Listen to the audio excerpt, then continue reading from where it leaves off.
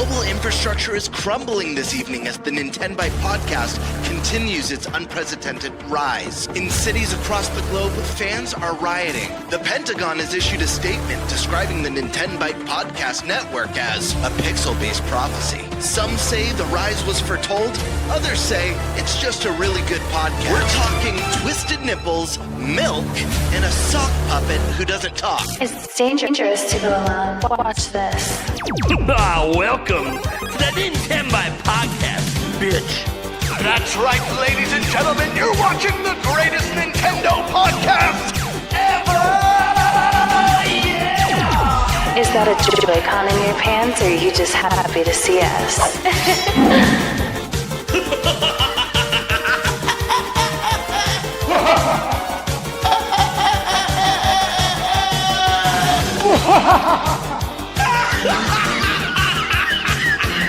Shut up! Now feel the power. Everyone, do you feel that? Oh my god, I feel it! I feel it too, Gamer. What is it? It's the power of our podcast. I feel it! This is rad, NintenByte. So rad. Power.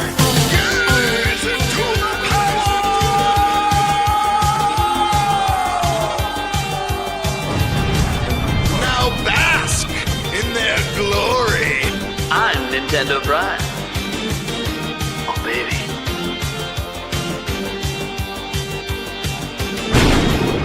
I'm Thunderstash.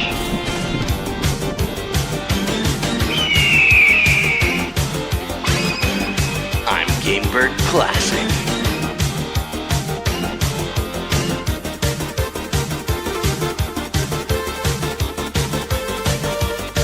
NintenByte rules. Let's rock. Hey everyone, welcome to the NintenByte Podcast Season 3, Episode 37, I believe, of Season 3. 2 episodes away from Episode 100. For those wondering on the overall show, which if things go the way we think they are, that will be our bonus episode reacting to a Nintendo Direct next week. It's insane. No way. Insane. We talked about it briefly behind the scenes because we had like this whole plan for the 100th episode that we totally didn't actually plan. So probably isn't going to happen. That being said, in lieu of that plan happening, it is kind of fitting that the 100th episode would be a reaction to a Nintendo Direct. Considering that like everything was built around Nintendo Switch 2, and then this might be maybe the Direct we've been waiting for. We'll see. Might not be. It also might just be a part of showcase. We'll pretend. Really funny. I would actually. I'd probably really enjoy the show too, but then I would just laugh because the internet's going to be on fire if it's just Right. a part. Yeah, I think Arlo made a great point. They've been tweeting out stuff. It's all Switch 1. I'm wondering if this is going to be like a Switch 2 completely type Direct, or if it's just going to be a mini. It's going to be. It's either going to be a Nothing Burger mini showcase, or it's going to be the coolest Switch 2 only Direct you ever seen. Anyways, yeah, exactly. Yeah. Anyways, we'll get into that in a little bit because obviously one of our topics this week is we will be predicting the Nintendo Direct. That's right. We're predicting an unannounced Direct because you know what? When it's announced next Wednesday, literally every podcast and every person on the planet is going to be making predictions. Nah, we already did that. Mm-hmm. Now we'll still slap out some bingo cards, which you can argue are like a second round of predictions. But if you kind of see what our predictions were the week before, you'll probably know what the fuck's on the bingo card, right? Right, you kind of know. The bingo card is just for a friendly competition, and we shouldn't waste too much time on that. That said, we will have a couple guests on next week, including someone like Roger's Base, and I would love to get his predictions. So there will be a reason to revisit it, even though it'll be the night before Direct. That being said, oh my gosh, we got a lot to go over today because we're not, obviously our primary topic is the headliner. We're going to be talking about Nintendo Direct predictions, but beyond all that. It turns out Nintendo did actually force Dispatch to be censored. Yeah, Very interesting. We have words directly from the developers of the game on this, which is crazy because we always thought, oh, maybe they're doing it on their own because they already have a mode in the game where you can. No, Nintendo forced them, which is wild when you consider the other things Nintendo allows on their eShop. But we'll talk about that. We'll talk about that at the appropriate time because it's weird, it's crazy. And then we have a third topic that only me and Eric know about. We'll get to it if we get to it tonight. It should be also a very, very interesting one considering some of the controversies that have been going on surrounding Switch 2, at least from people who are mad at the system or mad at Nintendo. I think they're evil. Something might be going on that isn't going to make them very happy, but we'll talk about that in a little bit. That being said, let's go around the room and introduce everyone. We'll start with our guest. We have our professional Nintendo enjoyer, Favlam. Hi, everybody. I stream Nintendo games. I'm streaming a lot of Hytale recently, but mostly I talk about Nintendo games on my channel. It's cool. It's Pog. I love Nintendo. It's great. But I also talk about Deltarune. I got a video coming out this Saturday, though. It's done. I just rendered it, actually, like before getting on this podcast. Oh, yeah. So, anyways, yeah. It's wonderful to see you all. Glad he's back. Oh, yeah. Guys, you're going to see a lot of Favlam over the next handful of weeks. He signed up. Am I on next week as well? I think I am, right? You are. I think you're on. I don't have it open right now, but I'm pretty sure you're on next week. If the direct ends up not being next week, put me on for the week the direct actually does drop too. Like in addition to, I'm ready. I'm on my media tour. Yeah, it's quite interesting. So like next week, it is you and Roger's base, and then technically, if the direct is on Thursday, which for those that watch our show know, anytime there's a big general direct, we do a bonus episode that same night. Paul Gale Network's going to come onto that one. If it happens, because he really wants to be on that one. So we technically even have a guest even for the bonus episode that only exists if this gets announced, which we all believe it will because there's just so much evidence and so much reasons. You can't doubt. Do we all believe? You can't doubt there yet? Well, when we get to that topic, we'll start off with the belief. Do we believe? Because it's kind of a long-winded thing. I might read it off. We'll see. Besides all of that, we have Skysword Alyssa on for her first episode of 2026. Woo. Happy New Year, you guys. How's it going? Welcome back. I'm good. I'm happy to be here. Talk some games, make some crazy predictions, and wishful thinking. the realistic predictions are sometimes not nearly as fun. No, my wish list is a lot more fun and cool. The wish list is always fun because the wish list is always like greatest showcase of all time. Yeah. So it's crazy to see. But someone back in the day we did the Nintendo Prime podcast and Mike Odyssey was on. His realistic predictions were definitely a wish list every time. He's willing it into existence. He would just like say the craziest thing. Like all of Nintendo's biggest games are being announced in this direct. I'm like, okay, buddy, that's like 8 years worth of games. let's relax a little. All right, then we got Eric Moore, the Spice Lord. Hell yeah, he's here. He's ready. He's ready to get some predictions in. I got a feeling what might be on your wish list. Just one game, just one particular game. Particular game. I think you said can't. It too. You can't. Well, just one. I know you got to bring it up. I just know you will. Then we got a Gamer Classic. We got to get the sound. I got to get the sound effect. I got to get it. I don't know why. You got to get a little. There we go. I need that. I need the crack of thunder for Thunder Stash. Dude, I don't know why. You know what? Maybe I save it when we hit episode 100. There we go. Make it a goal. Yeah, there you go. Hey, for Eric, you need the sizzle because he's the Spice Lord. You need like the sizzle, like the skillet sizzle. Okay, that's a good one. And then I think for you, Prime, I think you either get the I'm Nintendo Prime bitch, or I like to call you Primal Rage from time to time. I'd say a Tiger Roar would be pretty fitting. I do like the I'm Nintendo Prime bitch one just because it encapsulates my whole attitude on the internet, which is hilarious. But yeah, happy to be here, guys. We are on the cusp of what might be a fun little Nintendo Direct next week. And it's been craziness. The year's just beginning, but I feel like all the madness is about to flow. And we got like weird Twitter Direct from Nintendo. We had a really, I think, really good, despite all the negative news surrounding Xbox, really great start to the year with an impressive showcase. So hopefully, things are swinging in the right direction. We'll see how Nintendo does. Yeah, we've had a lot of. I've enjoyed it so far. We the Xbox Showcase is great. There's supposedly a state of play coming next month as well on February 12th, so that should be exciting. And then we have the Tamagotchi. Tamagotchi That's true. I swear to God, they save those state of plays. Like they just have them ready for when Nintendo announces there's a direct. They're just like, oh, there's a rumor of direct. We're doing a state of play. We're gonna tease Kingdom Hearts again, but we're not gonna say it. We're never gonna do it. I love it. I love when Sony drops their presentations the same day as a direct. It's a double feature day. Like I am a happy gamer. Yeah. Okay, so I want to see if the button works. If you guys can hear it, I know it works for me, but can you guys hear the Nintendo Prime bitch? I'm Nintendo Prime, bitch. Yeah, we heard that. Yes, we can. Okay, I'm making sure so when I set up the sounds, I can set it up the same way. That's why, because some of my buttons on my board don't work on the show. Yeah, because of the software we use, and some do. So Gamebird, I looked up the pan sizzling sound. Yeah, I probably don't want to use that. It sounds like a freaking bong going off. I'm cool with that. Yeah, what's the problem? I'm failing to see what the issue is. Yeah, right. I mean, look, Spice Lord, that doesn't make people usually explode out the ass. We can make it. Wait, what's that? It's a bomb sound. What's that? What's that one sound effect? It's like the why is it spicy? You know what I'm talking about? That should be it. You should do that one. We should do that one if we can find it. That'd be great. All right. And then we got to get to Chippendale. Sorry. Thunderstash Gaming. Not that kind of Chippendale, by the way.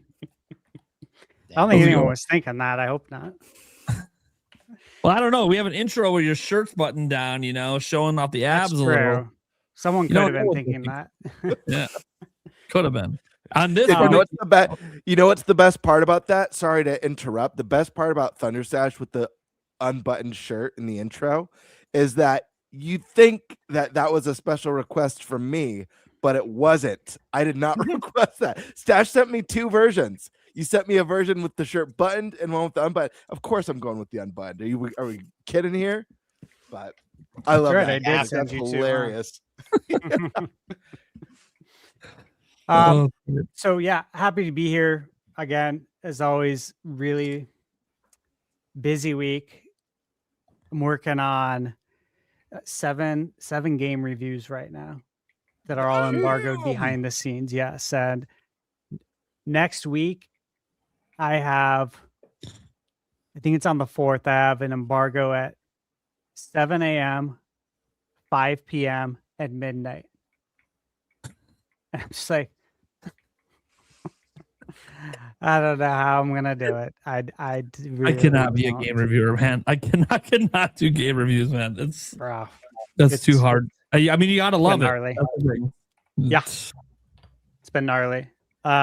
Obviously, I'm wearing the Chip and Dale shirt, of course, because again, Disney Afternoon Collection. Yeah, Switch 2 was confirmed today. Yeah. And we're getting a physical. Yeah, it's pretty cool. Which is amazing because it's what we talked about on the podcast like months ago. Talked about how cool it would be to actually get a physical version. And then just a couple of weeks ago, we brought it up because it got rated by the ESRB. And we said how crazy it would be if we got a physical. And then now we're getting a physical. And there's more games on there. So awesome. Hell yeah. Then guys, you got me. Nintendo Prime, what's up? Sorry there was no video today. If you happen to pay attention to my channel, is what it is. Life and all of that should be back and roaring tomorrow with the video. But we got the podcast, and that's what matters today. This is my most important thing every single Wednesday when it comes to work because it's my favorite piece of content that I get to do. And I say get to do because that's what it is. I get to do this, which is awesome. So let's go ahead and get into the L topic roulette. There's really only two topics to choose from because nobody knows the third but me.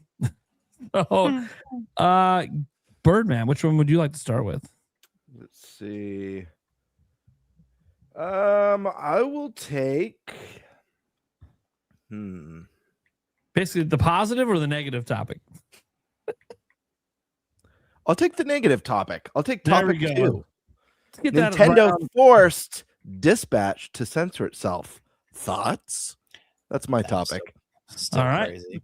All right. Hey, I don't mind getting the negative out of the way so we can have fun the rest of the show. Well, between Stash and Eric, who wants to take the direct predictions?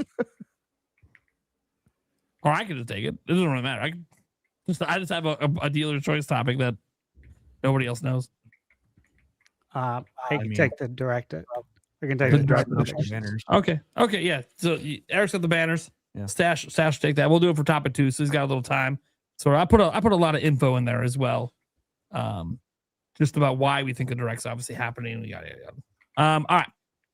That being said, folks, I'll take obviously a dealer's choice topic, which you will wait to find out what it is when we get there.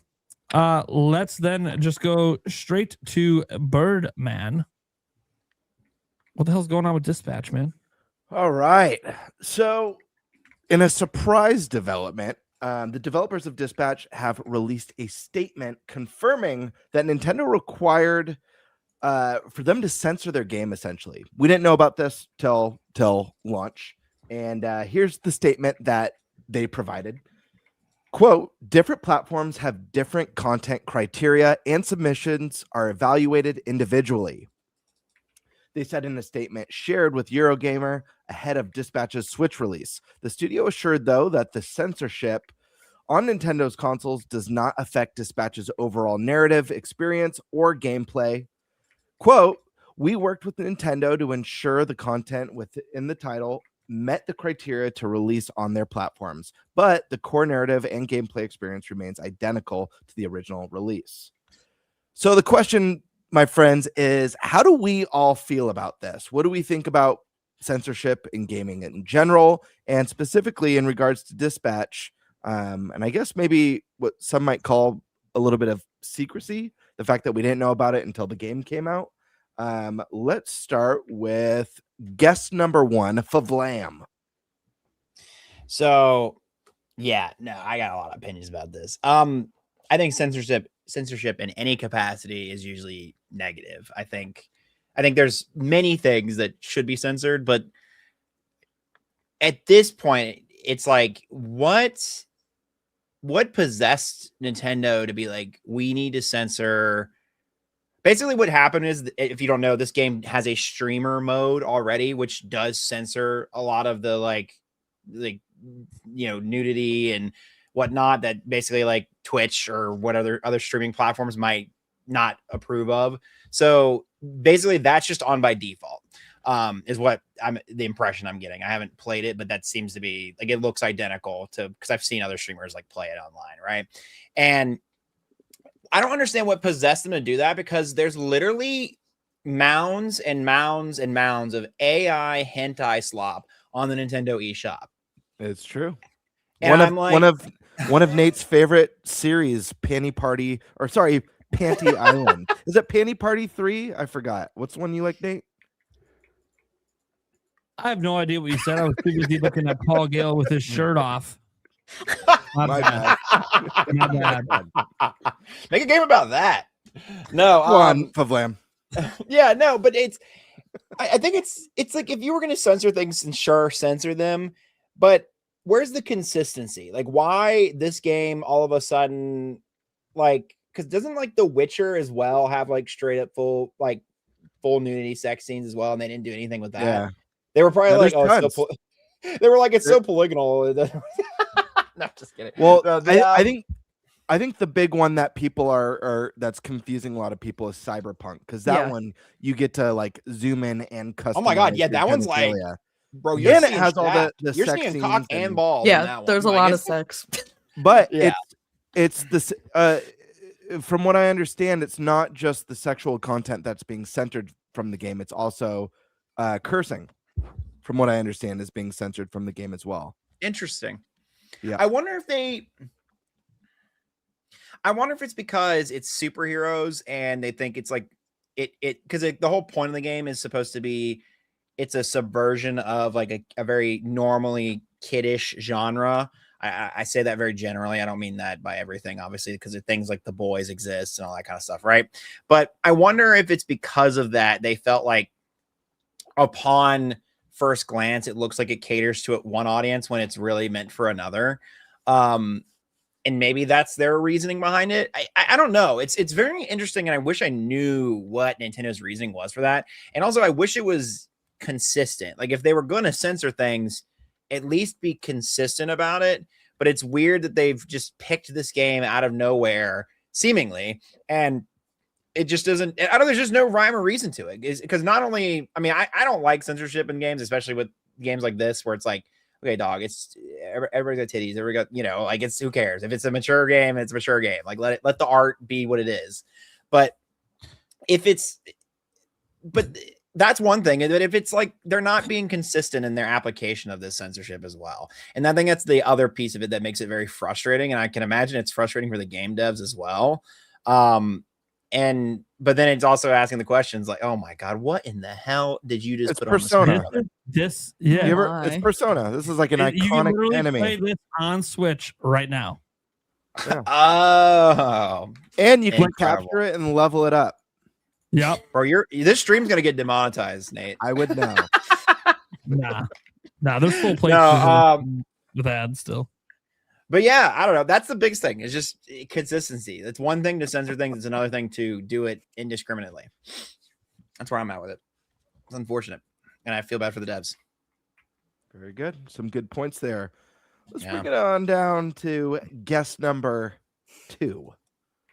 Sky, how are we feeling? What do we think about this? I have very similar thoughts with the Lamb. I also think it might be because of like the superhero aspect, because it appeals to children very well. Like adults obviously still like superheroes as well, but it really just makes no sense because like the whole cyberpunk thing, like we just brought up cyberpunk as like the main thing. There is so much in that game. The art is very realistic compared to like cartoon superheroes. And I didn't know that there was a streamer mode already in there. So it's very confusing to me why they felt like they were forced to censor the game so much. Like I kind of understand like the nudity and stuff with kids, but I feel like swearing really, unless they're like doing it every other word, I think if you're a decent parent, you're probably going to tell your kids don't repeat that. All right. Not that they won't anyway. Like as a kid, I was definitely naughty, but I have a hot take about Dispatch in the inverse direction. I think it's a great game, but I also think that it's a male power fantasy in the sense it's like Twilight, but flip the gender roles. Like there's two girls that are just sought after this quiet wallflower guy who doesn't, like it's the lonely male power fan. It's just funny, and it's like these things would never happen in real life, but it's still fun. It's still good.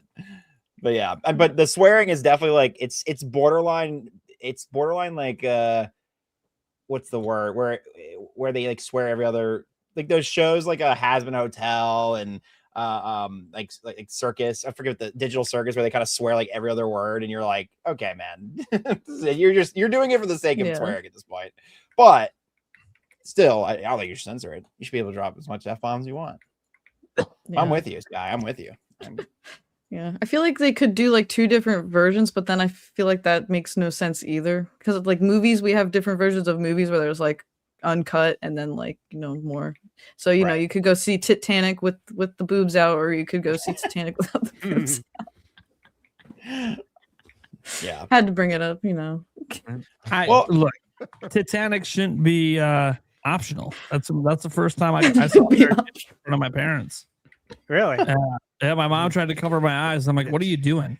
Yeah. All right. There's see, that's the censorship we need. The kids just need, the parents just need to go, and the kids when they're playing Dispatch, like, don't look. I looked her in the face and I said, it's already in the spank bank. It's already.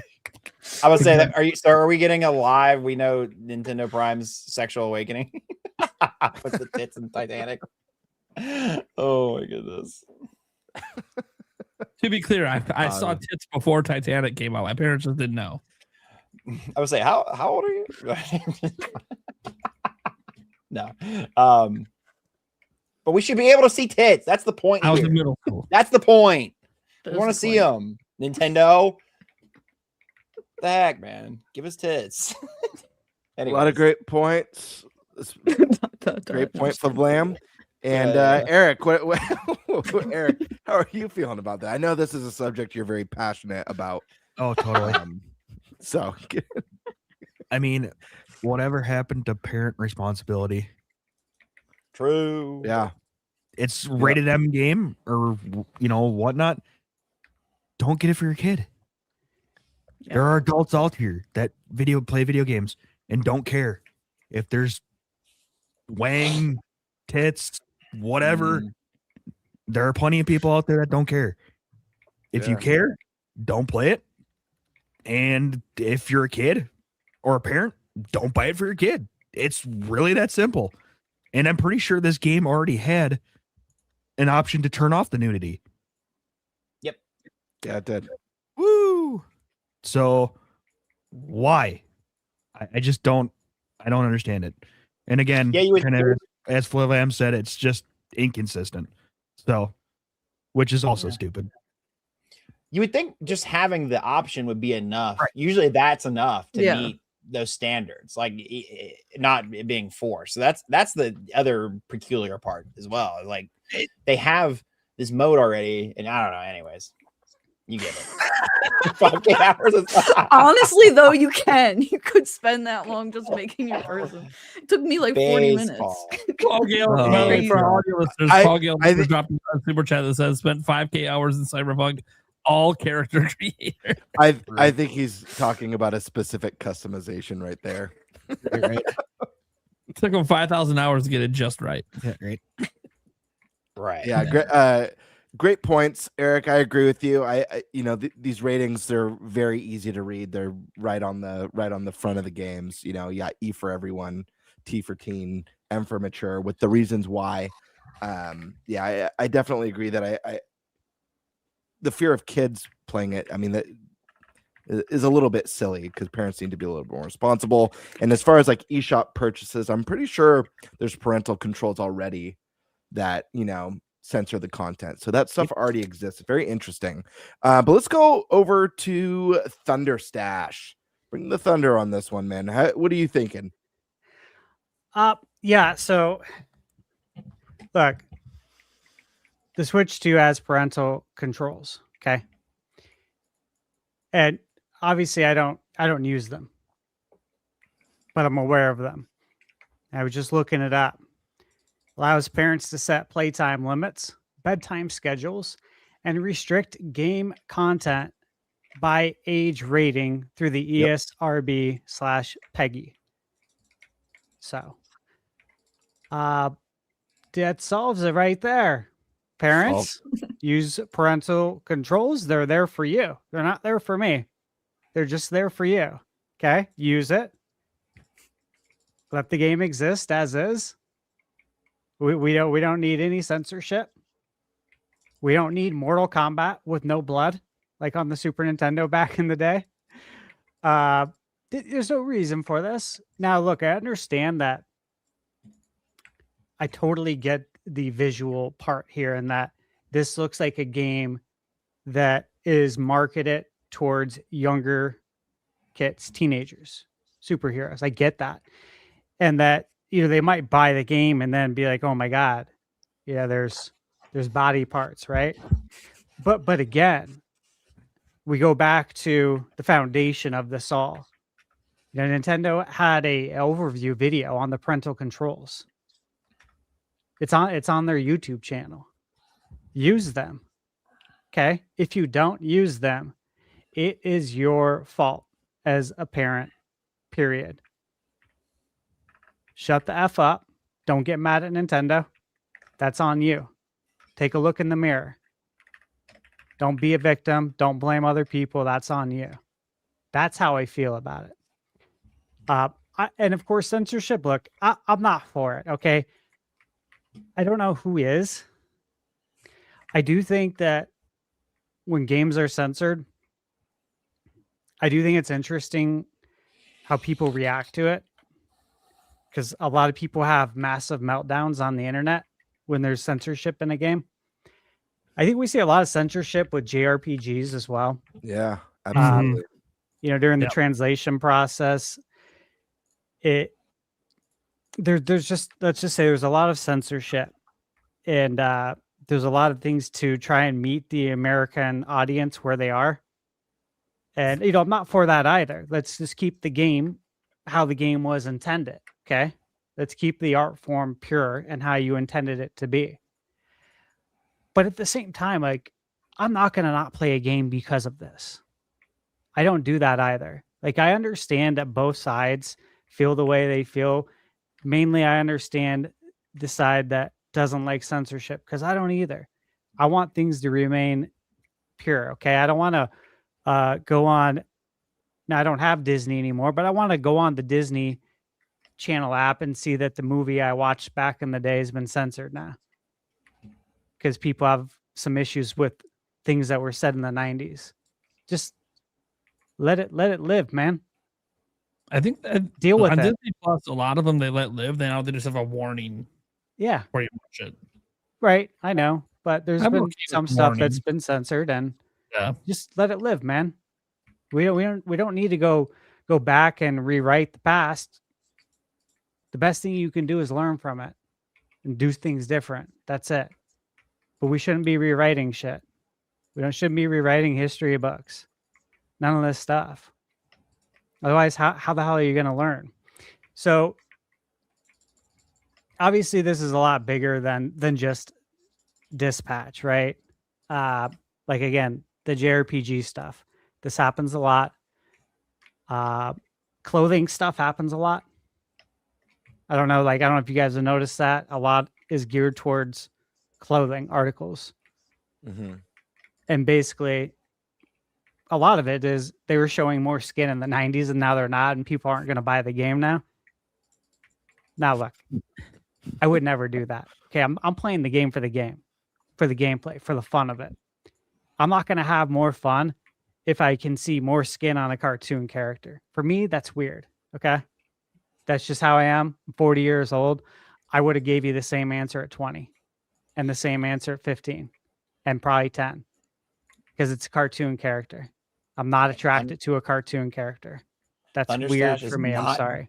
He is not gooned out, Chad. Don't worry about that. But that's what I see a lot of the people being upset about is clothing stuff.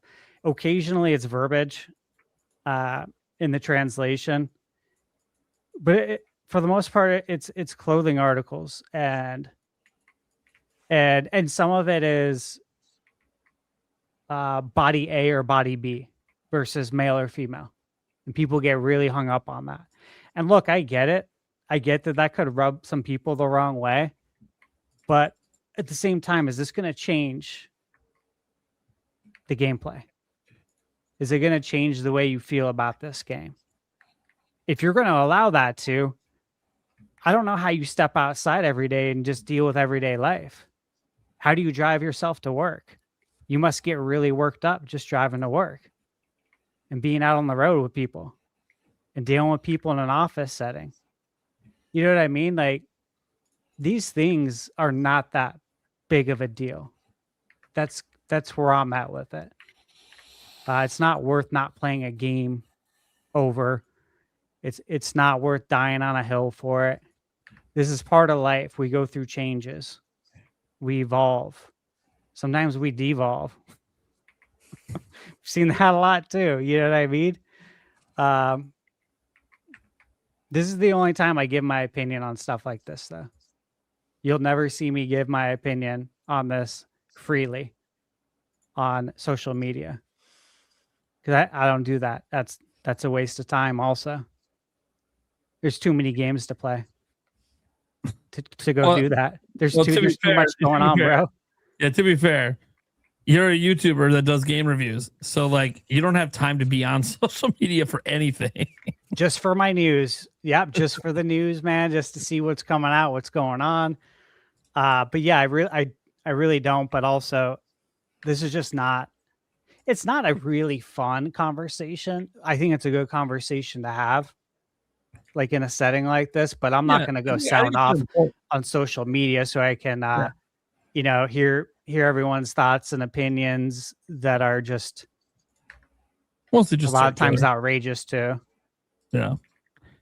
I mean, it's an important conversation to have, but it doesn't mean you have to have it. Like, it's okay to just not have it. But obviously, for a show like ours, where we cover all things good. Nintendo, yeah, we need to talk about this. Like, it's We have important. to. Yeah, this is a big deal. A lot of people are upset.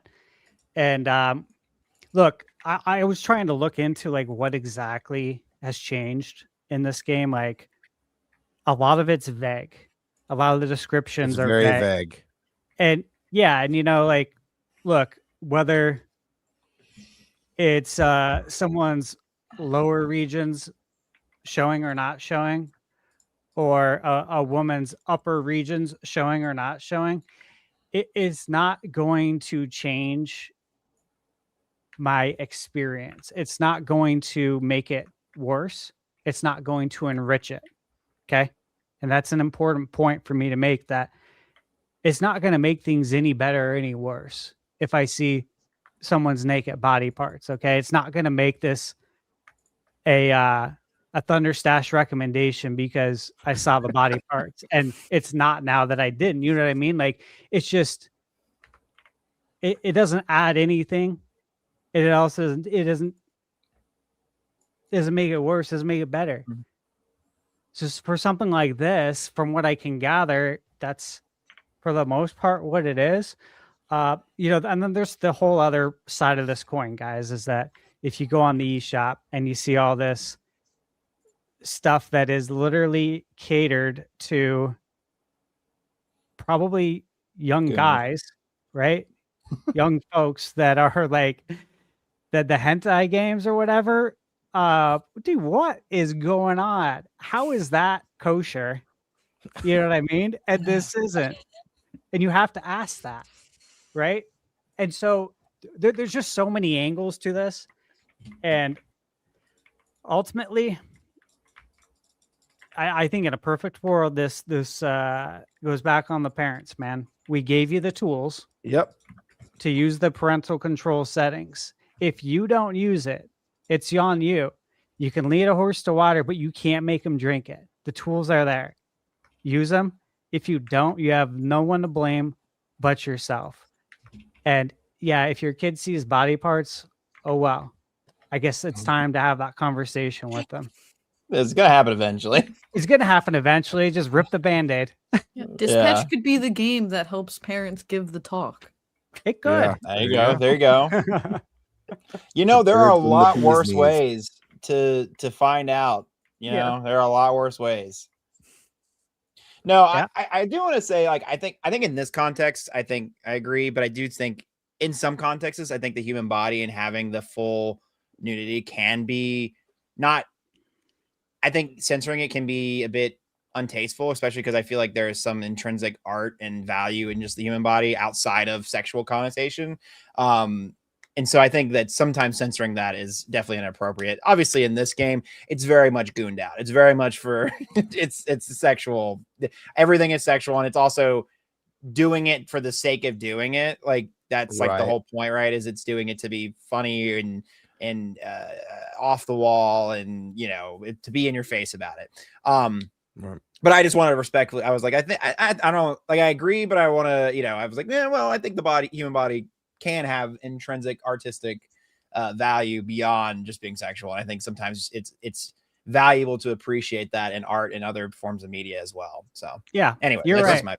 You're right. You bring a good point. Yeah. And look, if it was up to me, it would stay original, uncensored, right? And you deal with it. That's part of life. When you walk outside every day, life is uncensored. True. Wait, didn't think about it like that. Yeah. Primal. Yeah, all right. Look, guys. Make your I peace. don't care what the content is. I want to be very clear about this. Don't care what the content is. Censorship's bullshit. That's what ratings are for. It's an M-rated game. Oh, it's superheroes. Okay, so is The Boys. I wouldn't let my kids watch that. It doesn't matter. It's fucking superheroes. Superheroes are enjoyed by adults too. You know what else happens to be enjoyed by adults, apparently? At least supposedly. How about all the hentai fucking games that drop on the eShop every goddamn day? every fucking day. I'm actually kind of pissed about this because it doesn't make any sense. Yeah. This game's being targeted. And I don't know why. Is it because it's an 87? Because that's what it is on OpenCritic. It's an 87 when it came out in October of last year on other platforms. So it's a highly regarded game. So people would be hyped for it. But it is full nudity in that highly regarded version. I get maybe having the censor on by default, or I get maybe making them want to censor the art, because even the hentai games, they don't show too much in the actual like eShop listing. You see it once you buy the game. So I get maybe having some censorship on that aspect, especially because parents can't be trusted to age gate their kids on the eShop. But in the actual game itself, even if the setting's on by default, you should be able to turn it off like you can on every other version of this game. And the bottom line is Nintendo's done this with their own games. You can go look at Xenoblade and watch the costume changes between the original Japanese version and the US one. It's fucking wild. And look, I'm just like Stash. I don't need to see cartoon tits, dicks, and asses to enjoy a video game. I don't like hentai. I like the real fucking thing, and I have it upstairs in my bedroom right now waiting for me. I don't need that kind of shit in my games. But can it be additive to storytelling at times? I don't know that you need the nudity to be additive, but maybe. Sure. It doesn't bother me when games have it. Right? The Witcher 3, tons of sex scenes. It didn't bother me. This is what it is. Part of the game. You know, Geralt's a sexual beast. It is what it is. That's part of his personality. You know, Bayonetta. She's a sexual being. It's okay. See, that's a Nintendo IP, and she's well, it's not technically Sega IP, but no, the Bayonetta. It's the cameraman's a pervert. That's the thing. That's the joke of Bayonetta. The cameraman's the pervert. The cameraman's definitely a pervert. But no, seriously, like the problem for me is one, I don't think there should be any censorship. I think that's what age ratings are for. But setting that aside, if there is going to be censorship, why is it so random? It's random. Like you're just randomly pulling a game out of the hat. This is the one we're going to tell them they have to censor to release on our platform. That's what pisses me off about it. Like, I don't want to hear this bullshit that I don't criticize Nintendo. This is on Nintendo. I'm not putting this on parents. This is Nintendo. They're not forcing every game to be censored. They're picking and choosing. It's bullshit. It's an M-rated fucking video game. Leave it alone. It says in its rating who the audience is for. If parents fucked up and let their kids buy it, that's on the parent. Just like it is when they let them buy Call of Duty. Just like it is when you let them have Cyberpunk and they literally in the character creation are seeing flopping dicks and tits all everywhere. That's on the parents. Yeah. And I don't buy the excuse that they made it censored for the parents or because they're worried about kids playing it. I don't think that has anything to do with it. I think, for starters, I think it's mostly Nintendo of America that made it happen. Because they have a history of doing it with Nintendo's own games. They've literally censored Japanese games from Nintendo in America. Literally, these are made by Nintendo. This is we live in a country where, yeah, you have to be 18 or older now officially, but porn is free. You can get it everywhere. It's on every device. And in this country, we got to worry about someone paying to see naked cartoons. Who cares? It's their life. I don't care. It doesn't affect my enjoyment of the game. But if it affects other people's enjoyment, sure. Dude, if I'm a 21-year-old single guy and I want to jack off to some hentai, whatever. Whoa. Wait. You have a right. You have a right to do that. No, you do. No, you're relaxed, you're dude. spinning. My you're kids actually are spinning. watching. Unironically, yeah. No, you're right. I know that's bullshit game. We talked about this before. The kids are definitely not watching this show. The one show they shouldn't turn into. And guys, you ever wonder why, there was someone today on social media that was like, I just don't know why Nintendo doesn't work with you. After this episode, it ain't happening. Dude, There's a reason. I'm not family friendly, and I am highly critical of very specific things they do, and this is one of them. I don't know why Dispatch is being targeted. What pisses me off is that nobody ever asks Nintendo about this. Ever. The very first interview with Nintendo of America's president should ask, why is Dispatch censored but none of these other games are? Seriously. Is it because Cyberpunk's a AAA game? So if you're a higher budget game, you can get away with it? What's the reason? What's the actual reason that you don't force all these other games to get censored, but you force this one? And you know why people don't want to bring it up? Because then it might draw attention to the fact Nintendo's not doing that. Then they might start censoring everything. So there could be a catch-22 where like people don't want to point out to Nintendo that, hey, you're kind of inconsistent with your censorship, because then they might just get more draconian. But I just find this to be highly interesting. There was a question that came in that is related to this that I find funny, because I already know what the answer is. It had to do with GTA. It was someone saying, let's see if I can find it here.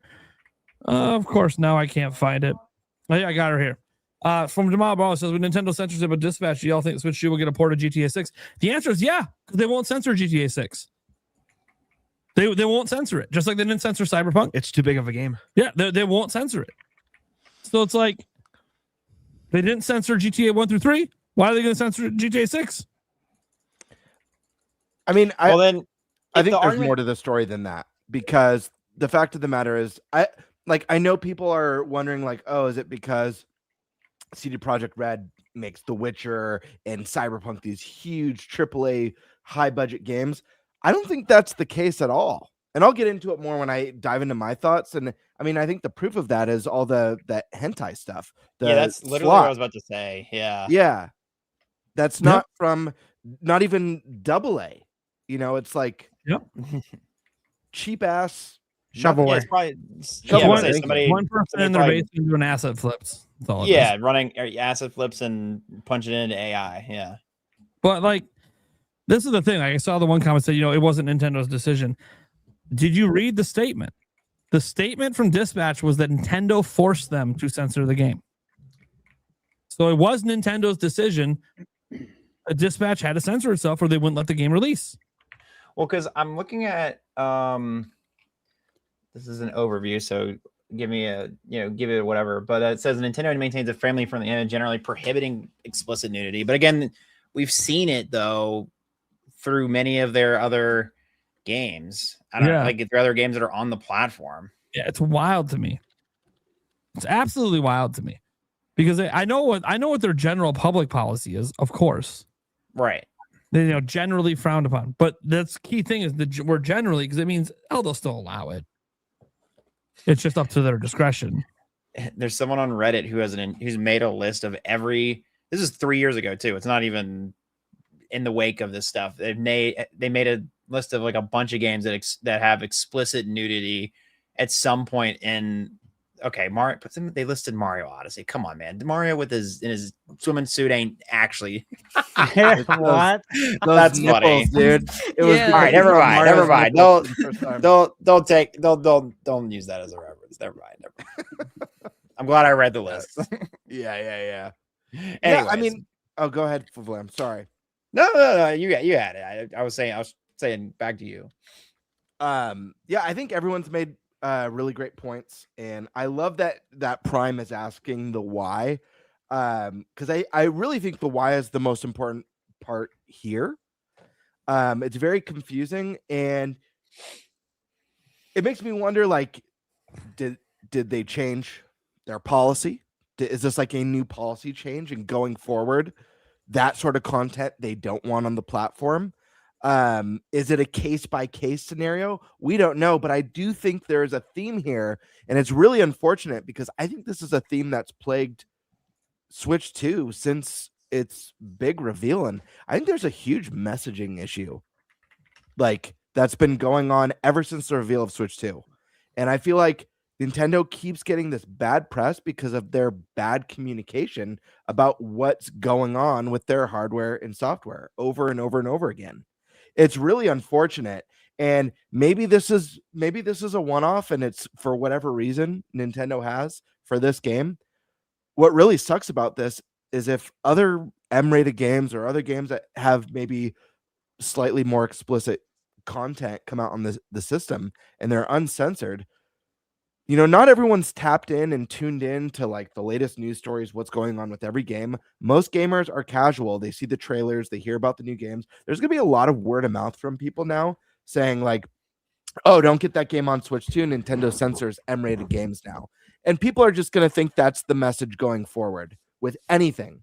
Whether even if Grand Theft Auto is an exception, like Prime is saying it would be, even if that's the case, people aren't going to know that because they're going to associate this company with censoring. I think it just hurts everyone. From what I understand, there's already people wanting refunds, and it's a really bad look when you don't know that your game is censored until it comes out. So it's not surprising some people are like, oh, well, I want to get the full version on PlayStation or on PC, because despite the fact that they're saying that it's the same experience, just without nudity, without cussing, apparently they're censoring middle finger in the game too. They censor that. They can't show that. That's crazy. So why should anyone trust that it's 100% the same game just with that stuff censored? I don't know. Like, I'm with you, Prime, and with you, Stash, that like this isn't make or break. It doesn't change the gameplay experience, but is the gameplay unchanged minus those things? I don't know. I guess we'll have to wait and see when people compare both versions of the game to see if there is changes to the story. But I just don't think it's a good look. I agree. I think censorship all around is bad. Let the art be pure. Let it be the vision of the creators, and let the art live and die by its own merits. ESRB exists for a reason. We have those ratings here. There's no excuse. I think listen, I understood more some of the chat conflict with Nintendo, because I understand Nintendo has a large audience of younger players, and I know that they don't want their audience playing with creepos, because let's just be real. Unfortunately, we live in a sick world where there's a lot of creeps out there. So that I understand a little bit more, because I know just look at the whole freaking Roblox crap that's going on. It's enough to make you sick. But this is like, they already have the option to toggle it on and off. We already have an ESRB rating. We already have parental controls on the console. Let it be. You're only you're not only hurting your own image, but you're hurting the game, and you're hurting the potential to make, like, don't you guys want to make money? You're hurting the potential to make money. There's a lot of people who have multiple consoles. I'll get to you in a sec, Prime. There's a lot of people who have multiple consoles who waited for Switch 2 because they like the hybrid nature, who are probably going to opt for PC or PlayStation 5 now. That's just the fact. Maybe it is because they want to see cartoon boobies. I don't know. But it's just the fact. For the same reason that there's people who are going to buy big games on PlayStation because Switch doesn't offer trophies. They're going to want the complete experience with all the bells and whistles, even if those whistles have nipples on them. So, Prime, I know you want to say something. So, this is kind of interesting. I went on Dispatch's Discord server and just sifting through some things. It's a really confusing situation because, right, the quote itself comes from Ad Hoc, right? They're the ones saying that they had to censor the game per, the individual requirement of the platform to be published, right? So basically, they're putting out there, hey, we had to censor this game because of the rules for Nintendo, which again don't seem to make a lot of sense, given that all these other games are out not censoring themselves on Nintendo. Straight up prong games happening on the platform. So it's kind of weird. Well, I haven't done enough digging yet, but based on what people are saying on the Discord server, there's been multiple confirmations, I'm assuming from the game developer side, because Ad Hoc Studios is a publisher, not the game developer, that Nintendo did not require them to censor it. Oh. Ad Hoc made the decision of their own volition. Now that is that is the chatter on the Discord server. The problem is Ad Hoc is pointing the finger at Nintendo. But it seems that there's some conflicting information where possibly Nintendo didn't twist their arms to have to do it. They maybe suggested that could have been a thing, but there was apparently no mandate or requirement. Ad Hoc decided completely on their own. Now that is what is being talked about on the Discord server, and that there's been quote unquote multiple confirmations. I haven't seen the confirmations at this time, so I take that with a grain of salt. Yeah, even if it's possible, because that's a pretty bold thing to do with a brand new release on a system, and just lie and throw them under the bus seems a little bit. Yeah, it feels weird. It feels weird, but it also strangely would make sense. It makes more sense than, like, it makes more sense to me that Ad Hoc would do that and kind of keep it vague and just try to staying out as a way for them to stay out of trouble with Nintendo than big Nintendo coming down with the hammer, because they haven't done this with anybody else. So why would they pick this one? Like, because are there other examples of Nintendo? I guess we did say there were some. There are examples of them censoring. Yeah, just not to this extreme, like the middle finger. Yeah, well, but that's what I'm saying. Is like, if there hasn't been anything this explicit from them, and has it ever been from a third party game? No. Yeah, they've never censored somebody else's game. It's always been in-house games, right? Well, they've censored other people's games before, but it was like a long time No, but ago. not in the Switch era. Yeah, that's what I'm saying. Not that in I the recall modern in the Switch era. I don't think so. Here's the thing. Here's the thing, though. If that's true, this goes back to what I said at the beginning of my statement, that there's been a messaging issue with Nintendo. I think they've had really poor messaging. If that's true, this is the perfect opportunity for some good messaging from Nintendo, being like, hey, we leave these decisions up to the developers. This has nothing to do with us.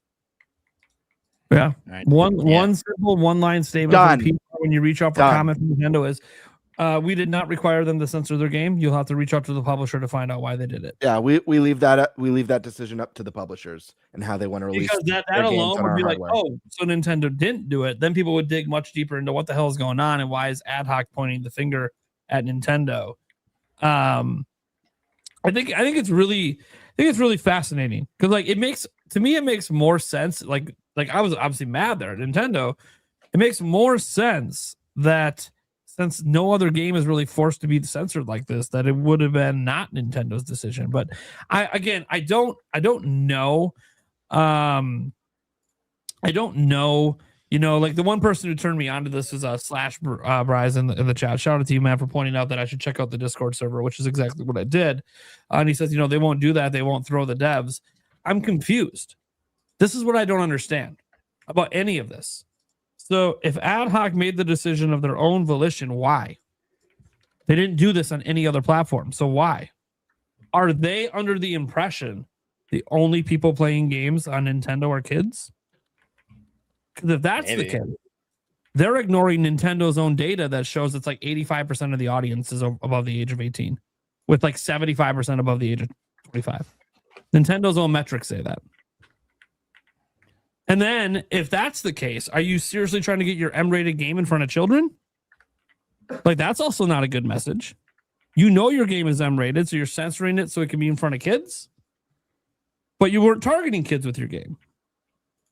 So it's a very confusing situation that, like, they're pointing the fingers at Nintendo, but they're apparently, by the way, this confirmation that it wasn't Nintendo, I've not actually seen it.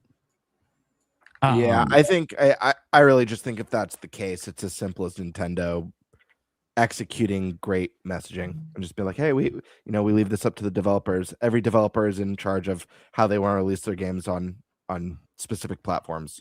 We don't get involved in that. Done. Yeah. I mean, otherwise it just looks bad on Nintendo. Yeah, Nintendo hasn't been stopping hentai games from coming out. They haven't stopped the AAA games from all their sex scenes and nudity. So it's kind of weird.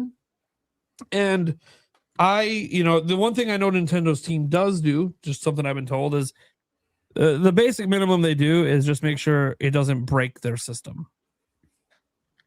That's what they're checking before they approve a game coming out. They're not really doing the seal of quality checks like you guys became aware of, 30 years back. So and here's the thing. because I do see some people in chat saying like, "Oh, Nintendo, Nintendo isn't going to take shots at a developer," but they don't have to take a shot. All they have to do is say that they're not censoring the game. It's not taking a shot at a developer. And Nintendo, Nintendo could be like, "Hey, we want you to update it to have the original version on the game as well." That toggle. Yeah, and I think it's interesting, because like there has been a lot of backlash online today, but everyone's mad at Nintendo. It's like, well, if they're not to blame, then we're pointing the finger at the wrong place. But it sounds like, again, I haven't seen how we somehow know it wasn't Nintendo, because the only statements we have from the people who made the game are pointing at Nintendo. So I need to see the proof, obviously, that somebody internal at the company, I would assume, to be the only people that can provide the proof that, hey, Nintendo didn't make us do this. We chose to do it. And if that's the case, and they're making that known on a public Discord server, then why the fuck are you lying when you were interviewed by Eurogamer and saying you'd made the decision because of Nintendo? Unless to you guys, the decision wasn't, oh, Nintendo made us do it. We made the decision because we think Nintendo's for kids. Well, your game's not for kids. So then just don't release your game on Nintendo. If that's what you truly feel. I don't know. To me, this is a really fucked up situation. And hopefully a journalist or something out there does their fucking job and gets to the bottom of this and gets a big breaking story tomorrow about the truth behind the censorship of Dispatch. So we know what the fuck is going on and who we should be angry at. Because right now, millions online are pissed at Nintendo. You really think it's millions? It probably is, yeah. I do think it's millions. I saw millions know about this. I saw a video on this today get 2.3 million views. The whole video was just pissed at Nintendo. The whole comment section just pissed at Nintendo. I think this will come and go. It'll come and go like every story does. It's the internet, right? You get to tomorrow and it's something else. Yeah. That's the internet for you. It'll be buried. But it still doesn't change the fact that we should know where the anger should be blamed. Or just don't get angry at all. That's how you really win. Yeah, I think it's less about the anger and more like it's just like one, you hold the correct person accountable if they are doing unnecessary censorship. So I think it's less anger and more just accountability, especially if it's like not Nintendo that's doing this. It's like, okay, well, for me, it's the same question. Why? All I want to know. If Nintendo made them do it, why? If you did it of your own volition and pointed at Nintendo as the reason, why? Because right now you're leaving us guessing at things like, oh, do you think only kids play the platform? But you made an M-rated game, so why do you care? Oh, are you trying to make your game appeal more to kids? Because that's fucked up. Like, the why matters a lot, and I don't know that there's a why for this that makes anyone look good. Besides maybe absolving Nintendo if they didn't make them do it. So, it's funny too. I see people in the chat. Who cares? The game's not really a banger. Move on. First off, censorship's important to talk about in settings like this. Yes. Two, the game is literally an 87. This isn't like shit ass $2. Nobody plays the game, dude. It sold like 1 million copies in like a week when it came out last October. And it's got like really prominent voice actors and actresses in the game as well. It's like a really big production, and it's a very quality product, which I know that there's a lot of high quality things that get high quality people. But anyways, the point being, it's not something you just turn your nose at by any means.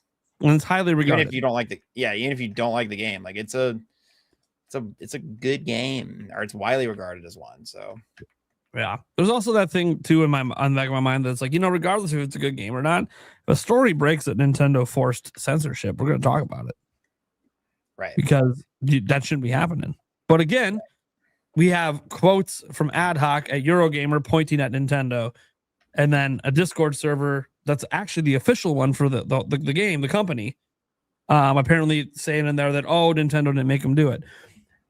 I don't know. This is why we need a journalist to get to the bottom of this. And I know there's very few really, really good ones out there in the gaming industry, but there are some. I would appreciate if one of them got on this to try to dig out the truth. So we're not just stuck with Eurogamer quotes and everyone getting mad and not knowing what's going on.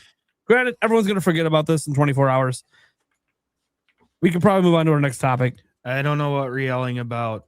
I don't know what you're yelling about. Which I believe goes to Stash Man. Although I'll let him finish chewing over there for a second because this is the big one. It's the headliner. This is what we're here for. This is what we take up most of the show. What the fuck are we talking about, Stash? I know.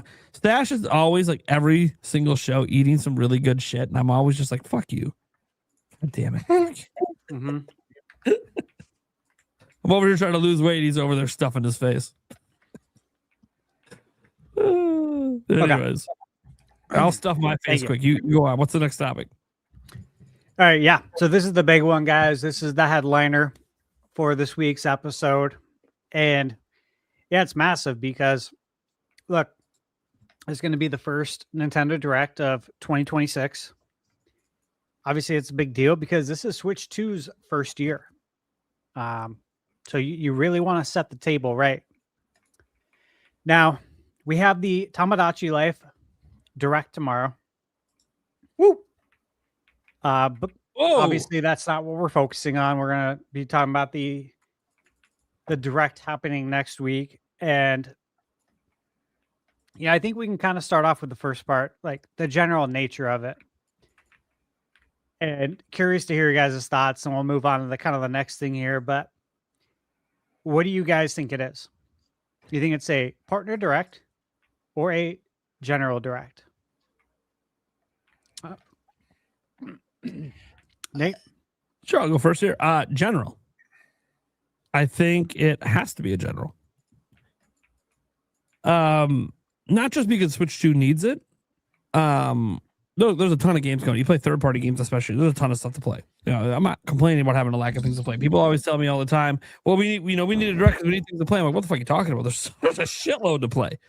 But you just got to open your horizons beyond Nintendo exclusives. And I do know that there is an audience that buys Nintendo and only plays Nintendo. Now, that doesn't mean they don't play other games. They just play them on other systems. So for them, they're enjoying all these third-party games on their PlayStation, their Xbox, their PC. So I get for that crowd, for them, really the exclusives are what matter the most because, yeah, and then you have the Nintendo audience that, yeah, a lot of them don't necessarily play a lot of the third-party offerings. They're really honed in on very select Nintendo IP. I should argue you shouldn't own a Switch 2 until that IP comes out because otherwise you're torturing yourself, basically, by buying a system that's really expensive and then being mad when the game you want that hasn't even been announced yet isn't announced. It's like, well, you could at least wait for the announcement, if nothing else. That said, yeah, a general makes a lot of sense for so many different logistical reasons. One of them being like this Twitter Direct they kind of did. It was all Switch 1 stuff, which I thought was very interesting. Besides the Mario Wonder thing. Obviously, that was the Switch 2 edition for that. But everything else is about Switch 1. The Direct tomorrow's about Switch 1, although there's probably a Switch 2 edition of Tamagotchi Life. I don't doubt that's going to be announced tomorrow. But still, it's a game that was targeted for Switch 1, announced for Switch 1. Probably going to sell really well, too. Tamagotchi Life, for those who don't know, the original game is the number 11 best-selling game on 3DS. It is sold better than any Kirby game, any Fire Emblem game. It's actually quite a big deal that we're getting a sequel here. So it's probably going to sell well. But unfortunately, that's not what people are waiting for. Like we have a bunch of known games coming. You know, we have obviously Mario Tennis Fever coming up. We have the Yoshi and the Mysterious Book. We have the Dust Bloods, right? It's supposed to come sometime this year. Splatoon Raiders is announced, but no year given yet. But you start thinking beyond that, we don't really know a whole lot. And none of those games, and this is no offense, because I think Dust Bloods will end up actually being really, really good. But I think it's kind of a wild card as a third-party exclusive. Timed exclusive, maybe. I have no idea. Outside of that one that I think will be like highly praised, most likely just because of Miyazaki, I feel like there's nothing that I just said that sounds like that's why you buy a Switch 2. I agree. And they need that this year. Last year, you could say you get it for Mario Kart World, you get it for DK Bonanza. Those are the reasons you buy the system. Okay. But what if you're not into Mario Kart or into DK? What's the next reason to buy it? Still waiting. They need the games that make people want to buy the system. And so I feel like you can't just wait till June to drop an announcement of one of those games. So it has to be I feel like that Twitter Direct was a big sign because I kind of feel like it cleared the slate. It took care of all the announcements that would have got absolutely buried if they would have put it in a Direct. Absolutely. Like Tamagotchi Life. Oh, really exciting on its own. And going to get a lot of views tomorrow. That Direct's probably going to get over 1 million views. It's going to do really well. However, in context of, say, a Direct that maybe a 3D Mario is dropped in, an Ocarina of Time remake is dropped in, a Smash Bros is dropped, no one's going to be talking about Tamagotchi Life the next day. So get all this stuff out now so you have that little time to run. Mario Wonder got his little shine for a couple of days. Tamagotchi Life's getting its shine tomorrow. You let these smaller, and I say smaller, I'm not trying to act like these are small things. Mario and Tamagotchi are big things, but they would be overshadowed in a Direct that has any sort of massive announcement in it. So you just take care of that stuff now. I kind of feel like that's one of the huge signs for it. Some of the insiders as well that have been indicating there's a Direct next week, which for just to recap on who that is, Nate the Hate. That's like the one that he says it, you know it's happening. Right. Anyways, you got Nate the Hate. You got Switch Force saying that he knows about one next week, which is, after what he did last year, after the beat 'em up stuff, really proved he does have connections. Then, you have obviously Attack the Backlog, friend of the channel, coming out there, Nash Weedle as well, and others. And some of these people saying things like they're hearing about anniversary announcements happening in the Direct. Well, you're not getting any Nintendo anniversary announcements if it's not a general Nintendo Direct. So I think for all of those reasons, it has to be a general Nintendo Direct. Now, my personal perspective, if it is a partner Direct, I'll be happy because I think there's a shitload of really big games about to be announced for Switch 2 from third parties. So I'll actually be really excited. However, the internet's going to be aflame. And I'll say, selfishly, as a content creator who covers Nintendo for a living, it would be very beneficial to the channel if this is the general Nintendo Direct. The third-party games don't get quite the same attention. I do cover them every single day in my videos. You guys see me covering the news, but it's like, let's just be honest. The headline probably wasn't about that third-party game because that's not why people are watching the video. Okay. For Lamb, what do you think? I think I'm going to build off of Nate's point. So if it ends up being a partner Direct, I think it'll be fine. Like, I think it'll be like lots of things to go off of. But I think that if it is that, then we're going to have to, I don't know, it's not going to be a very strong first party year is what I'm worried about. I'm more worried about the direction of the first party stuff. After that, like, I'll be like, okay, great, give me cool third party stuff, but what are we doing from now until at least June? And we might get the Twitter Directs, but I would be disappointed if there was if it was just a partner Direct. I won't lie. Of course, the rest of the internet probably would be too, but that's just me. Yeah. That's where I'm at with it. Alyssa. I'm pretty much gonna like echo a little bit here, but I could see it going either way with general or third party Direct, because we have like all the rumors about how this year's supposedly supposed to be a big year for third parties, so I could see it being that type of Direct, but I really feel like they need to do a general because we don't know about too many games right now this year. Hold on, sorry. I didn't really think about like my reasonings why I would think that. I kind of just like made a bunch of predictions.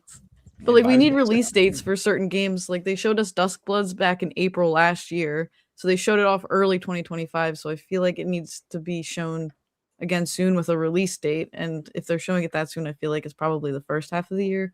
So they'd want to show that before the June Direct, the typical June summer Direct. Elden Ring got postponed, so we need an update on Elden Ring. Mm-hmm. And I know that's in the third party, but they still show third party stuff in general. Yeah. Splatoon Raiders, they didn't give us any sort of release date or anything really about that, just a little teaser. So I could see us getting more information on that, even if we don't get a release date. Maybe they just show us another trailer for it. Expedition 33, I could see being in either a general or a partner. The developers expressed interest in bringing it to Switch 2. And now that they got their thank you update out of the way during the Game Awards, now what's next is a Switch 2 port. I think we'll see those exclusive indie game orbitals because they kind of accidentally went like, hey, we're going to be the next direct. So for everyone, for anyone who doesn't know, this was part of this whole topic is that they did accidentally, it appears, already announced. It was on, was it Bibli? Yeah. The Chinese video platform. Stating that they'll be in the next Nintendo Direct. The official account, by the way, it came from the official account for the game, so it wasn't like a fan thing. And it was deleted like 15 minutes after they made the comment, probably because they might have got a phone call. So they basically confirmed a Direct is coming and their game is in it, and it's like, well, there you go. Yeah, and you know what? Just to lend a little bit more credence to that too, the Disney Afternoon Collection for Switch 2, that wasn't formally announced by Atari or Digital Eclipse. A trailer was out, and then it was private at 15 minutes later. So you can't access the trailer. And I would very much presume that is for the Direct. So we'll go ahead and continue, Alyssa. Go in the bonkers goof troop. Do we have a release date for Yoshi in the Mysterious Book, or is it still just spring? Nope. It's It's still still a spring? mystery. Okay. It's still a mystery. Yeah, so we need a date for that. I feel like that would probably come out near around like the movie. The movie comes out April 1st. I feel like they want to do a lot of Mario stuff right now first. Maybe show something Zelda. Like I have, like realistically, I honestly think we could see the Ocarina of Time remake, not necessarily come out this year, but I think we could see it. This would be sad, but I would still be happy to have it. But Twilight Princess on GameCube NSO, I'd rather have a port, and I'll talk about that when we talk about our wants. That's on my bingo card from end of the year. Or another Zelda thing I could see for in this Direct is Triforce Heroes. It's the least Zelda game that I would want. But it makes a lot of sense to bring it now with the game chat, and I actually feel like I would enjoy the game more now that I actually have friends to play it with. Before, I just played it on my own. I didn't even play it online. I'm like, this is miserable. This is not the Zelda that I love. So, but I feel like now with the Switch, the game chat, all the communities now around, I feel like it would be not as shitty of a game. That seems like one that I could see them actually spicing up a little bit, maybe making it a little bit more content rich to make it more enticing, on the Switch. I don't know. I could see them adding to what already existed in the original. But... Yeah, more costumes, outfits, abilities. Mm-hmm. It would be build a lot off of what they've learned from Breath of the Wild, Tears of the Kingdom. Yeah, because like growing up, obviously like with Four Swords Adventures, if you wanted to play that on GameCube, you need it. The GBAs, you needed friends that they all have the GBAs, you needed the connectors the to link it, cables, the link cables for it. And I always thought that even probably two years ago, we were talking about the possibility of GameCube NSO, how cool it would be to be able to play that since the NSO has online play and they add it for old games. Did everything man, that'd be such a perfect candidate. So very excited for that possibility. Triforce Heroes is obviously in the same vein as that as well. Yeah, I would be fine with either. I'd take them all. I want all the Zelda on the Switch. Switch. Fire Emblem Fortune's Weave, I think we could see that again, get a release date for that potentially, because I feel like they're showing games that are going to come out relatively like soon-ish. Yes. Like not necessarily like in a couple months, but like in the next 6 months to a year. Like I don't think they're showing off games now that aren't coming out until like next year or like winter time. Like I think they're coming out sooner than that. We have that rumor about like a new IP similar, like sounds like it could be an ARMS sequel, potentially Punch Out. So I think we could see a new IP, whether it's that or just something different, which kind of leads into another thing I have with Monolith Soft's project that they've been working on. Could be their new thing, and if it's not that, then maybe it's Xenoblade 2 Switch 2 edition. And then I got 2 more things here. I have Amina, the Hollower release date. I don't think it's coming out in 2030. And I think that game looks beefy enough or like warranted to be in a general, not just shoved into an indie. I think we could see a new release date coming out because it sounded like they were pretty much done with it. They were just trying to work through some bugs. So I don't. Yeah, that's correct. I don't think that we're waiting much longer for that one. And it's not really correct, but we also can't say what it is. Yeah. I'm like, they probably know more than what I know. That was the public. I was but- saying it's correct of the public statement. Yes, that is 100%. That's what I was trying You to. are right That's on what I was that. saying. Right. Yeah. We could. Or talk maybe offline there's about more other stuff they added to it, and they can show us that. Well, I'll just say it's warranted that it could be at a yeah. general direct. You're dead on about that. You guys both are. And then the last thing I have is something Metroid. Either we get Prime 2 Echoes for GameCube NSO. That was in that little Walmart tease, but I kind of felt like we were going to get that either on NSO or remade. I'd rather it be like remade looking like Prime 1 remastered or just maybe a little bit better resolution, just a little less choppy. Yeah. But those are my realistic expectations. The ones get a little crazy. All right. I like those. Thank you. Who would like to go next? I could go. Okay, go ahead. Let's hear it. And Cool. just your what prediction. kind of direct, or am I What doing kind of direct? Just dive into your predictions too, and then we'll go around and do that, and then we'll get the wish list after we've all went. Okay, yeah, because I got to work on my wish list still. Okay, cool. Awesome. It's gonna be I firmly believe it's gonna be an indie direct on the 5th. I'm kidding. No. I could see it. I could see it going either way. Between a mainline direct and a partner showcase. And I'll be honest, like I don't think I'd be disappointed if it was a third-party showcase, and the reason why is I think about the end of last year, directs were stacked, man. We were getting direct announcements like every month. All that a third-party showcase tells me is that a direct is coming soon. Like, period. Like, I don't think we'd get a third-party showcase and then it'd be 4 months till the next direct. I think the main line would be around the corner. So that just means more directs and more games, which is awesome. But that being said, my gut tells me, my heart tells me that it's going to be a mainline direct for a lot of the same reasons that have already been mentioned. The fact that like you want to build excitement early. You want to get people excited about what's coming to your new platform. I was very both critical and anticipating what Nintendo's big holiday game was going to be. We didn't end up getting one. And I think that's more important now than ever, especially with some of the challenges that the video game industry is facing. There's potential for price increases. So how do we combat that? How about we have some killer releases? We generate hype that people want your system no matter what.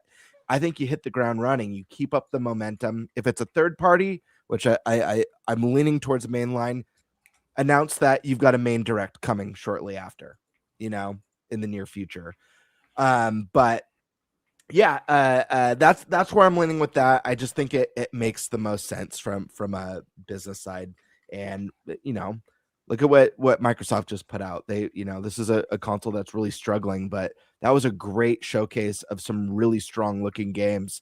They've already built one of the most exciting lineups for the year. So I think it's time for Nintendo to step up and show what's been going on in the background.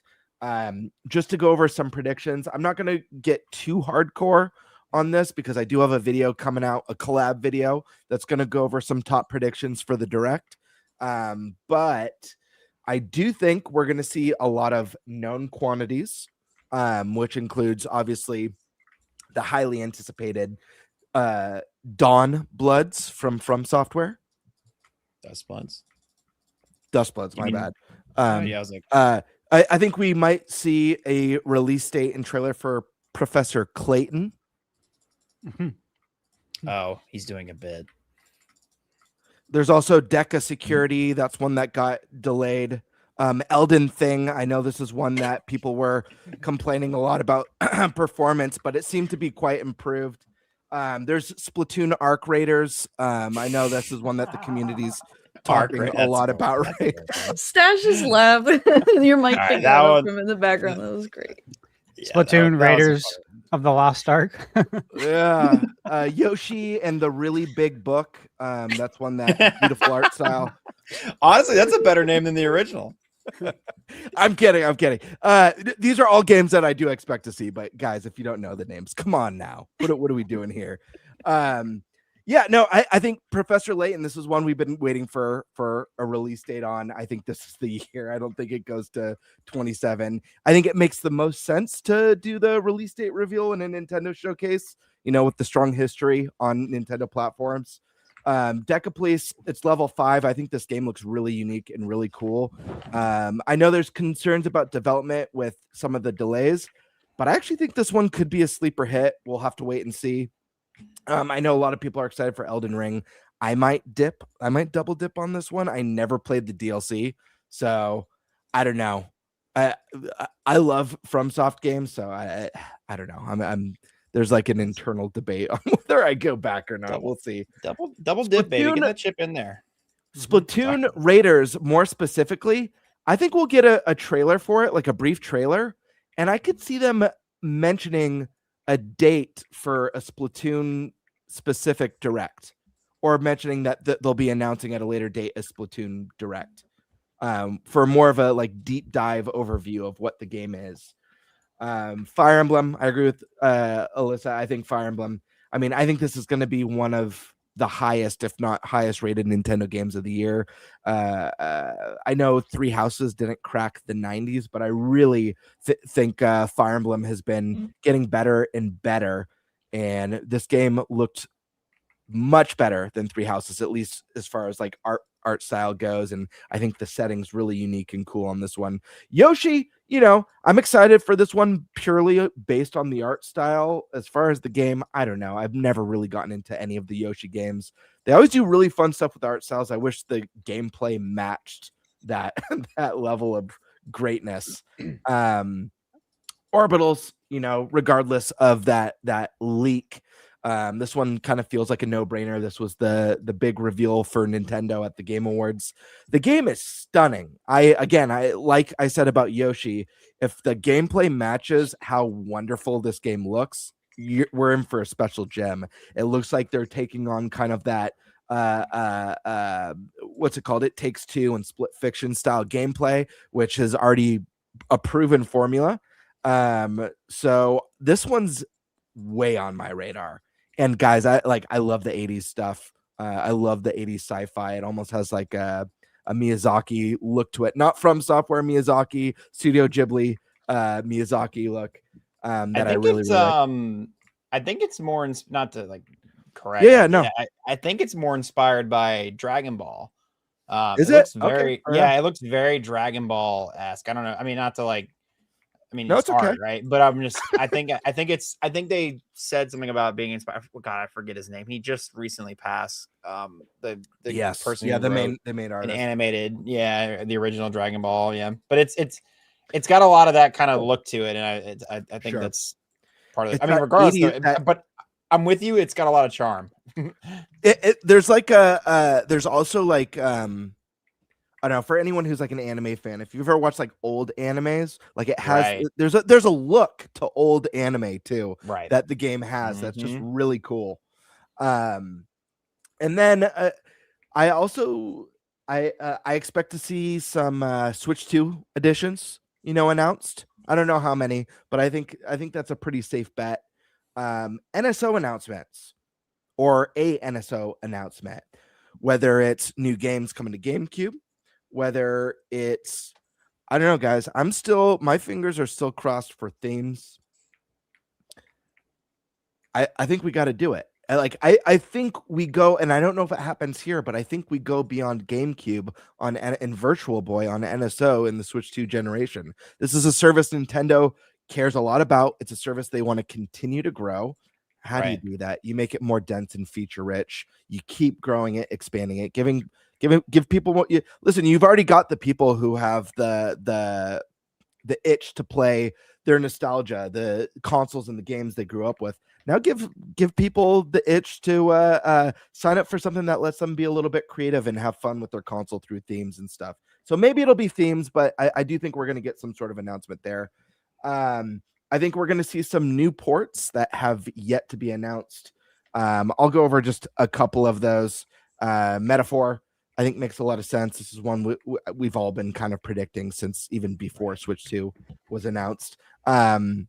I want to add in one more. Suda 51 has a brand new game that drops next month. Really excited for this as a big Suda fan. Romeo is a dead man.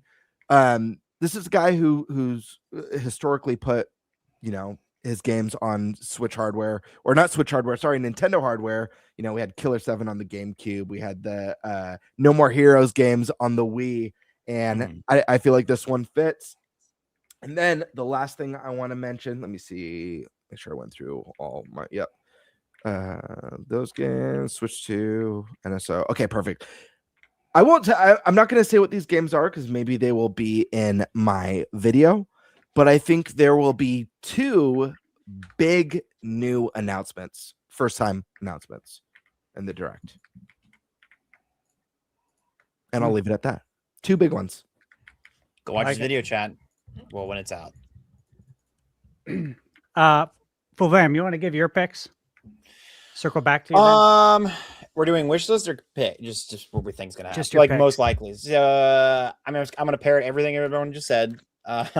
Yoshi, we got, I think we'll probably get maybe they might throw a little Tomodachi in there just like for like a half second, even though we have a full direct coming about it. They might just be like, hey, remember it's happening. It'll be like a half second. Maybe it'll be in like one of their reels, right? But then I think we'll also get, man, I'm trying to think of something that you guys haven't already said. You kind of took all my good options. I want to see more Yoshi. Double down. Yoshi game. Double down, man. Mm-hmm. I think the Yoshi game. That's what I'm saying. The Yoshi game, I think, is what I want to see the most of. Honestly, I want to see obviously a release date, but I also want to see more things that give me concrete proof that it's not just another Yoshi's Crafted World, and it's actually like something more akin to Yoshi's Island. Because like Yoshi's Island is just a banging game, and that thing we just haven't gotten something to that caliber. And then it's been like baby Nintendo game, which is fine. But like Kirby's also a baby Nintendo game, and it's fun as hell. The Yoshi ones are just boring. I don't know. But that's just me. When I say baby game, I know it's really reductive. When I say that, I just mean like it's obviously geared that they've tried to take the Yoshi games in a direction that's like more geared to younger audiences, obviously. But I think that I don't know, you could gear them towards younger audiences, but still have the respective of a gamer, somebody who's older.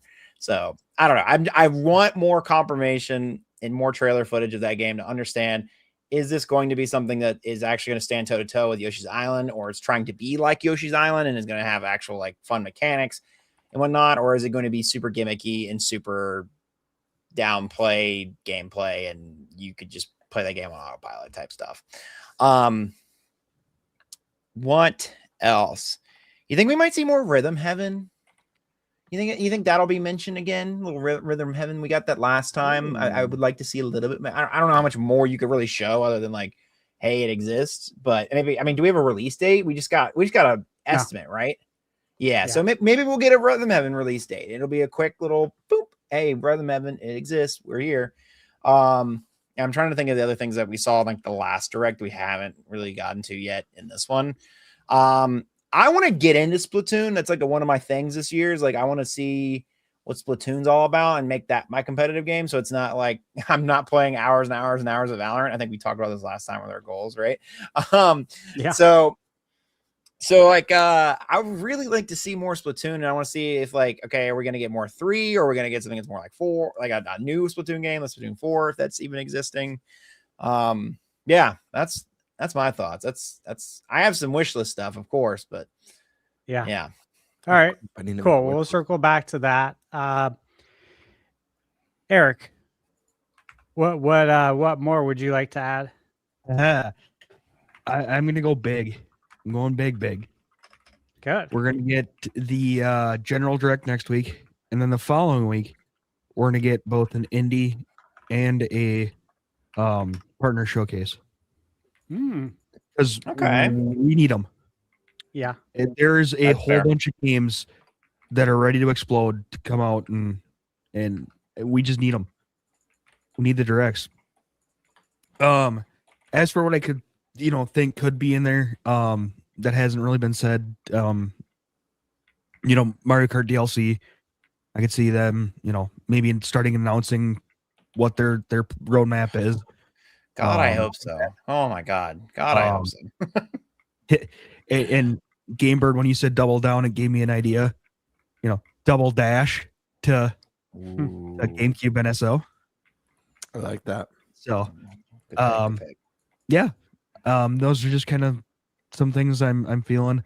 There's just a lot of games out there right now that we're just kind of waiting to hear about coming to Nintendo Switch. Yeah. So, God, it would just be so fantastic if we can just get these things just right in a row, bang, bang, bang. Next, Thursday the 5th, and then the following Tuesday, and then the following Thursday, even just bam, right in a row. Right. That makes sense. I like that. Okay. I want to say real quick, I forgot to read a game on my list that was very important that I think is likely the Project M from Bloober Team. I forgot to mention. Oh, that. yeah. Good call. That's a good call. Okay. Nate, what do you got for... We're on the games, not the realistic predictions. Yeah. First off, for realistic predictions, disagree with Eric. They're not going to go bang, bang, bang. It'd be nice. But we do have Pokemon Day next month. That's true. Yeah. Mario Tennis coming out next month. Virtual Boy coming out next month. We just need the one direct. That's all we need. They can do an Indie World Partner Showcase following months. Totally cool with that. And this is mostly just because there is such a thing as too much at once. And if you put too much at once out there, that's the thing that kind of happens in June. We get all these events. And the only reason for us Nintendo fans that it doesn't feel like it's too much at once is because most of the games aren't on Nintendo. I'm hoping that changes this year, by the way. Really hoping it does. But so for this direct, I do think it will be a general. And as a general, that means we're going to have a nice mix of indie, third party. Not a ton of indie games. I think less than 5. Some of them might be in a sizzle reel. Obviously, Orbitals will be there. I think that's the most realistic thing we can say at this point. Is that's going to be there. It's also a Switch 2 exclusive that was in a prior direct. But I do think we're just to get the obvious stuff out of the way. We're going to get a release date for Yoshi, right? We're going to probably get a release date, if not a release date, at least a time of the year for Fire Emblem. We might also get a release date and or time of the year for Dust Bloods and actually see that game in full multiplayer action, which we haven't seen yet. So I do fully suspect that one's there because it is listed for 2026 and we have not seen it since it was revealed. Those are like obvious ones. Like I think Indiana Jones can show up again to remind people that's coming out this year, right? I think Resident Evil 9 has a chance to show up because it literally releases next month. So, but this is all like known stuff, right? That's not what people get excited about outside of getting some release dates. Known stuff is cool, but what we really are looking forward to are the unknowns. Now we have lots of rumors out there. tons of rumors for third-party games out the ass. But I'm not going to go off the rumors for these realistic predictions. Instead, I'm going to focus in on what I think will truly happen. I think we get some Microsoft games up in here. I think Call of Duty gets announced here. Ooh. I think Call of Duty. I personally think it'll be Warzone. I know some people think it's going to be Black Ops 7 from last year. I think it's going to be Warzone because Warzone can release whenever. And there's already a market for that kind of game existing on Nintendo. There's plenty of games like that that are pretty popular there. So I think it'll be Warzone, but a Call of Duty announcement will happen. I think that we'll get at least one more Microsoft thing. Originally, I was going to say Fable, but I will say the rumors did say that, and I, based on who the rumor came from, I kind of believe it, that they haven't decided yet with Fable. So that wouldn't be shown here. It's got to be something that they for sure would do, and this is where I think Master Chief Collection shows up. I think this is the place for it. Yeah, they're not going to double the Halo campaign right here. They're not going to do that. That might be a reveal this summer or something for Switch 2, but Master Chief Collection, get that out right here. I think it's a great way to introduce Nintendo players to Halo. And dare I say it? No, I'm going to put that in wishful. I actually don't think that that's going to happen, but I want it to happen. So I'm going to save that one. So that's it for me for Microsoft that I think they'll show here. Some people might be happy. Some people might be disappointed because Microsoft has so many more games to show. I get it. We have the rest of the year. Don't worry about it. Beyond that, I do think that we're going to see some pretty interesting announcements. I think Monster Hunter Rise gets announced here. Or Rise. Wilds. I always too many Monster Hunter games. Wilds gets announced here. One of them Monster Hunters games. We've seen the evidence, obviously. But I think that's going to get announced here to come out this summer or something like that. I do think that we're going to see possibly Resident Evil 2 and 4 shown off here. Ooh, that'd be cool. To come later this year, obviously, because next month we have the other Resident Evil games. I think this should be on wishful thinking, but I have too much stupid faith where I shouldn't. We're going to see native ports to Switch 2 of the Kingdom Hearts games. Wow. That is a big swing. That's borderline wish list. Should be on wishful thinking, but I think that I think there's some stuff happening behind the scenes that makes me feel like it's going to be here. I don't know that it's going to be here, guys. I want to be very clear about it. No one's told me that these games are going to be there. And then, indie wise, there's so many different games that I could get into.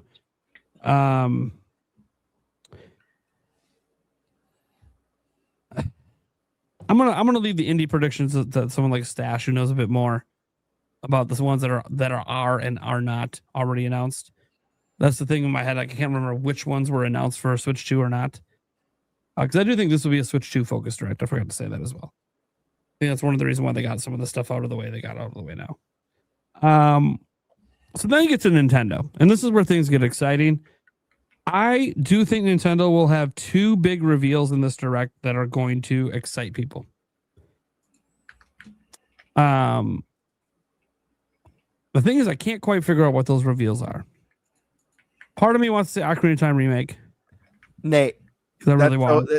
Nate, that's so funny. You were away when I was giving my predictions, but I ended on, or maybe you caught the end of it. I ended that I think there's going to be two big announcements. Yeah, well, I feel like it's kind of Nintendo's MO. Usually it's two big announcements.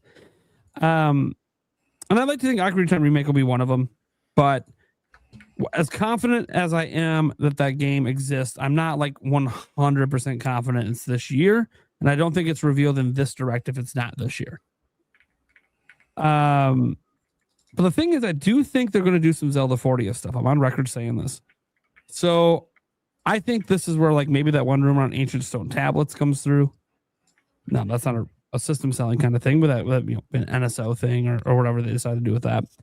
I think that there's a chance, and I know this feels so stupid to say this in 2026, but the Wind Waker and Twilight Princess HD or 4K at this point, whatever they call it. Right. I think there's a chance, just because I think they will have some Zelda 40th announcements here. No movie shown. Don't think they're going to show the movie right now too soon. They might tease that they might show it later this year, but we're not going to actually see the movie. I don't know. They've been filming, haven't they? No, they've been filming, yeah, but the movie's still not out for like over a year from now. I just don't see them doing. Oh, okay. Well, then, yeah, I agree with you then. Yeah, I'm with you. Yeah, like maybe at most, maybe a couple extra cast reveal, like revealing who officially, even though we already know who the cast member is for like not Impa. Like we already know who it is because they got leaked though, right? That wasn't an official announcement. That was not announced. No, they did not. They've only announced Link and Zelda. Yeah, so maybe they could do some cast announcements. I think that is realistic to expect. If they do go into Zelda's 40th, while they won't show the movie, they might show cast announcements. Maybe even possibly show them as an image in costume, possibly. But besides that. I think the big announcements are what people are wanting to know. And I feel like there's a handful of options for those big announcements. We're in a new gen, so there's actually a lot more than a handful of options. But just looking at Nintendo's development cycle, sure, I won't rule out 3D Mario as much as I think it's 2028. I won't rule it out as a possibility. Molds are meant to be broken, and Nintendo breaks molds all the time. I want to be wrong about my 2028 prediction. So sure, that is a possibility. Might be a big possibility, especially if they're still celebrating Mario's 40th, right? So sure, that is one of the games that could be. I think another possibility is actually Smash Bros. Yeah, I do think there's a shot that the new Smash Bros. Might be more ready than people think. I think Sakurai's playing a little fool's gold with Kirby. I think there was 2 games being made at the same time. And the other one was Smash, and I think it was different teams. He's just running between both at Bandai Namco. That's what I think is happening. So I think Smash is a possibility for one of those 2 slots. I do wonder about Animal Crossing as well as a possibility. The Animal Crossing update we got for free wasn't super substantial as people had hoped it would be, but again, it's a free update. It's hard to complain when they said they weren't going to update the game anymore. So you got some free content, but why would you drop something that isn't that substantial at the beginning of the year to get people playing again? Right. Maybe because a new one's coming at the end of the year. They just wanted to reactivate the fan base. The possibility there. I think that could happen. I do think there's a chance for something from Monolith Soft to be one of the games. Unfortunately, I won't be a system seller no matter what they reveal because they just can't get their games to sell super well. But it is a game that'll at least make people go, oh, shit. Oh, shit. Switch 2 can do that. It's going to be one of those jaw-dropping games. Whether it's a new IP, whether it turns out they've been the ones working on Ocarina of Time Remake, because some people think that that's what they've been working on, or it's a new Xenoblade.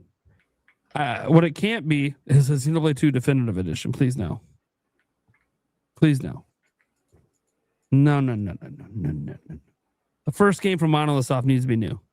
You can come back, Definitive Edition, those games later. We need a new game from Monolith. So I think that's a possibility. And then the last game I think is possible to be one of those big 2 would be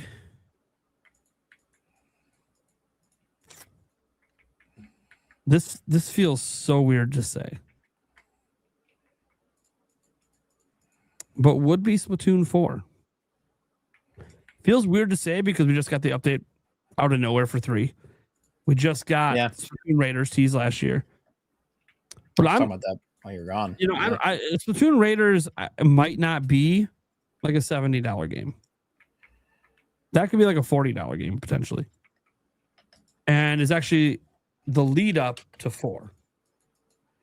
And then 4 being like a holiday title or an early 2027 title, but they're teasing it right now. I think those are the games I kind of have as possibilities. Obviously, you guys can bring up any of the copious amounts of IP and games it could be. But like of the ones that actually would move the needle, and again, the Monolith Soft one I don't think is actually going to move units, but will move impressions of the system will change when they see it, but it's still not going to sell a lot because I don't know what it is. They just can't get their games to be super big. One other game I want to toss in that I do think is absolutely being shown is Final Fantasy VII Rebirth. I think it's being shown. I think it's coming out this summer. This is the time to show it. Yeah. You have all the hype right now, bestseller list with 7 remake. Remind everyone, yeah, Rebirth's coming too. Plus, it also helps that like the developer of the game pretty much said they're almost done with it on Switch 2. Like, we're just in optimization mode. I'm like, oh, so this thing's like coming soon. So yeah, so I'm pretty confident in all of that. So I'm that's what I'm going to stick for just my what I expect. Obviously, guys, if it's a partner showcase instead, just eliminate all the first party stuff I said and toss in like a surprise big third party announcement, whether it's a GTA 6 or whether it is a brand new IP that we've never seen before. There'll be something, some sort of highlight banger. I just don't know what it would be because there's so many different options. And for me, if it's an already existing game or like an already existing IP, I already think Switch 2 should get everything, so it wouldn't even shock me. But yeah, that's the way I'm going to leave it for now. Everything else is wish list. Okay. All right, guys. Good list. I agree with a lot of that. So I think we're going to get updates on Borderlands 4 with the release date.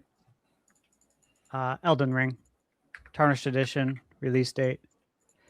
Witchbrook, Enter the Gungeon 2, Super Meat Boy 3D. Updates on the Dustbloods, Fire Emblem. I think we'll get, obviously there's going to be sizzle reels.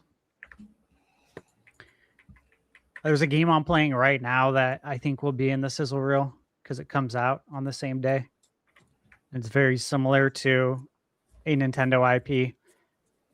Ease X Proud Nordics is coming out soon for Switch 2. Definitely think that will be in a sizzle. Monster Hunter Stories 3, of course.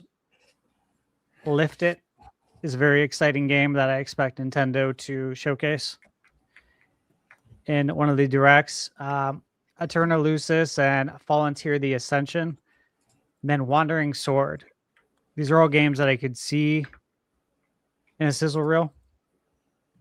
As far as Resident Evil, obviously it's coming out on the 27th, and we're getting 7, 8, and 9 on Switch 2.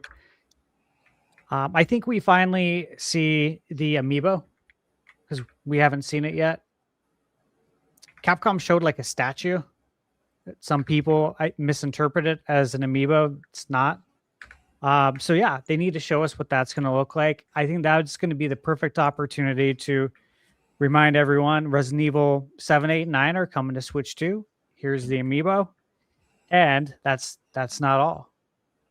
Resident Evil 2, 3, and 4 are going to be coming over to Switch 2. It's Resident Evil's 30th anniversary. This is a big deal. And I think this is the perfect opportunity to make that announcement and make it crystal clear to everybody that, hey, we're bringing all of them over here. I think there's a good chance with Konami that we see something, whether it be Silent Hill 2 remake or Metal Gear Solid Delta. And again, said this several times, Castlevania's 40th is this year. If we're going to get anything new from Castlevania, it would make sense to do it on the 40th, especially after they have given us the Anniversary, Advance, and now Dominus Collection. It would only make sense to now let's give us a new game. On the Xbox side, I have Halo Master Chief Collection. It is the 25th anniversary for Xbox, which obviously is the 25th anniversary for Halo.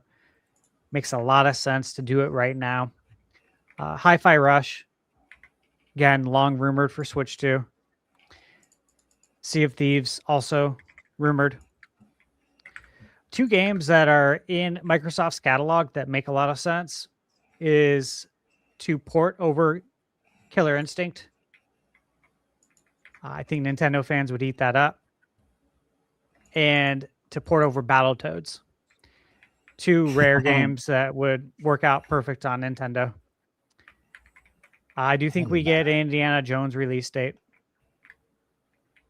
I think we hear about Starfield. I think we can get a South of Midnight release date. It's already slated for spring, but it'd be a good time to give a release date.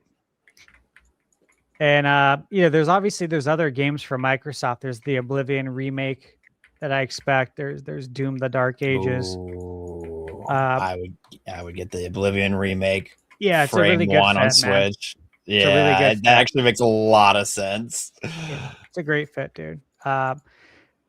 Here's some quick hits possibilities. So, I was looking this up. Fallout 4 Season 2 season finale is on February 3rd. And I think it would be perfect timing to announce the release date for Fallout 4 as it coincides with the season finale. And again, that was the whole reason why last year I predicted the Fallout 4 would come to Switch 2 was for the TV show. And so I expect that to follow through on that prediction. Tales of Berseria Remastered comes out at the end of the month, end of February. So I expect a quick hit on that. Obviously, Pragmata as well. Quick hit on that. We all know what's going on with Ubisoft. There's a lot going on, to say the least. Mario plus Rabbids collection makes a lot of sense for both Nintendo and Ubisoft because you have the movie coming out. And that means anything Mario is going to sell better. Helps Nintendo. Helps strengthen the Mario IP, of course. Helps Ubisoft a lot. That'd be a big assist for Ubisoft to be able to get that out to coincide with the movie. And I actually think that's why it hasn't come out yet. I think it's ready. They're just waiting to release it to take advantage of that cross promotion with the movie. I do think that Monster Hunter Wilds will be shown. And I think we could probably get a few quick mentions of things like Bubsy 4D, which is going to be coming out. It's getting a full-on Switch 2 physical on cartridge. Little Nemo, that's coming to PC and Nintendo. It's not coming to the other platforms. So I could see that showing up again in a quick hit. Now for RPG, I do think Metaphor Fantasio. Obviously, that's on my bingo card as well to start the year. Kingdom Hearts Collection, again, that was on my bingo card to start the year. I think that comes. I think this is a really good opportunity for Square Enix to remind everyone that Dragon Quest VII Reimagined is coming out on the 5th. And if the Direct's on the 5th, you'd be crazy to not remind everybody. But I think this is twofold. I think they come out, show Dragon Quest briefly, and then I think Square Enix pops in to again confirm, and this is for all the people that don't pay attention, because we already know this, but this is for everybody. So everyone knows that it's crystal clear that the entire Final Fantasy VII Remake trilogy is coming to Switch 2, and I do think they're going to give us a first look at Rebirth and a release date. And they have to make it crystal clear for everyone. Just because the people on the podcast tonight and everyone in chat knows about this doesn't mean other people don't know. Right. It's important for people to know before they buy a game if the other ones are coming too. They need to know this stuff. And again, it's also a perfect opportunity to thank everyone for supporting Final Fantasy VII Remake on the Nintendo Switch 2, and that it's doing great. Thank you. So I think that's just a good opportunity. It's a good PR move. For Switch 2 upgrades, may or may not get these. Look, I think Octopath Traveler 1 and 2 really need a Switch 2 upgrade. I booted them up when I was getting ready to work on my review for Octopath Traveler 0. And seeing the difference in resolution and frame rate, playing Octopath Traveler 1 and 2 on my Switch 2 versus 0 was like night and day. And like, dude, these need a Switch 2 upgrade so bad. And it would be perfect. Like, do exactly what you did for Dragon Quest 3 HD 2D. Square Enix, go do the same thing now for Octopath Traveler 1 and 2. Give a resolution bump and frame rate. I think we'll get I think they'd see a big increase in sales there. I expect Hollow Knight Switch 2 Edition to get a release date. That's something that's been announced that we're waiting on. The Witcher 3 Switch 2 Edition. Fully expect it. I think it would be a savvy move to have Tony Hawk 1+2 get a Switch 2 Edition. And again, another one that's on my bingo card, Kingdom Come Deliverance Switch 2 Edition.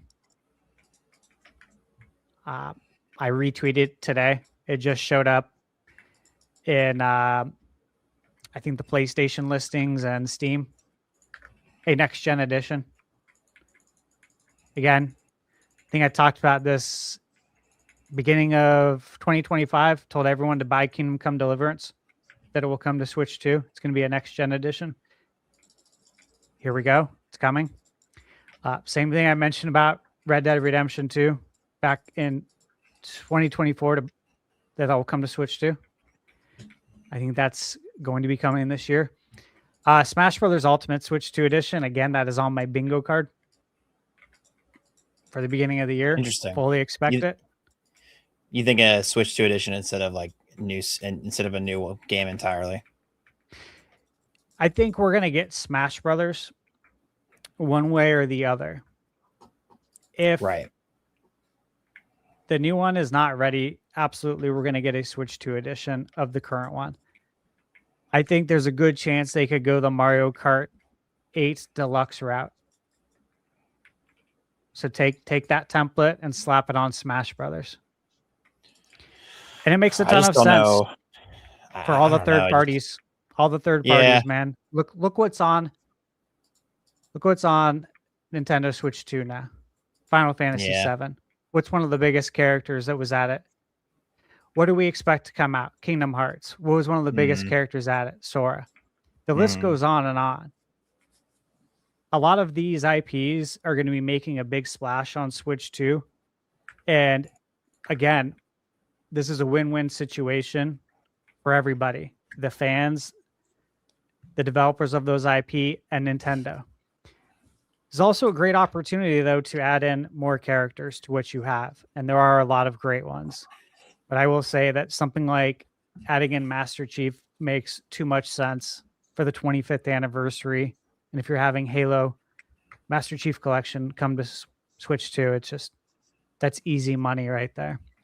Xenoblade as well. Look, that's been on my list as well.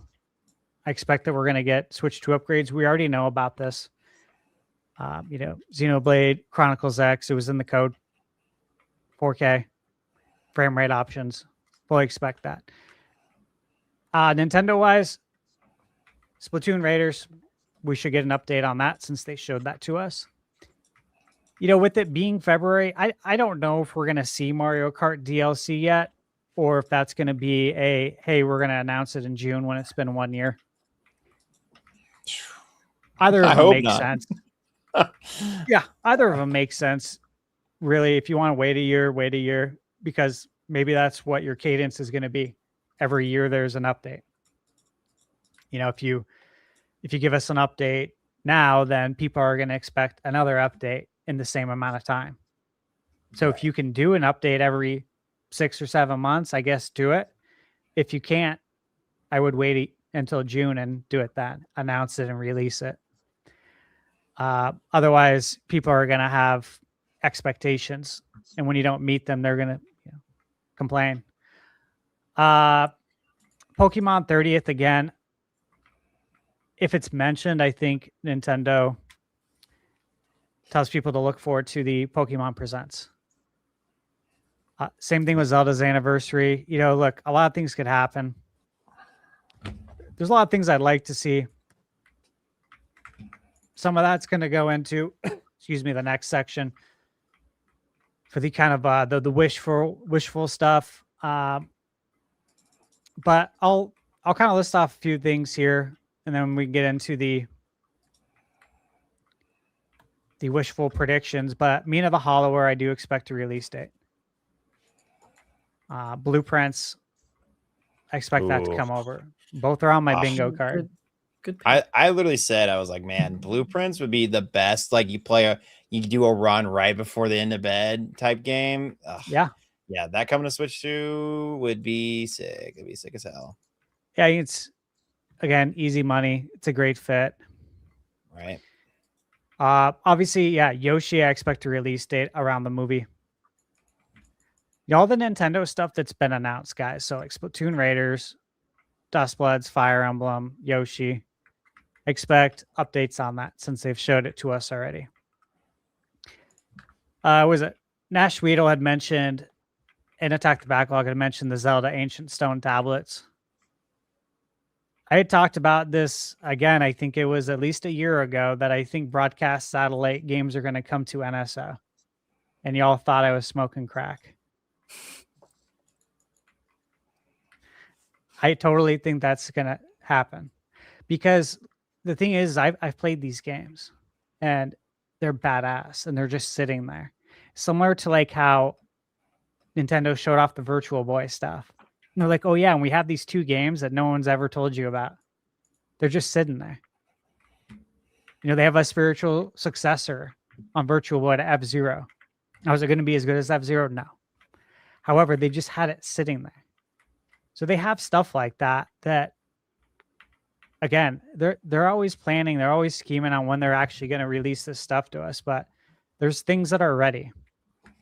Ancient Stone tablets would be really cool. I think people would love it. I've never closed the door on the Wind Waker Twilight HD. I don't think anyone should close the door on that. And I think they could both come to GameCube NSO, and that won't change anything. They can still come out, just like Metroid Prime 2. It won't change anything. It can still come out. Prime 3, how are we going to get that? Well, we'd have to have the Wii NSO, right? We don't have that. So these things aren't off the table at all. Only thing else for third party that are, I think, good possibilities. I just don't know if it's just yet, but Expedition 33, that's on my bingo card. Final Fantasy 14 and 16. Both on my bingo card. Expect that.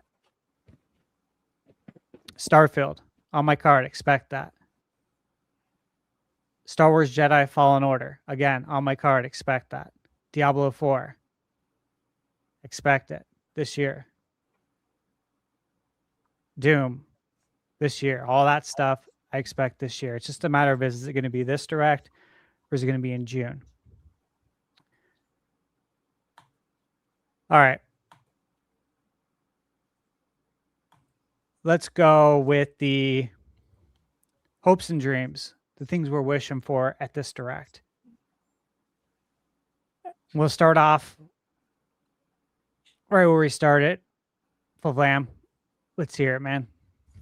Yeah, I would say I probably have to dip here in a minute. So I say it every time. You already know what I'm going to say. I say it every time. Nintendo Land 2. I need Nintendo Land 2 to come out. I need it, man. I need it's Nintendo such a Land's great so good.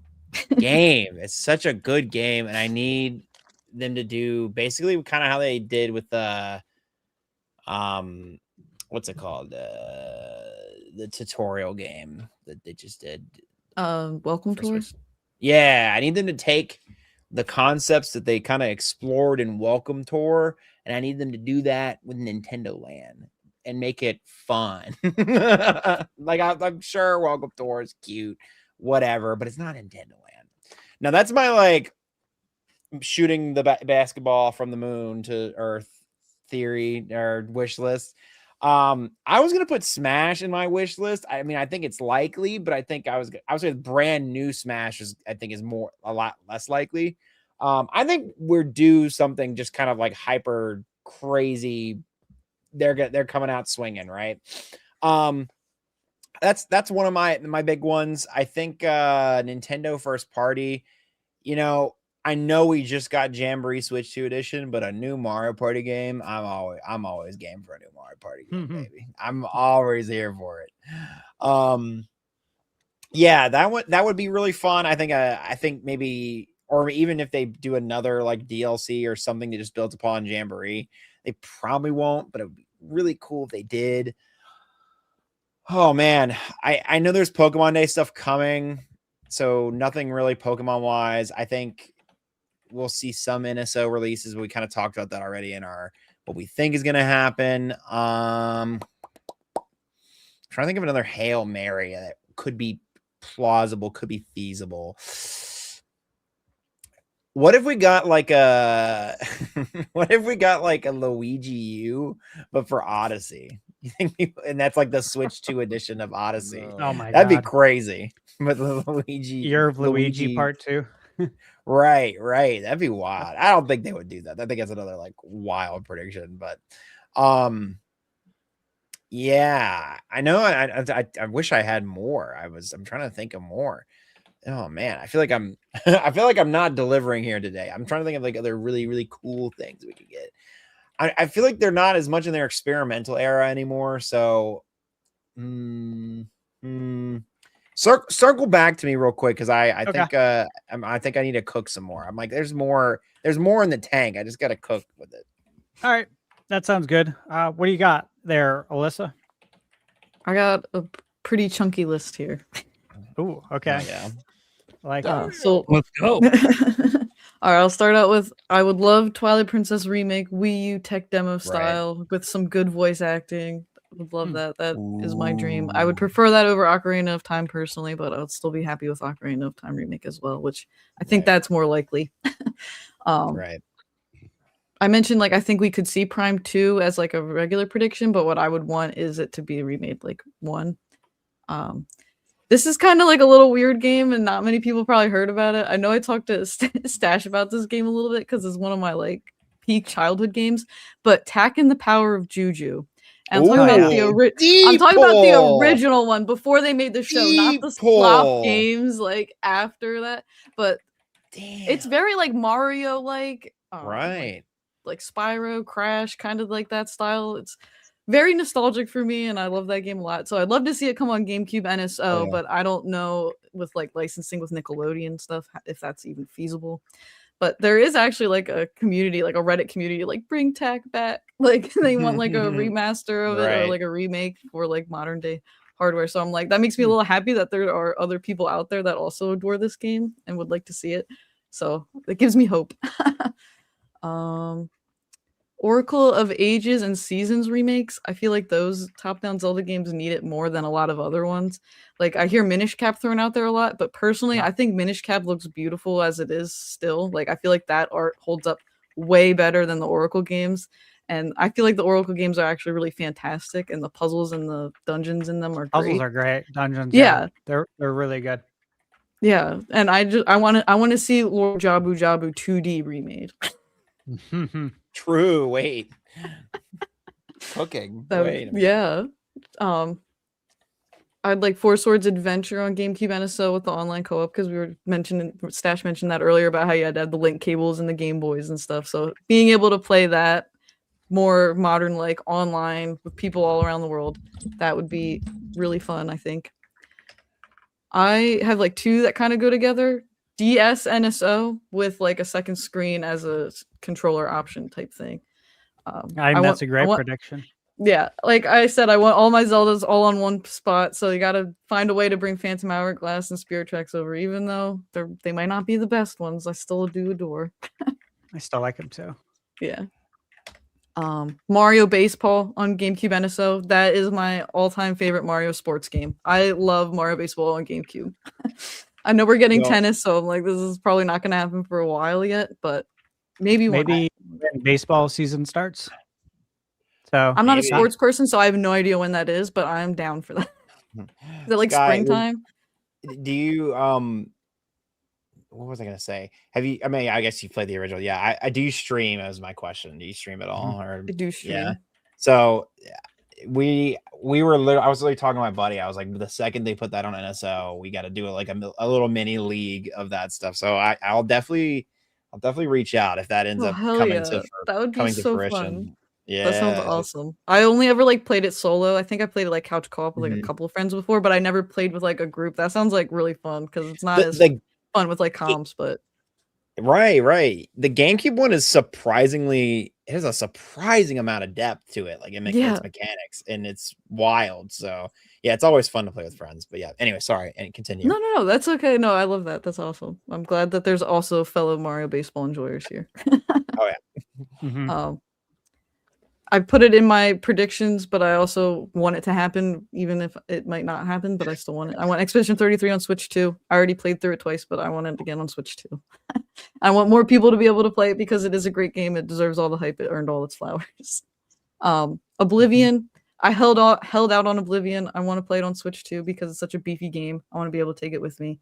I held So out I on haven't- it too. Yeah, I'm like there was a For couple that times I reason. almost caved. I'm like, oh, I really want to play it. And I'm like, nope, just wait. I know, and it's like it's free. You know, it was free with Game Pass because my Oh, membership was okay. still good, and I'm just like, I just know it's going to come to That Switch hurts too. more. I can focus on other games right now to review, Yeah. and I'll tackle this when it comes to Switch too.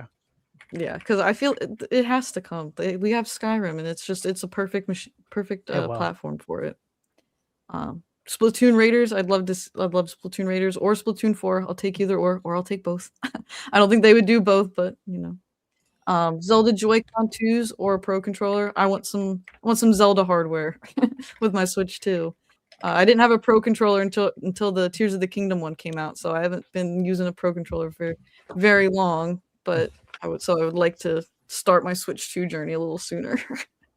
Age of Imprisonment DLC, like some villain quests with like Ganondorf, some more Ganondorf lore would be nice, among other things. We also were supposed to get a Minoru amiibo last year, I believe, and we haven't heard anything about that. And I saw people in the chat talking about the Minoru amiibo, and I was like, oh yeah, where is that at? I thought it was kind of weird with the Animal Crossing DLC that we were getting Tulin and Minoru, but I'm like, we have no Minoru amiibo. But they had it split, like half the amiibo did one and half did the other. So I was like, oh, all right. But it's still I'm still a little perplexed on that. 3D Mario. I'm ready for 3D Mario. I didn't think I was gonna enjoy Odyssey as much as I did, but you can ask my fiance. When I got Mario Odyssey for Christmas, I didn't do anything but like eat and sleep. I lived at home, so my room was all my stuff was like in a bedroom. I just would wake up, play Mario Odyssey, eat whatever, come back and just play, and I couldn't stop. He'd be like, "Can you like pay attention to me?" And I'm like, "No, I have moons to collect."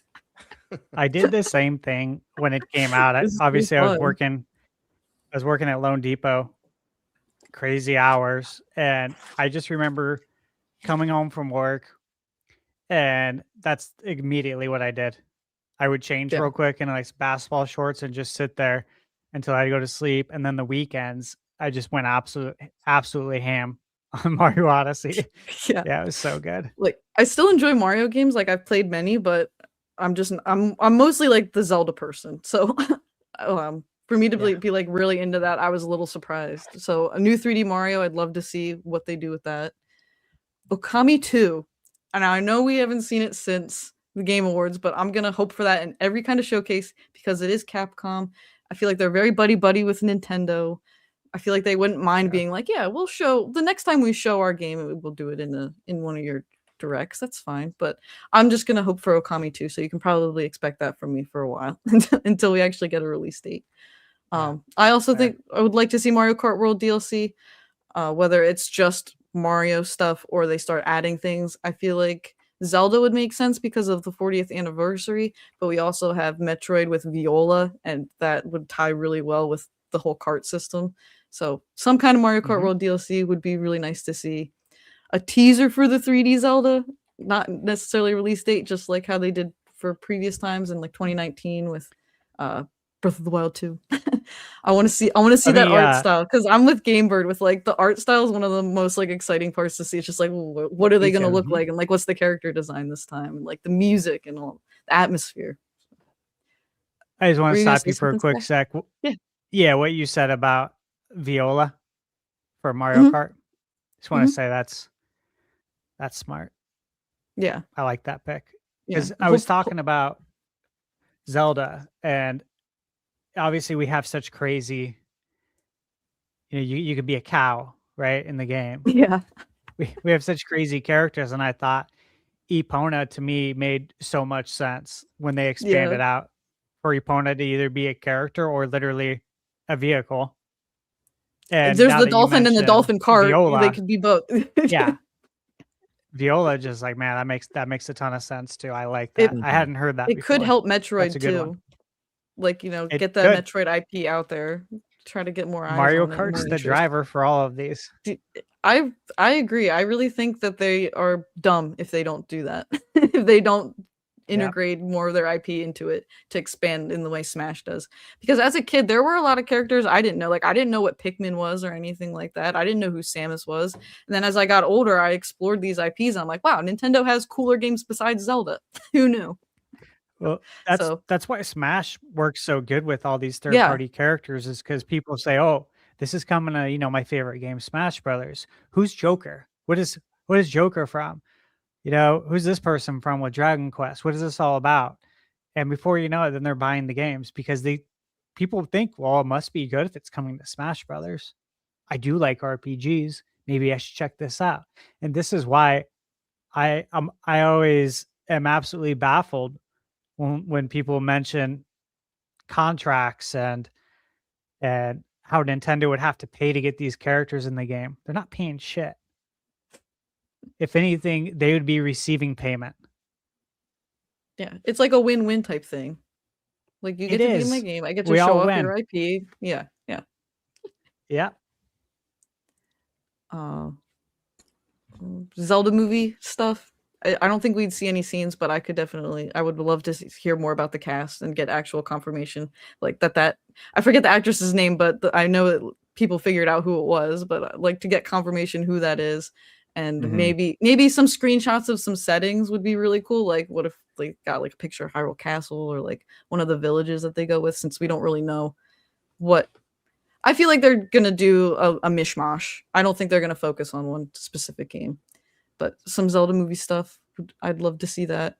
Zelda theme park announcement, I feel like we're gonna get that eventually. I just don't know when, but I want to see it. They Miyamoto and Aonuma were spotted there, and Zelda's like one of the top like 3 IP for Nintendo. So I'm like, they gotta add it. I think new Smash Brothers. I would love new Smash Brothers, but I want like a subspace emissary type story in there. True. The one for the ultimate one is okay, but it doesn't hit like Subspace Emissary did, and all the cutscenes and stuff is beautiful. Yeah. And for my last one is Luigi's Mansion 4. Oh my god, I cannot believe I didn't think of that. I'm so mad. Here, you can say it. My last one is new Smash Brothers. too. Vlam, what else do you have? You know what I just thought of? I think if they give us Luigi's Mansion 4 with 5 times more of the backtracking that they had in Luigi's Mansion 3. No, I'm just kidding. That's a good call. Yeah, that's fantastic. I have my list You're now, good. and I'll do All it right. because I do need to dip here in a second. Yeah. Smash Bros. Said that already. I think a Splatoon 4 for sure. I would like to see Mario Party DLC or new one.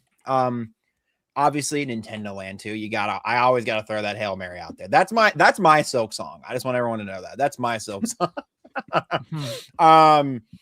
Mario Maker 3 would be really cool, and then they give us 3D elements. So it's like Mario Maker 3D or something like that. I think that would be a really cool pull. Haven't touched Mario Maker in a very long time, and I think that would also satiate a lot of people's desire for a new 3D Mario. We wouldn't get a new 3D Mario per se, like, oh, new Odyssey, new whatever, but taking on the assets, especially from like Mario Galaxy and stuff from Mario 3D World and Land and stuff from, all those different levels, and people get to build and play and share levels in the 3D space. I think it's a great idea. I think it'd be really cool. And I think the Switch 2 specifically would have the oomph in the hardware to reliably load these levels and these assets that would be fun, especially if they're Odyssey and people are making it crazy, you know, they're spawning in 1 million enemies and, you know, all that kind of stuff. So that mouse mode will just be really nice for the creators. Right. I won't be creating anything. I love playing the levels though. And so I'd just be happy that they'll have better tools. Right. Yeah. And even if and then I could even see like, okay, maybe if they don't do the 3 I know is a bigger swing, but maybe doing a Switch 2 edition of Mario Maker 2 with those said mouse controls. Like that could be the more realistic air quotes swing. Switch 2 edition. I don't think that exists, but I could see that being a thing. Maybe they give us a couple new sports along the way as well that involve using the mouse controls. Don't know what that would be. They just put Drag X Drive in the game. No. But I think a Switch 2 edition makes sense, putting a couple sports in there that utilize mouse controls and whatever new sensors, hardware that we can be seeing in Switch 2. And of course, obviously, we love the Mario Kart World DLC. I feel like I'm just shocked it just hasn't happened yet. Even like a free update with like DK Bonanza skins. Yeah, I'm kind of floored. Like I understand necessarily DLC, like that could be an annual thing. Like I did it like that point that you made, Thunderstash. Like it's the big thing with like new courses and all that kind of stuff. But I'm shocked there's not more updates. Like there has been periodical updates where they're tweaking the fine tuning of stuff, but I'm shocked there hasn't been, here's a skin update for this character, or we're going to throw the new character from DK Bonanza. I don't know her name. I'm going to call her. I don't know actually. You know, the girl Donkey Kong character who looked all fancy and stylish, or I don't know, or you could even add Void Kong, right?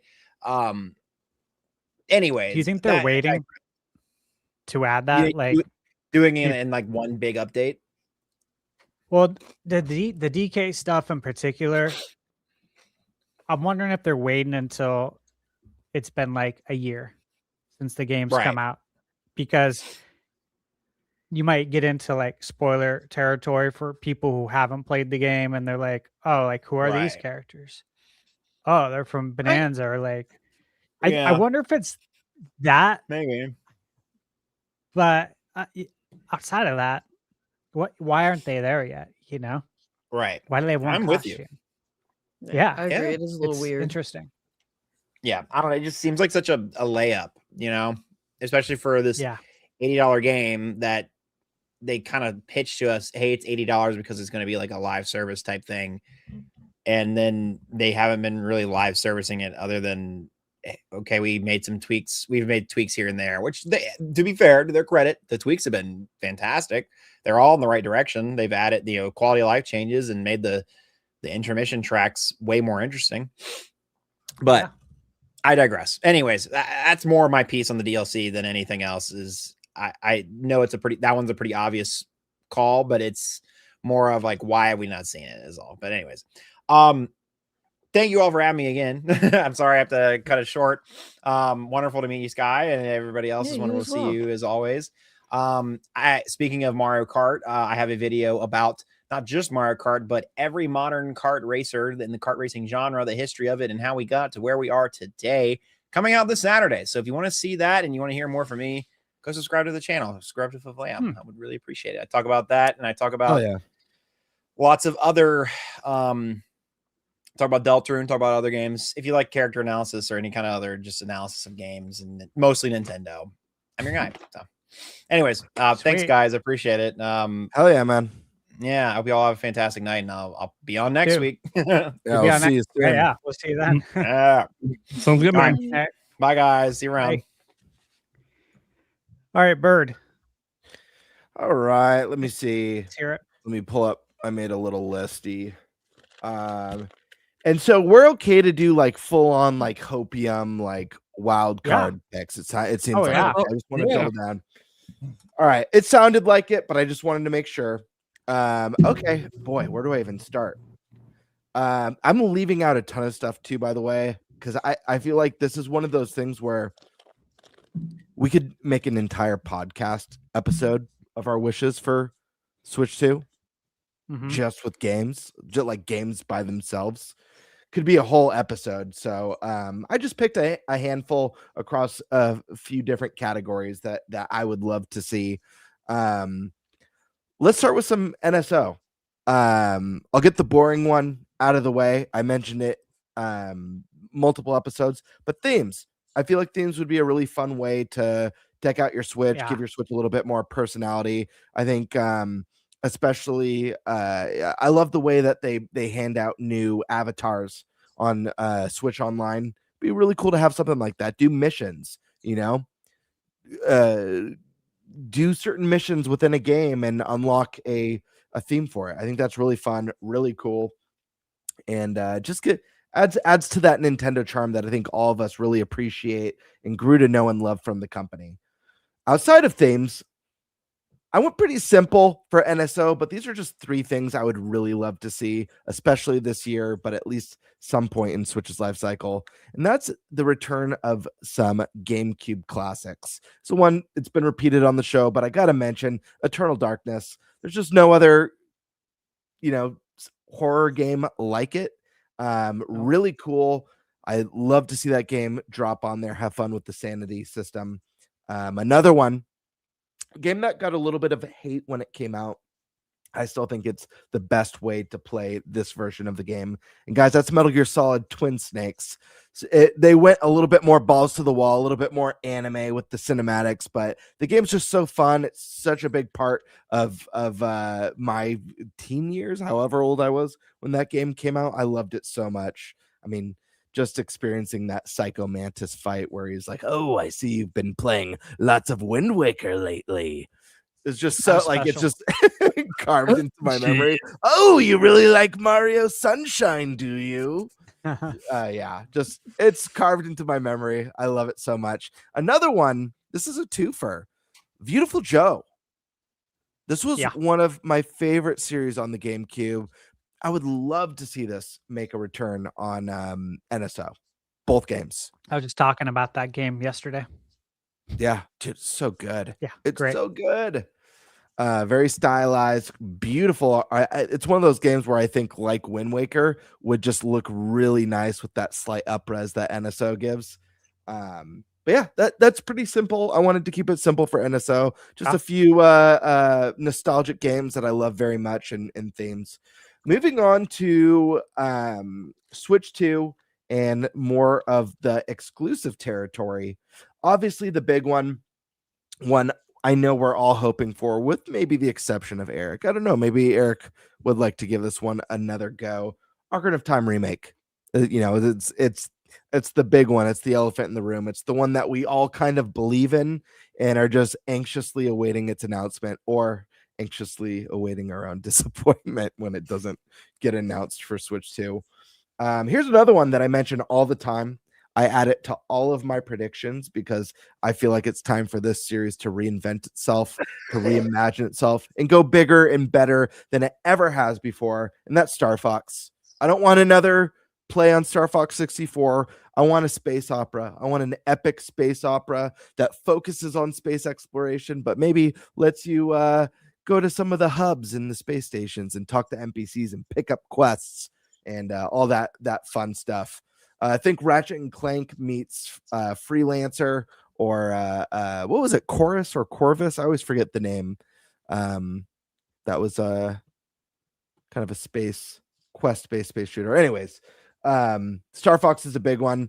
Alyssa mentioned this one. The first game is on my top 20 all-time favorite games of all time. I think it's the best to this day, the best Zelda like out there, and that's Okami. I want Okami 2 on Switch 2, period.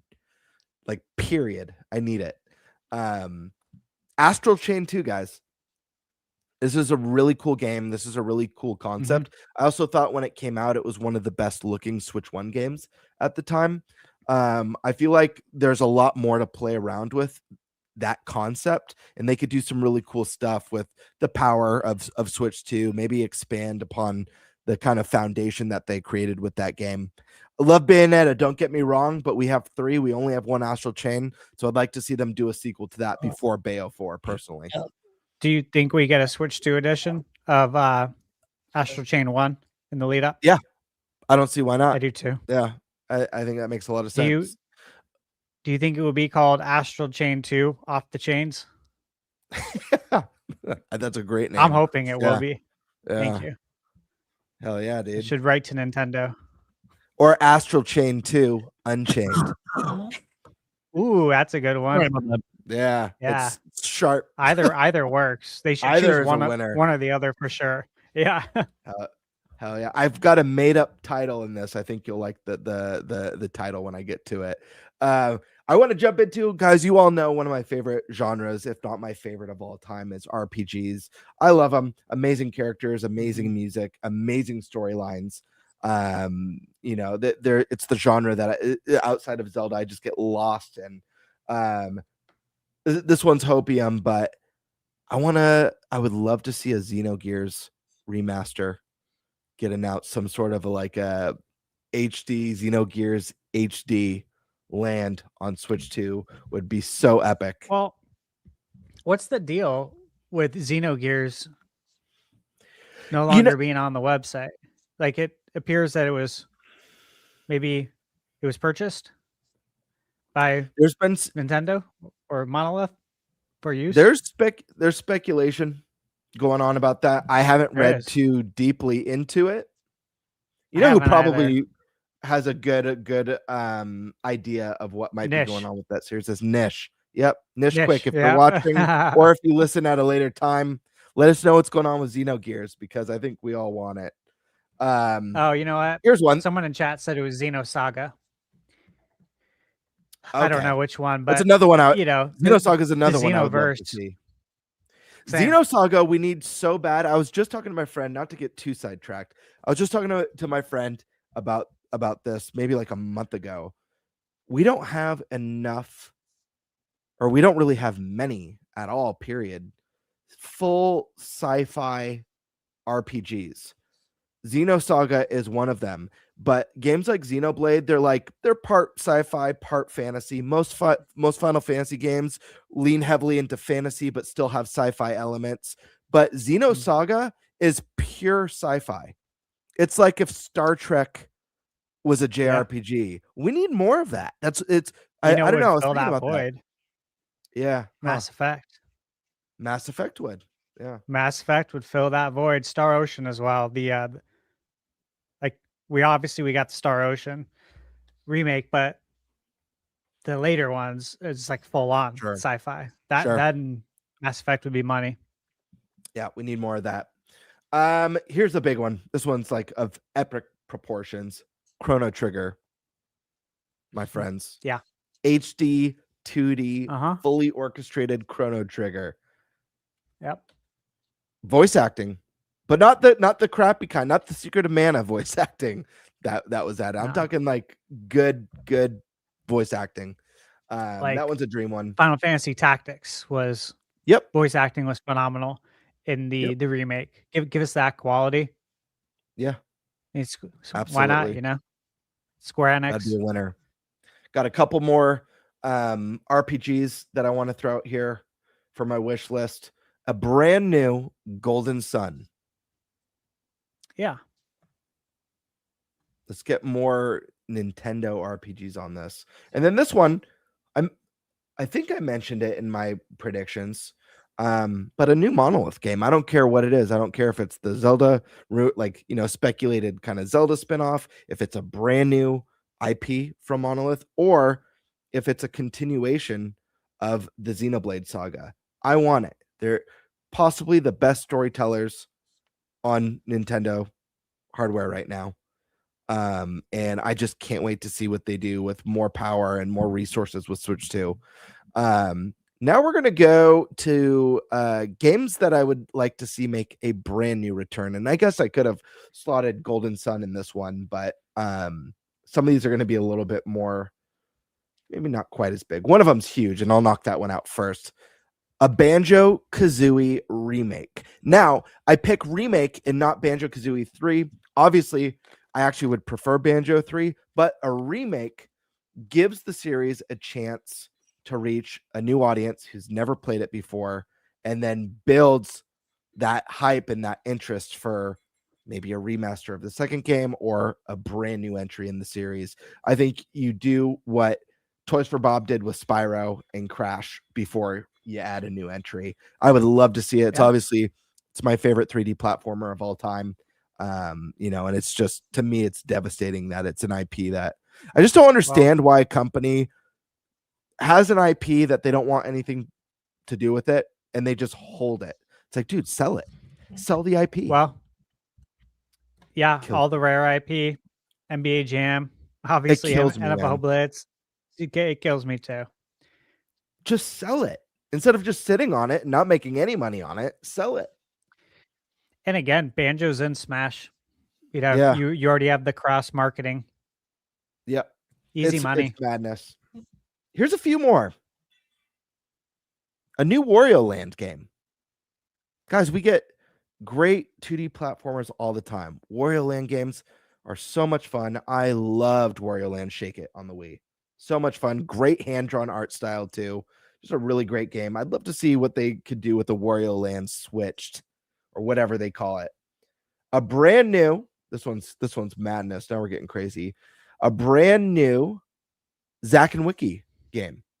This is Capcom. This is like a very niche game. It's on my top Wii games of all time. Cell shaded, puzzle based game that use motion controls. This Sky Sword Alyssa, look up a trailer for this game. It was unbelievable. You're muted, but it was unbelievable. This game was like, that's what I'm doing. I'm like looking up, like, what is it? I think Alyssa would like the game. Don't you, Bird? Oh, absolutely. It's cell shaded. It has a fun story with excellent characters, great humor. It's like puzzle solving levels with like chain reactions to how you engage with the puzzles. And then there's boss fights that utilize puzzle solving to defeat. It's awesome. That sounds really cool. Yeah, Here's another I'll one. have to look at a trailer then. Sorry. This was a one. No, you're good. Here's another one. This was a PS3 game. This is another niche one. It was one of my favorite PS3 gems, period, from Atlas. It's a Zelda-like, guys. It's one of the best. It's called 3D Game Hero. 3D. It was all pixels. It is amazing. It's like a Link to the Past, but everyone's like pixel characters. And when you kill them, it's like an explosion of pixels. It's so great. It's so good. I'm glad you said that. Let me just tell everyone, if you haven't played it, I had this game pre-ordered. I still have it on my shelf. Inbox, everything. This is a game that I was so excited for that no one knew about. What was this, 20-some years ago? Right? Yeah, it was a long time. I covered this at Zelda Informer back in the day because it was so cool. It was such a badass funny. So we were game. all on the same page. Yeah. Yes, great game. Total. Yeah, this is you one like that Zelda, like play it. This is a game that should be on a Nintendo platform. Like, it would 100%. thrive. This game is so good. Where is it? Come back. I'm begging you. Let's see. I wrote down one more. This one's kind of just for fun. You know, this is a game that's famous with the PlayStation 1, but I think we should add a new entry. And I think it would find a great home on Switch 2. And I have a name for it too, just because I think this is such a great name. Guys, I'm asking for a brand new Ape Escape, and my Ape Escape I'm calling Ape Escape Primal Panic. Of course. It would be 3D bananas. game There it is. There it is. Gotta look that one up too. Love it. Yeah, it's a great game. Ape Escape would be rad. I'd like to see that. Yep. Yeah, that's all I got. Is That's that all I your got, final guys. one? That's my final one. Okay. Yeah.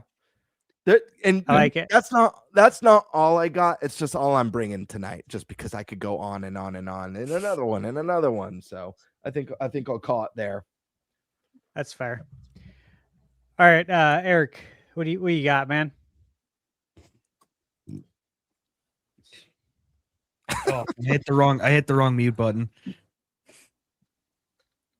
You're good. I'll keep mine short and sweet. All I want is Snowboard Kids.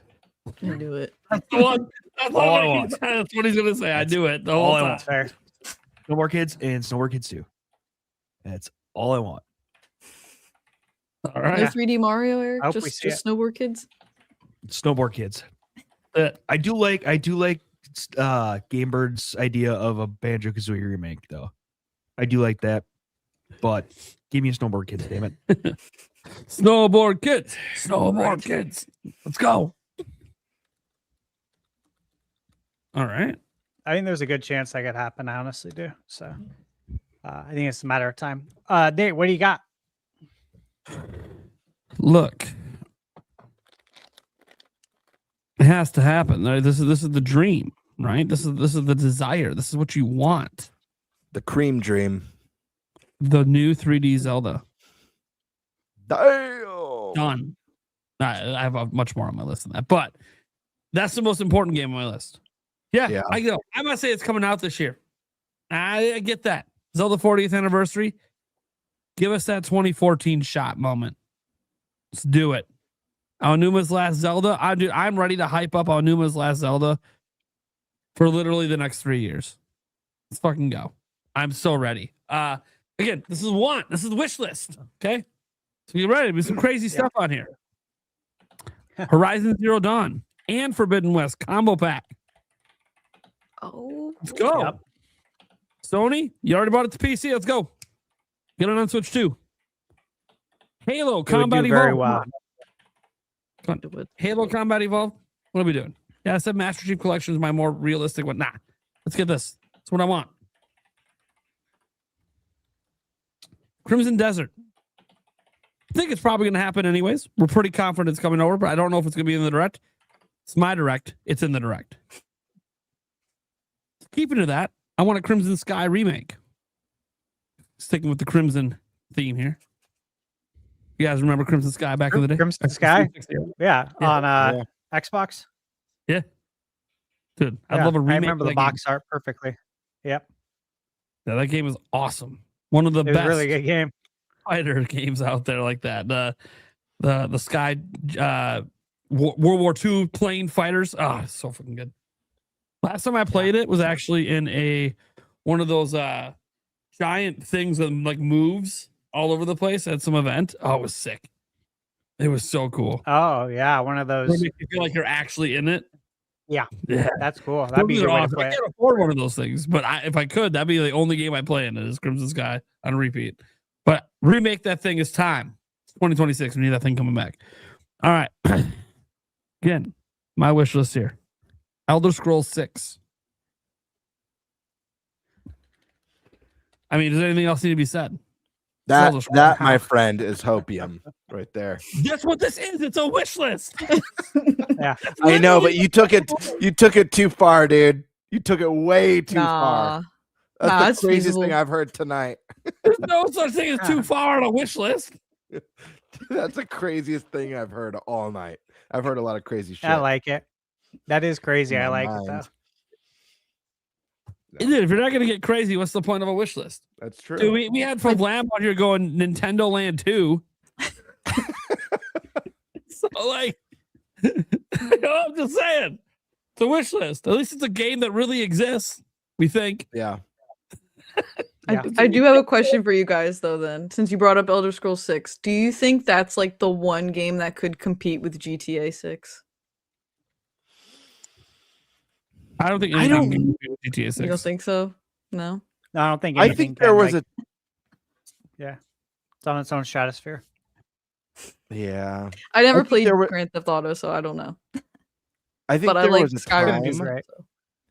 I think there was a time when an Elder Scrolls could have gotten to that point, but I think people get really upset when I say this, but I always compare Game Freak to Bethesda. I'm like, oh yeah, they're like Bethesda. People get really, That's really actually upset really about funny. that. But they're both companies that sell shit tons of copies that release broken, janky games that look like ass. You know, you're right. You're right. By the way, constantly. it's the same bugs in every game. It's like Yeah, the and this is coming from Fucking someone who loves some Bethesda stuff. Some. I say some. there's definitely an asterisk there. No, I love Oblivion. I love Skyrim. I love the older Fallout games, but yeah, I think that the industry, as far as like open world stuff, has evolved so much beyond what made Bethesda so big, and I feel like their games feel a lot like how they've always felt, and the industry's just moved beyond that. So until that, like, I don't know, Starfield was like, that was the huge project that was supposed to really, that was their big thing for so long, and it was a lot of inventory menus and loading screens, and I don't know, it doesn't bode well for Elder Scrolls 6, but my fingers are crossed that it will be amazing, because I personally love the Elder Scrolls, and I would love to see an Elder Scrolls that goes toe to toe with Grand Theft Auto, because I'm not a Grand Theft Auto fan. I haven't liked a Grand Theft Auto since Vice City. So yeah, so Elder Scrolls, kick some ass, please. Sorry to derail. I was just thinking about that like the other day, because we were talking about Elder Scrolls 6, so we brought it up. I was like, oh, I wonder what they think about that. Let's do it. No worries. Always I derail all the time. What's your favorite candy, by the way? Yeah. Reese's. There you go. I love it. Yeah. Snickers. Anything with peanut butter. There you go. Reese's Pieces are the best. Love those. You know what? This is one of my favorites. The Cadbury Dairy Milk. Yeah, Carmelo, baby. There you go. Yeah, I love this one. See, Gamebird knows how to derail a topic, my friends. I got to tell you, you know what kind of chocolate I love? Listen, Prime, you'll have your turn. Just give me a minute. I know you really want to talk about your favorite candy. Sorry, Nate. You do. I love the dark chocolate with salted caramel and like the almond. When it has like the salted caramel, I don't know what it is, or like the salted dark chocolate. Oh man, I don't like dark chocolate on its own, but when it's the salted caramel, it hits. It hits, dude. Yes, that combination of the sea salt with the dark chocolate. Oof. Have you had the what do you call it? They have these. Forget the brand. It's at Costco though, that sells these dark chocolate salted caramel. It's like a really good deal. Someone in chat probably knows what it is because they probably buy it, because like so many people buy this at Costco. Next time you go to Costco, send me a picture so I know, because I love that. I love that stuff. Yeah. Nate, what's your favorite type of chocolate? Not participating. And that, my friends, is how you successfully derail a topic. You may continue. Sanders is the brand. Hell yeah. Sanders, dark chocolate, salted caramel. It's the best. Is it related to Colonel? I gotta look this up. Yeah, it's been the Colonel. Oh, Colonel Sanders. Probably. It's probably why it's so addicting. Oh yeah. Oh dude, those look bomb. Oh my god. It's so good, and the price is really good. Ouch, in I made store. my nips hard. Yeah, I see why it would. You just see that my shirt just go and rip open. What were you saying, Nate?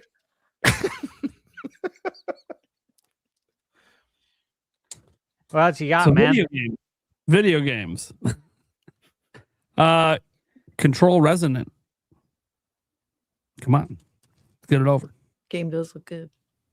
I already said this before, but it was kind of like an offshoot, like some sort of big game if it was a part of the showcase. But GTA 6 would obviously be like the biggest get, right?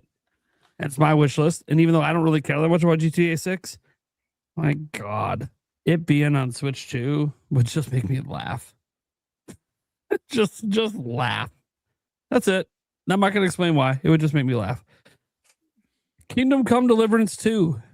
That would be a good one. That'd be awesome to have that on Switch 2. I really want to play that one. I'm bummed I didn't get around to it last year. This is one, like Kingdom Come Deliverance 2, I think will come eventually. But this next one, I don't think is ever going to come. But this is my wish list. Wolverine. I'll say there's one shot, and that shot is it's a licensed game, and they need to make money.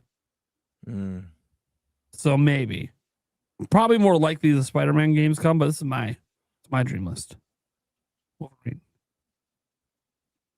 Here's one that I've been wanting pretty much since I became an adult. Even though at the time I had played it quite recently. Panty Party 4. No. Eternal Darkness, but a remake of Eternal Darkness. Oh yeah. Find that studio, Nintendo. Find the studio to do it right, and then get the sequel coming right after. Let's do it. I think it's too early, but it's my wish list. So Mario Kart World DLC, and I'd like it to be free. My wish list. It won't be free. It probably won't be this direct. I think it's probably more likely the June or September direct they announce it, and it will be charged for. But it's the wish list. My wish list is free, significant DLC for Mario Kart World. Hell, add a whole new world. Double the courses. I don't know. Do something. Something wild. Give me Hyrule and Mario Kart. Do it. Dude. All right. So much. This is one that this is clearly going to happen someday, but I want it to happen in this direct. And that is a new Hogwarts Legacy game. It's very clearly we're going to get another one. It's like the best-selling game in WB history. So very obviously we're going to get another one. If we don't, then they are, I know they're for sale and all this, but you're completely mismanaged and fumbling if you don't realize what you've done with Hogwarts Legacy. You need to make another one. Nate, I'd like to be in the direct. Are you I not to derail again. It's not really a derail. Are you a Lord of the Rings fan by any chance? Yes.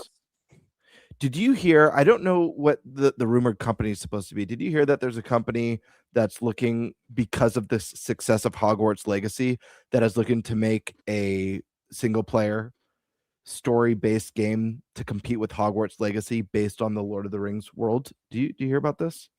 I have not. I did. Okay. Well, that I don't know. That's real. Yeah, dude, nutty. I'm a huge Lord of the Rings fan, so I am too. That intrigues me.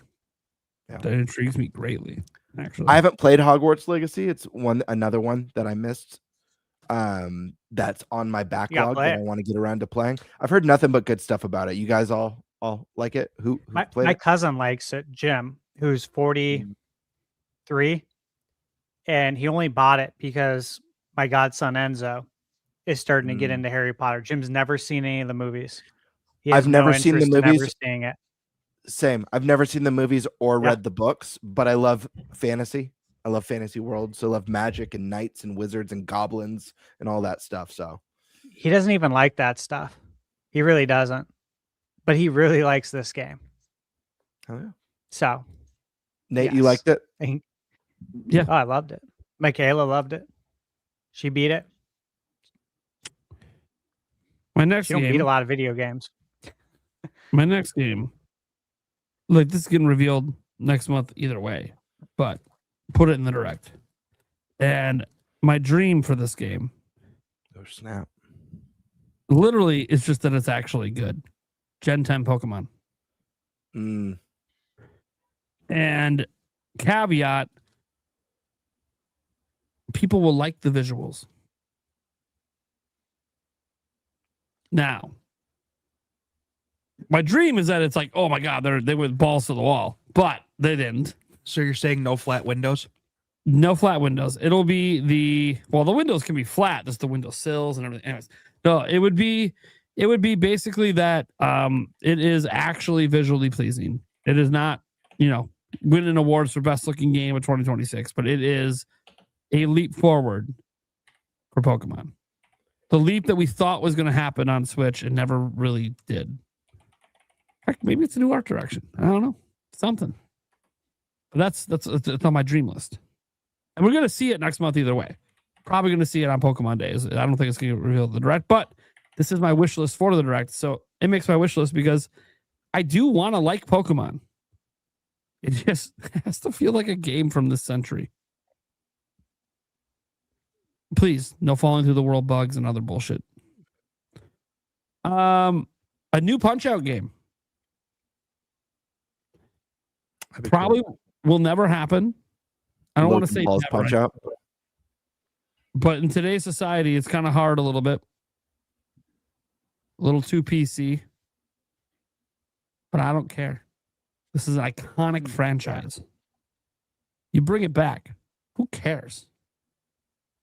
Bring it back. Lean into even more stereotypes. I don't care. Yeah. don't know I about appreciated that about Punch Out. Dude, if you lean into every stereotype for like every major culture in the world, who's going to be mad? You're making Every fun culture. of everyone. You're making fun of everyone equally, right? So like, who cares? Yeah, Punch Out just has so much personality, man. Like, Yes, it does. I still love it. Obviously, there's so much to love about it. The names, like Soda Popinski, the dude from Russia that's always drinking vodka. It's like, this is great. I love it.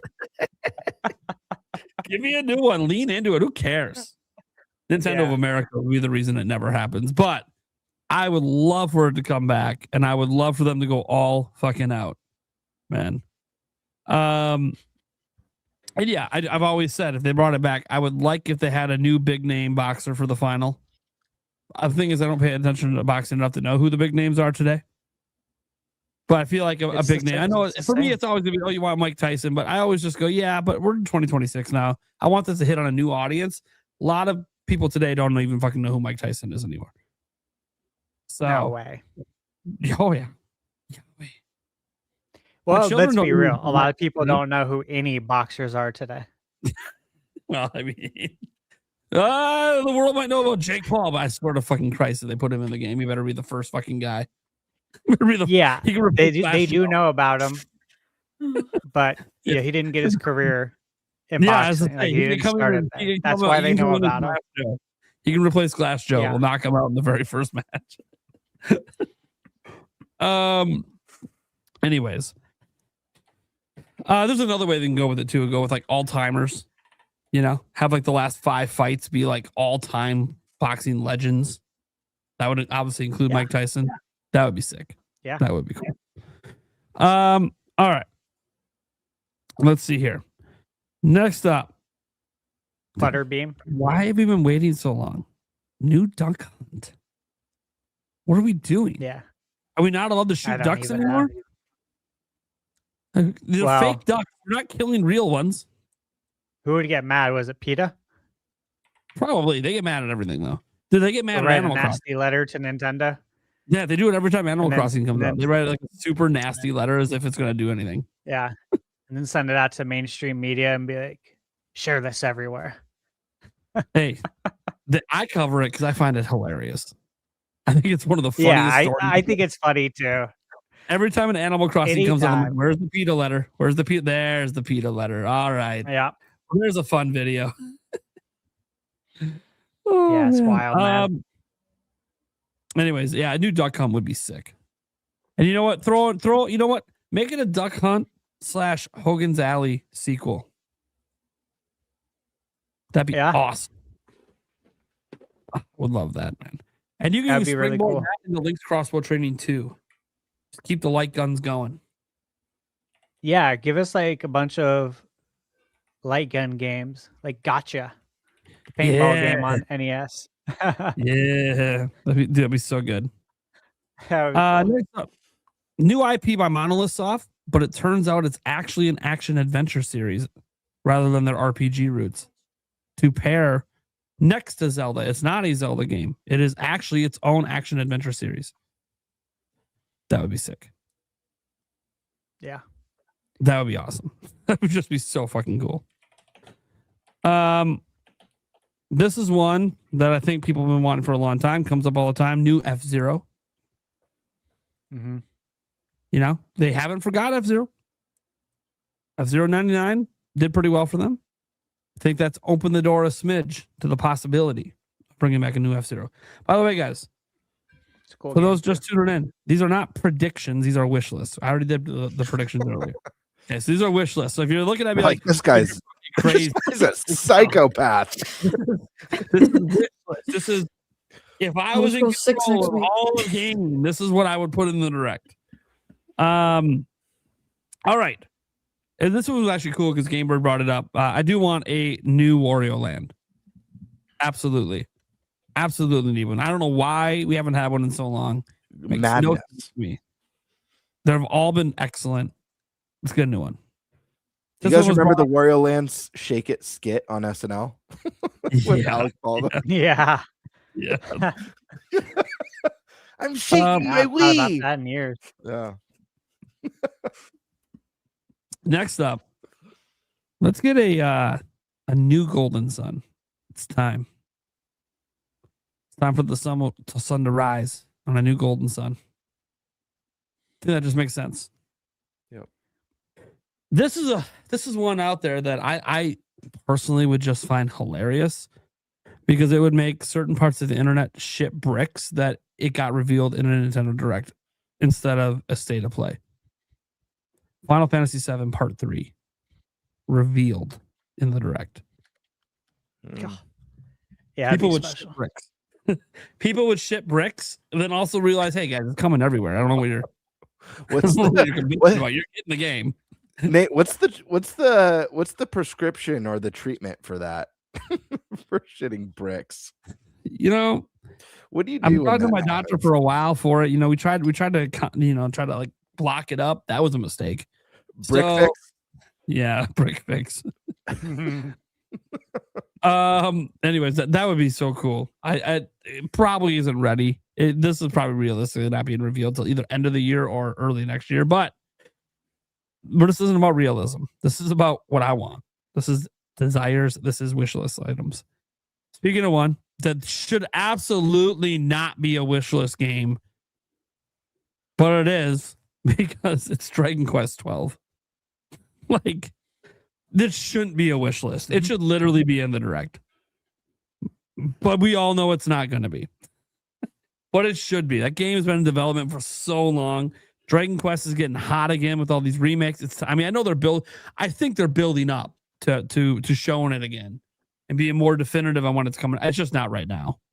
But it literally shouldn't be a wish list item, but it is. Just like this one I mentioned earlier on my other list that, you know, if it wasn't for reports, I might have given it a shot in the Direct, but it doesn't have one, but it's my wish list. I want Fable. I want Fable confirmed for Switch 2. Good one. I know it's not going to happen right now. Does sound like it might come to Switch 2, but it won't be day and date. This one is kind of weird because I truly don't believe it's coming out next year, but hey, it's already announced. Star Wars Fate of the Old Republic. I want it confirmed for Switch 2, even though I do not believe it's coming anywhere close to 2027, like the date on the website says. I think that game is probably 4 or 5 years away, to be honest. But still, it'd be nice to have it confirmed. Gears of War E-Day. Look, I think Microsoft should just bring everything, to be honest. I could have made this whole list nothing but Microsoft games. Yeah. The new Tomb Raider, Legacy of Atlantis. I'd like to see that get confirmed. I'd love to see that one get confirmed. This one has reportedly been delayed, but probably not out of the year. And it hasn't been announced yet. And maybe now's the time. Because it's Ubisoft and they can't keep anything under wraps. We're talking about Assassin's Creed Black 4 Remake. Why not reveal it right here? I want to see it. I want to know what you're doing. I want to know if you messed up one of the better Assassin's Creed games or if you actually just left it alone and just made it look way the hell better. Which is crazy to think because I booted it up the other day. It still looks really good today. Those Assassin's Creed games, I don't they're aging kind of well. So, very curious what they're going to do with that game from a visual perspective to really make it stand out beyond just high resolution. This should be the final game on my list, but it's not because according to the people that be, it still exists. Beyond Good and Evil 2. Mm-hmm. This should be the final wish list item because it's such a pipe dream. But they keep saying it exists. But there was recent comments on this game about how this is the excited game. It's This like is the game that ends Ubisoft. future. This is going to be the game that ends the company. Yeah, this game's going to come out. Watch it just be absolutely incredible. Then we find out they spent $1 billion to make it. It never makes the money back. And then Needs to sell 100 million copies. Yeah, Break even. Ubisoft's out of business. They're charging $100+ for that game.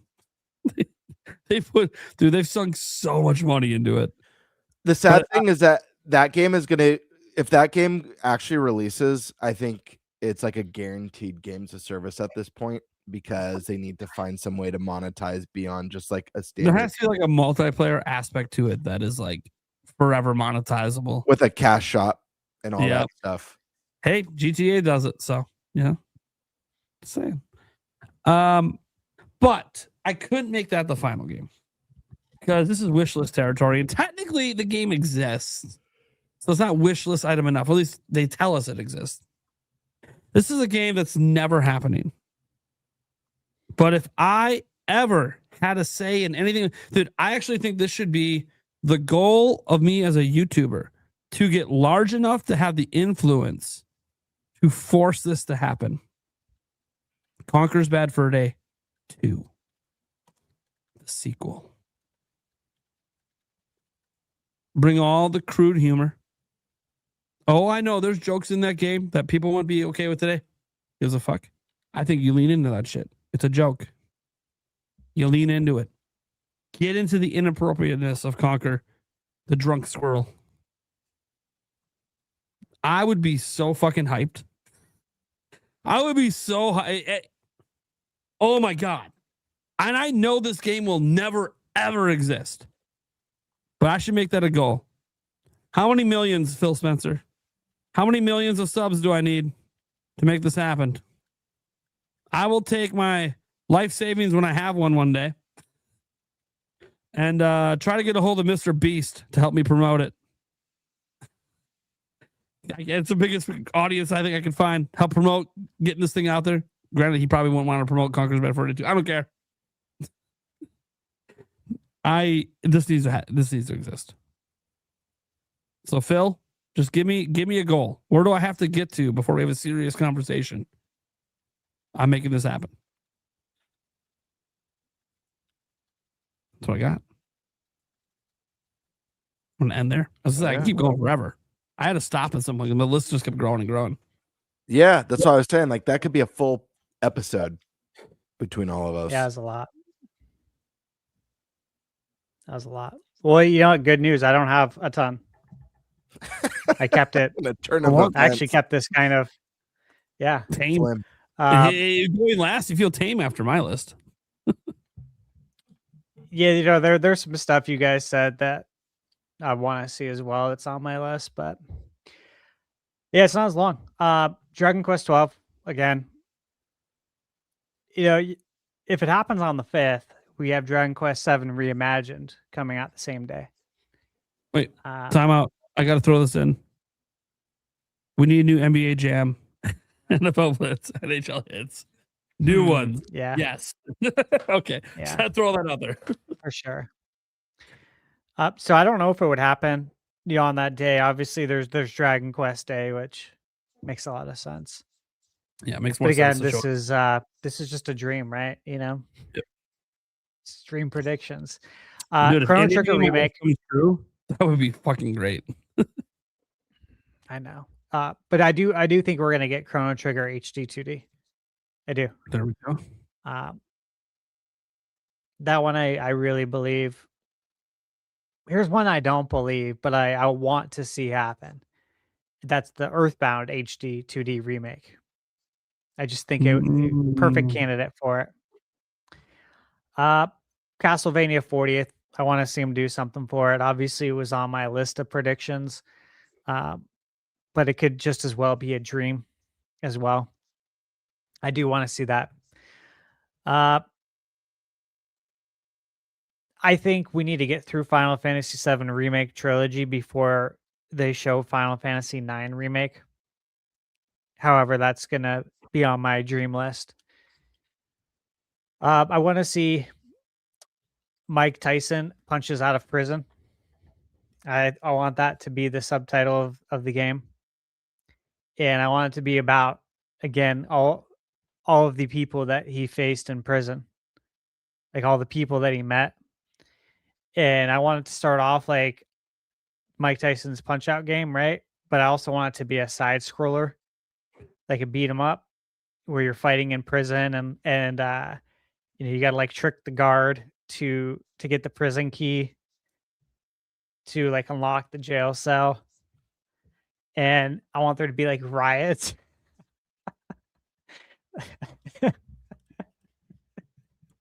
I want it to be like the show on HBO, Oz. Did you ever watch Oz back in the day? J.K. Simmons was in it. Yep. I want a Mike Tyson side-scrolling like beat 'em up game that is basically like the TV show Oz, and it just focuses on like prison riots and stuff. And I want there to be like mini games in it, like where you could play like basketball at lunch, and like working out, see how many like bench presses you can do, stuff like that. I want there to be like opportunities to get like shanks in the game and like stab people and stuff like that. I think that'd be a lot of fun. What do you guys think? Would you guys be down with Mike Tyson? I like that. Punches out of prison. I actually love that idea. I was just waiting for you guys to cut me off. I loved actually love it. And it needs some actual like Mike Tyson voiceover too. Yes. That would bring everything full circle. Oh man, that'd be sick. All right, so I really want to see Nintendo bring back Captain N. I think it's time to bring back the Game Master himself. And I want his dog to be in it too. It's in the intro to the game that gets sucked into video game world. I really want to see that. Been wanting to see that since the 80s. So that obviously has to make my list. Here's one that I honestly I do think could happen. I really do. And that's Super Mario RPG 2. Nintendo and Square are very close. We obviously got the remake. There's great characters in that game. Gino and Mallow are beloved. Why not carry this on? Why not do another one? I can't believe I forgot. And I know Square's working with everybody now. They're releasing their games on all platforms. I don't think that just because of that, you can't make a game together like Super Mario RPG 2 and have it only on Nintendo. They make the rules. If it makes sense for them, they're going to do it. Yep. Just like Absolutely. with Wind Waker on GameCube NSO. Nintendo makes the rules. They can release the HD one too. It's whatever they want to do, man. It's their world. We're just living in it. Ocarina of Time remake. Obviously, I want to see that. I also want to see a Link to the Past HD 2D.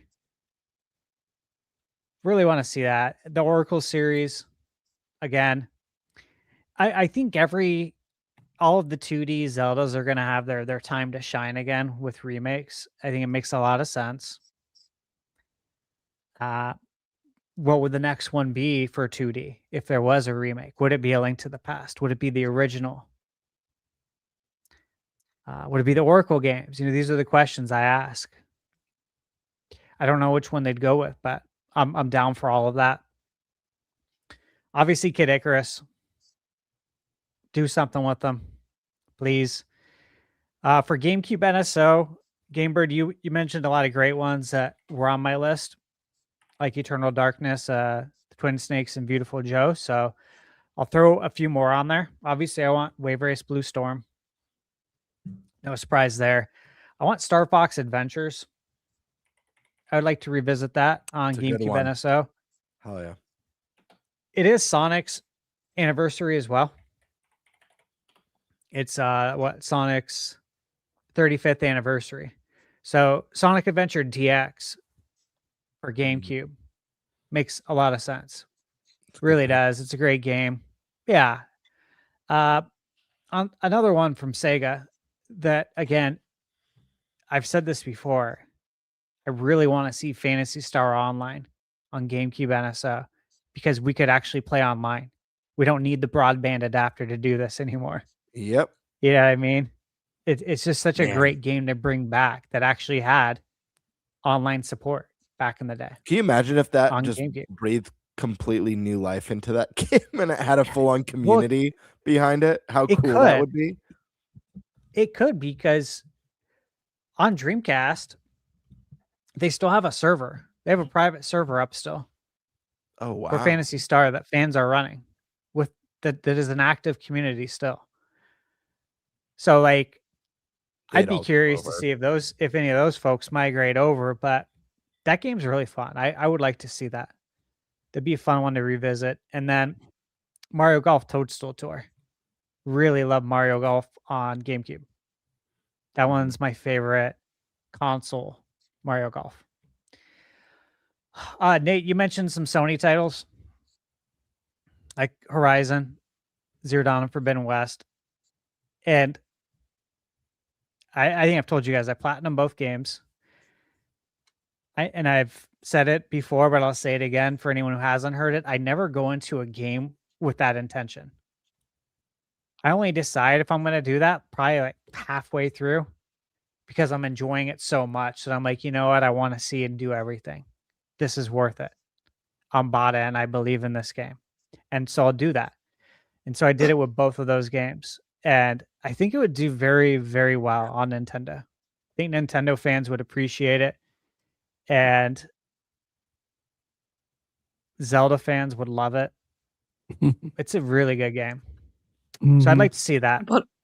I bought a PS4 just because of Horizon Zero Dawn when it first came out. I was like, this looks So like good. a game I would like. It is really good. Yeah, So I I think it would agree. do I really think well on Zelda Nintendo. fans and Nintendo would do great. I agree. The Uncharted collection. Another Sony one. Uncharted is excellent. Again, I think it would do well.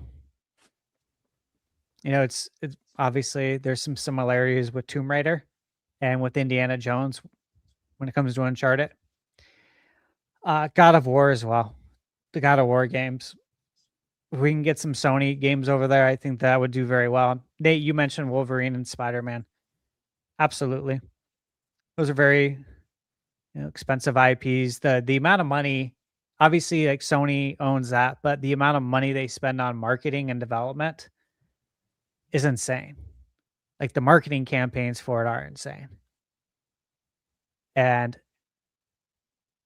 I think getting that out on other platforms, you make way more money.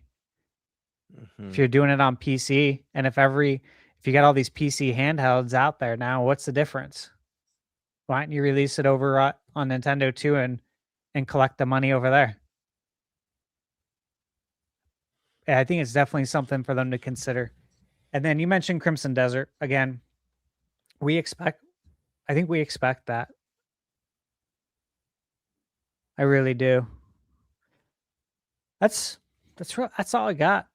I tried to keep pretty. You know what? I did save one for last that I wanted to mention last because this one is a dream, and that would be Mother 3 on the NSO. That's also on my bingo card. Mother 3 coming to the GBA NSO. It's the 20th anniversary. Came out in 2006. Let's make it happen. All right. It's pretty good. One game I wanted to throw out there quick, and this should actually be on predictions for the show, not wish list. After all, Nate the Hate said it. Expedition 33. He said it's coming this year to Switch 2. Shit. Let's see it. That'd be nice. All right. I think that does it for that topic then, eh? We can do the bonus topic here. Shouldn't take too long on this one. But you guys remember how mad supposedly everyone is about game key cards? Big deal, right? Everyone's mad about not true physical. I've been mad about it. Well, have you guys heard of a website called Deku Deals? Yep. Yeah. they compiled some data.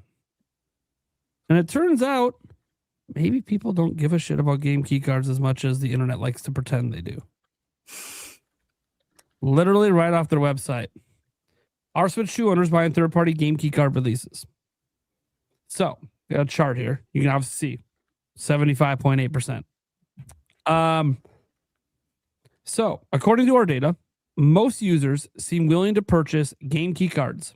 Of the 1,070 Deku Deal users who have had one or more third-party physical releases to their collection, so clicked on links to their website, right?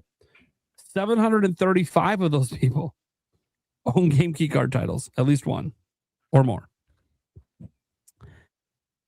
That is massive. To the point that, like, I know the internet has made a big kerfuffle over game key cards. And I understand that this is a very, very, very limited data set, right? We're talking about 1,070, consumers. It's not, you can't make entire market determinations off of that. But they are a website, obviously, for usually the more savvy consumers, realizing you can go there and find all the digital and physical deals right on their website for all platforms, not just Switch 2. And the fact that those savvy consumers seem to not give a fuck if it's a game key card or not. If it's a game they want to play, they're going to buy it anyways. I find that to be fascinating. So do we think that this is a greater trend and that game key cards are actually selling better than people think they are? And, we've all kind of given our feelings on game key cards before, but now we're in 2026. They're clearly not going anywhere, right? I certainly like seeing them over Code in a Box. Just had another game confirmed for Switch 2 yesterday or the day before. That's Code in the Box, WWE 2K. Yes. It's Code in the Box last year. It's Code in the Box again this year. I'd way rather that be a game key card than a Code in the Box. And I own game key card games. I think I have 2. So I'll probably have more in the future at some point. So what do you guys think? Does this data sway you that maybe game key cards really aren't as big of a deal as the internet made them out to be? I mean, no. I never thought key cards were a big deal because I've been pretty clear. Listen, the people who are up in arms who truly there's two types of people who are really upset about game key cards. People who love physical media, which I'm one of those people who loves physical media, but the fact of the matter is, love it or hate it, we're a dying breed. We are the few. The vast majority of consumers could give a rat's ass about physical media. Talk to any kid today. They don't like it. They don't like having to worry about their discs getting scratched or even having the act of removing a disc, putting it in a case and adding a new disc or cartridge. They like their whole library on their device. So there's that sector, and I get it. I've accepted the inevitable because if this isn't the last physical media gen, surely the next one is. That's how I view it. And the other group of people who are up in arms about it is a very loud minority that's, making content for engagement. Does that mean I think game key cards are good or awesome? No, I don't own any. I've never thought about buying any before. I buy physical games for the games that come traditional physical. I stick to how I've been as a collector. And when a game doesn't, I buy it digitally. And next gen, I'm probably going full digital because I don't want to be left behind. I don't want to be left with a bunch of games that don't carry over to the next gen hardware that doesn't come with some sort of a disk drive or a cartridge slot, because it's going to happen. Eventually, we're getting that all digital system that doesn't offer even a add-on for a disk drive or a cartridge device reader. So yeah, this isn't surprising at all. the trend is going to continue to be majority digital. That number is just going to get bigger and bigger and bigger with time. The trend of traditional physical media is going to get smaller, smaller, and smaller. It's already super small. So yeah, I don't find it surprising at all. I love physical media, but unfortunately we're going extinct. We're dinosaurs, and we will be forgotten. And at the very least, those of us who have been collecting our whole lives, at least we have all these wonderful memories that we've gotten to collect over the years. And I don't know about you guys. I'm not planning on selling mine. I hope to pass mine down. Hopefully, if my kids care about this, I hope they care about it, or grandkids care about it. I'll be passing it down to them. But yeah, enjoy it while you have it, because the fact of the matter is it's going to be gone. And no matter how much you fight it, at the end of the day, there's not really anything you could do there. And guys, there's still companies like Limited Run and what's the other one? I just Boston Colt. Yeah, that's a new one. There's another one there's a lot premium edition games.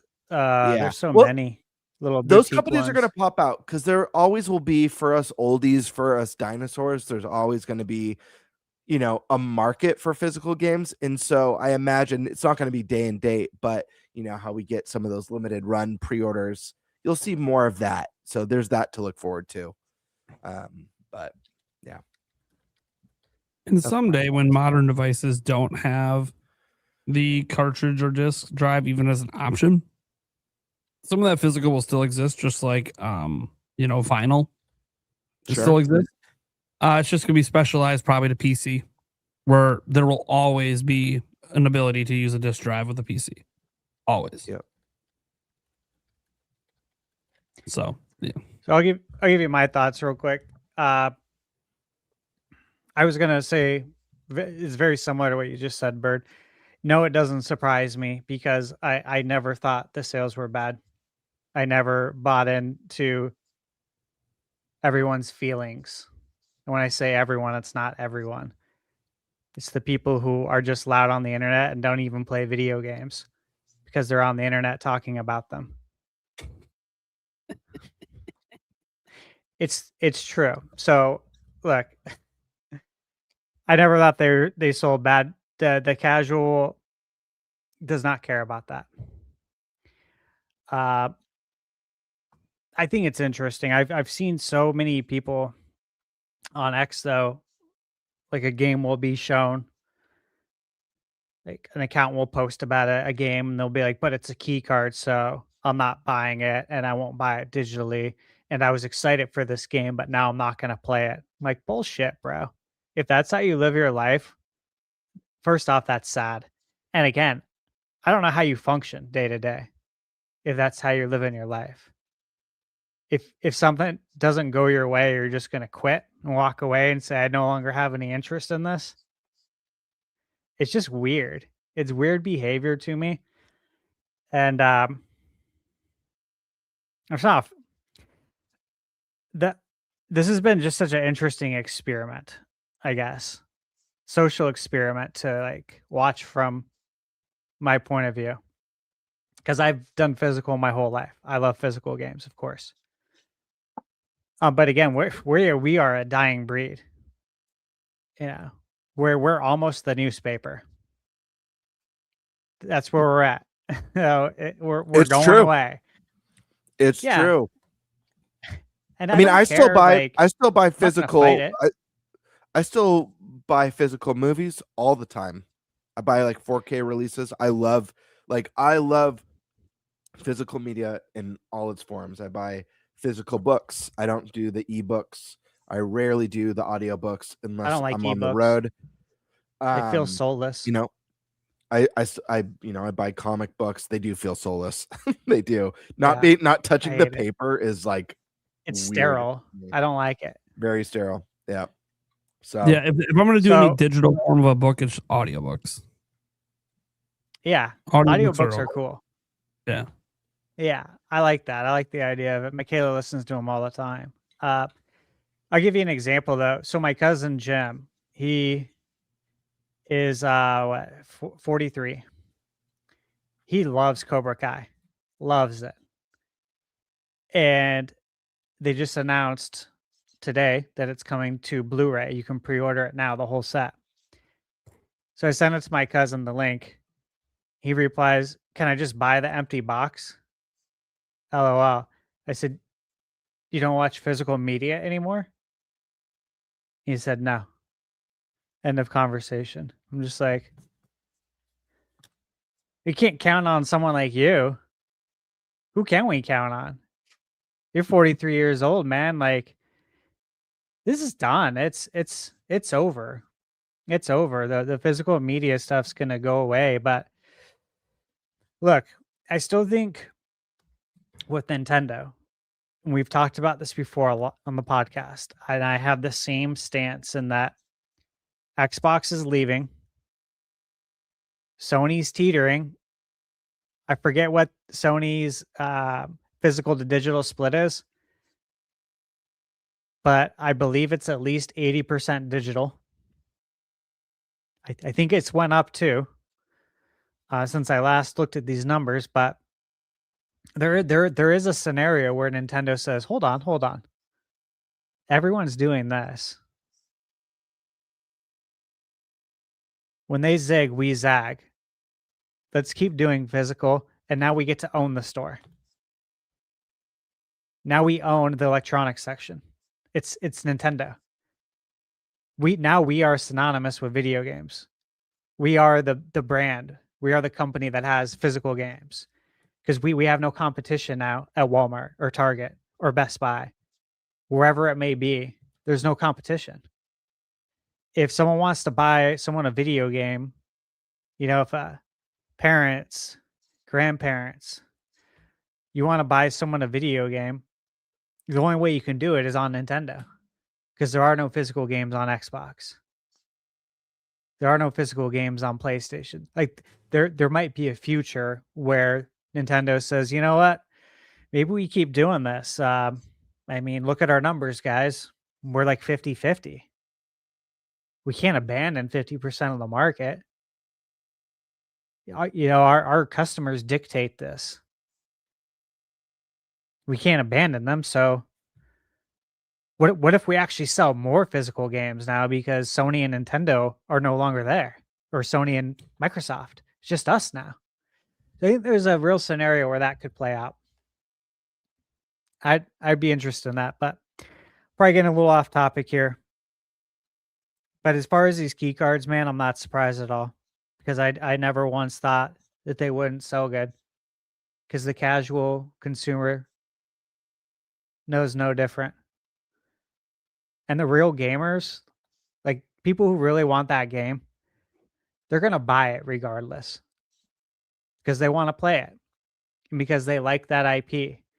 They're going to buy Final Fantasy VII Remake on Switch 2 as a key card because that game means something to them and they want that game up on their shelf because they know the history between Nintendo and Square and Final Fantasy. It has more meaning to them. And so you will buy it just to have that case and that box art up on the shelf. If it's the same price digitally, you'll buy the key card just for that. So there's scenarios like that too, commemorative things. I just don't think this is the end all be all, man. Life's bigger and deeper than if it's a key card or not. People got to step outside and get some fresh air. Yeah, to kind of add to it a bit. I mean, if you want an example that key cards aren't like this huge deterrent, we have a recent one here in Final Fantasy VII, still sold out on Best Buy. Love to see it. It's very obvious. Sold out everywhere. Yeah, it's not just Best Buy. This is the one I pulled up. Might still have some on Amazon. I can't remember. There was some yesterday, but the point is that, like, obviously, what helps the price point with that, right? For $40, people might be more willing to dive into a key card at 40 than at 70. But I do think it's interesting because all a key card is, like, when I see people say, fuck that shit, I ain't buying key cards, I'm gonna go get it digital. What's the difference? One you can resell, one you can't. You're just choosing not to be able to resell, which is fine, by the way. It's fine, by the way, if you're choosing not to resell. Like, that's okay. Not everyone resells their games. That's one reason why I like digital, because I'm not even tempted to resell if my money gets really tight. So I get it. But also, if you're getting it digital anyways, then you're just, it's on principle of just fuck key cards. Yeah, you're really making them go back to full physical by buying that digital copy of the game. Well, let's be real for a second. Who here thinks that the general consumer even knows what a game key card is? Because So I'm saying they don't when know. Switch 2 when Switch 2 came out and we got like the reveal of game key cards, people who are in the know and following the news very closely were debating what a game key card even means. So the general public has no idea. They see a game on the shelf that they want or they're interested in and they buy it. End of story. Yeah, I think it's interesting too, because for multiple generations now, PlayStation and Xbox, and PC's been doing this for decades, has conditioned everyone that when you put your disc in, you don't get to play it right away. You have to install the game. So when you put a key card in, it kind of just feels like that. Yeah. To most consumers. Yeah. It doesn't really feel like that big of a difference. I know the literal differences. I'm not arguing about the literal differences. The servers go away one day, you're fucked. I get that. But to the general consumer base, it probably feels very similar to what they've been conditioned to for decades now. So I find it interesting. Obviously, this isn't like concrete numbers, and probably only the Nintendo or these third-party companies truly know how well key cards are selling for them. But they're not going to go anywhere.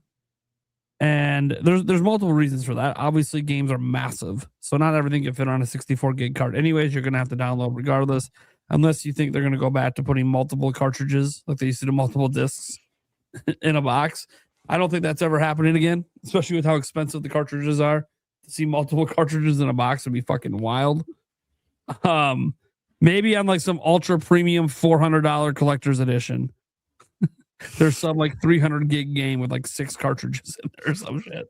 But like, yeah, it's just not something that, is feasible. Like, even when you look at like PlayStation and Xbox, like PlayStation 5 still has some physical games. There's a lot of their library is still fully available on disc, doesn't need downloads to play. But then you go look at their financials and the split's like 80-20 digital physical. So like, even though the option's there, it's not necessarily being bought by one. I know there are certain games, Sony first party games do tend to have a bit of a higher rate of physical buyers to digital, but I believe it's under 50%. It's not like Nintendo where it's like straight 50-50 across the board. I believe it's under 50%. I'd have to go double check the last financial report to see if they said anything about the first party games and the split. I'm not sure if they report it every single time. I know they report the overall split, which is 80-20, but so I do find it quite interesting that, like, I'm not a huge fan of game key cards. On this very podcast, I've ranted against the stupidity of them at times. But in the end, I'm here to play games. I don't think the general consumer cares. I will never decide I'm not going. Like, let's say a game key card is the only option I have to play a game. If I want to play the fucking game, I'm going to play the fucking game. You can get on my ass about ownership and how I'm being anti-consumer. You know what's anti-consumer to me? Purposely choosing to not enjoy something because I think me choosing not to enjoy it is suddenly going to make it available in a format I want later. It's not going to happen. If I don't buy Final Fantasy VII Remake Intergrade because it's a key card, does that suddenly mean Rebirth is not going to also be a key card? Like, come on. It's not going to make a difference. And I understand, if enough people band together, I get it. Enough people aren't banding together. That's reality. Deku Deals just showed it. Enough people aren't banding together. It's not going to make a difference. At some point, you can't deny the inevitable. You can keep choosing not to participate, but you can't deny it's coming. Example, there will be an all digital future at some point. I'm not going as far to say everything's going to be game streaming. I think that's actually much further away than people think it is. But all digital, where there is no physical copies available, I think that is much closer than people realize. Could be as soon as PlayStation 6 and the next Xbox. I think the next Xbox is a shoo-in. They keep saying they're making one. So I think it's a shoo-in that will not have a disk drive. And I think, this is why I think PlayStation 6 might not really either, even though I think it will support a disk drive. That disk drive it supports will be solely for backwards compatibility. And that'll be it. It won't be because they're actually releasing PS6 games on disc. And there's a lot of reasons corporations are leaning this way. We all know the reasons, right? It's all about the corporate greed and all that. Also, it's not just about that, but that plays a role, right? They make more money off digital sales than physical sales by a landslide. But also the consumers are the ones that kind of drove the change in the first place. It's not like physical media on PC vanished overnight. Consumers decided they would rather download their games than buy a disc and install it. Physical didn't vanish on PlayStation overnight. Consumers decided convenience matters a little bit more. It's not like they just decided physical is going away. We didn't get to the Switch 2 generation and they just decided, you know what? We're going to slowly phase out physical and do game key cards. No. Nintendo's statistics over the last 8 years, going from 70-30 physical to digital to 50-50 by the end of the generation, tells them things are trending towards digital being more dominant than physical. So why make super, super expensive cartridges? They're going to cost like $40-50 to these AAA studios making 100 gigabyte plus games. Or they're going to have to take that game, charge you the $70, throw a $40 premium on. Now you're at $110. Are consumers going to buy that? No, let's be realistic here, guys. If Final Fantasy VII Remake Intergrade was on a 128 gigabyte cartridge, it wouldn't be $40. You're probably looking at a $70, $80, $90 game. Are you buying that just because it's physical? Some of you would, absolutely. But do you think it's sold out like it is now, if that was the case? Like, there's a lot of these metrics that people go into when they make these products and make these transitionary products. And I don't even know if it's a transitionary product, but if nothing else, game key cards might be a way to make physical stay around longer for Nintendo.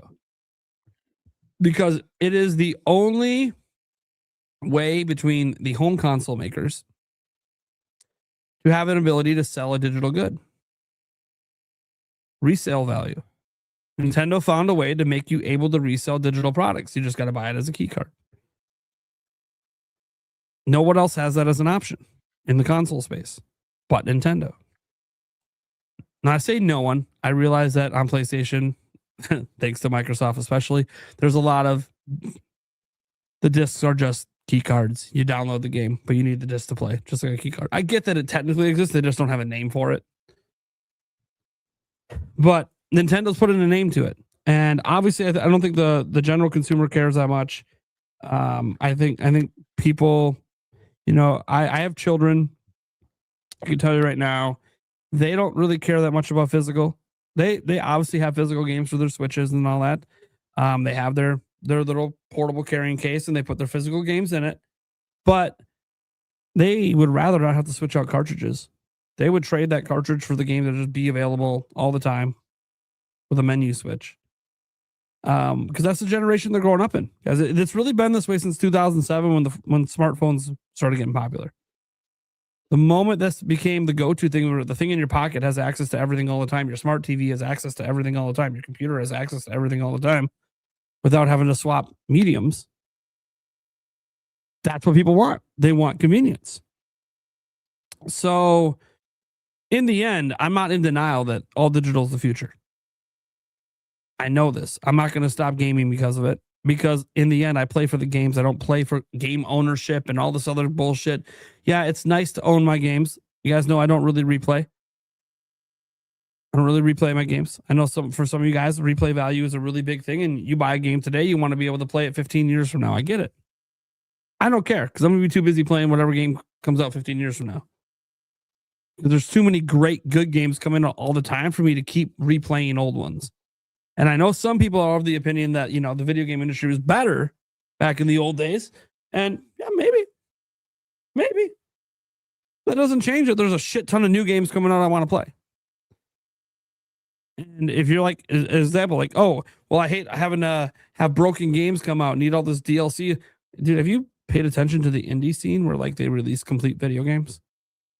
Like you're used to? Sorry that maybe it's not EA anymore. But games that are just as good as what you played back in the day are coming out in the indie world all the time. And are way more affordable to boot. You can get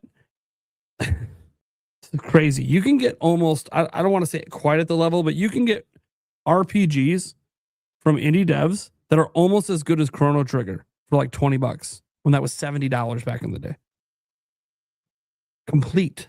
No DLC, no updates needed. Complete day fucking one. You just got to expand your horizons away from the companies you grew up with and start to realize there's a lot out there. And once you realize that, you start to realize gaming's not really in that bad of a place. There's a lot going on. There's just some of the big companies are fucking up. But there's a lot of other companies that aren't. So I think that game key cards are clearly a non-issue at this point. I'm not going to say non-issue for everyone. Obviously, there's people in literally commenting right now that, fuck game key cards. I get it. But I think on a general sense, on a mass consumer sense, I actually don't think it's ultimately that big of a problem.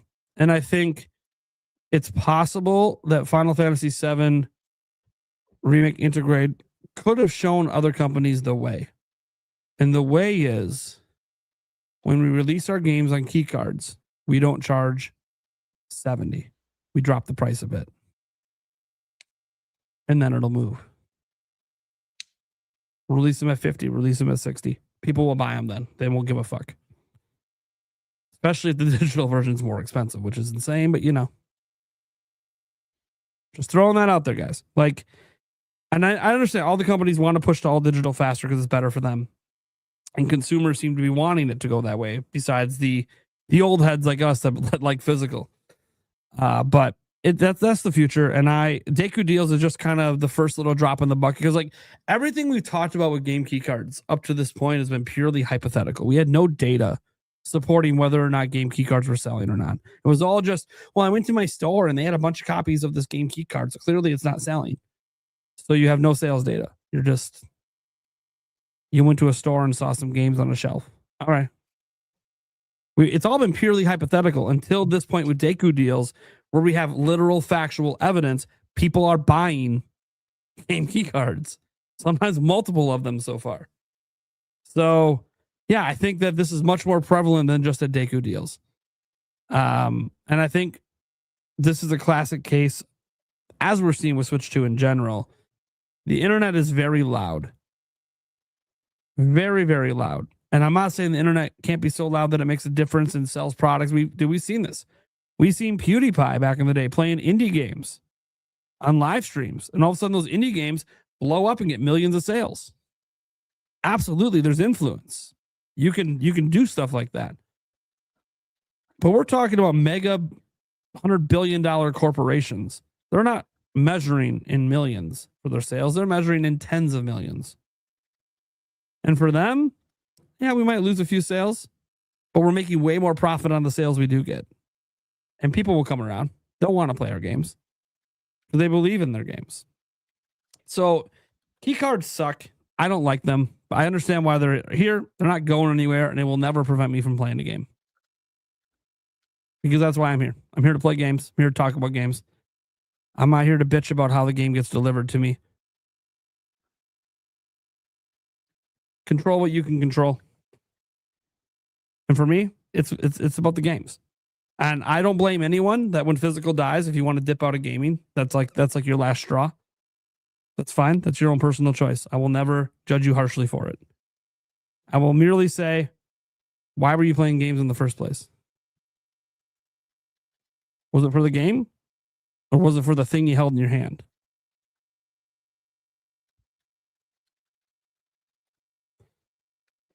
You know what?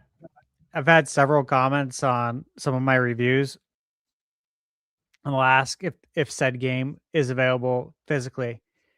And especially if it's an indie game, I'll explain no, and I'll explain that this is an indie game. That's not how it works.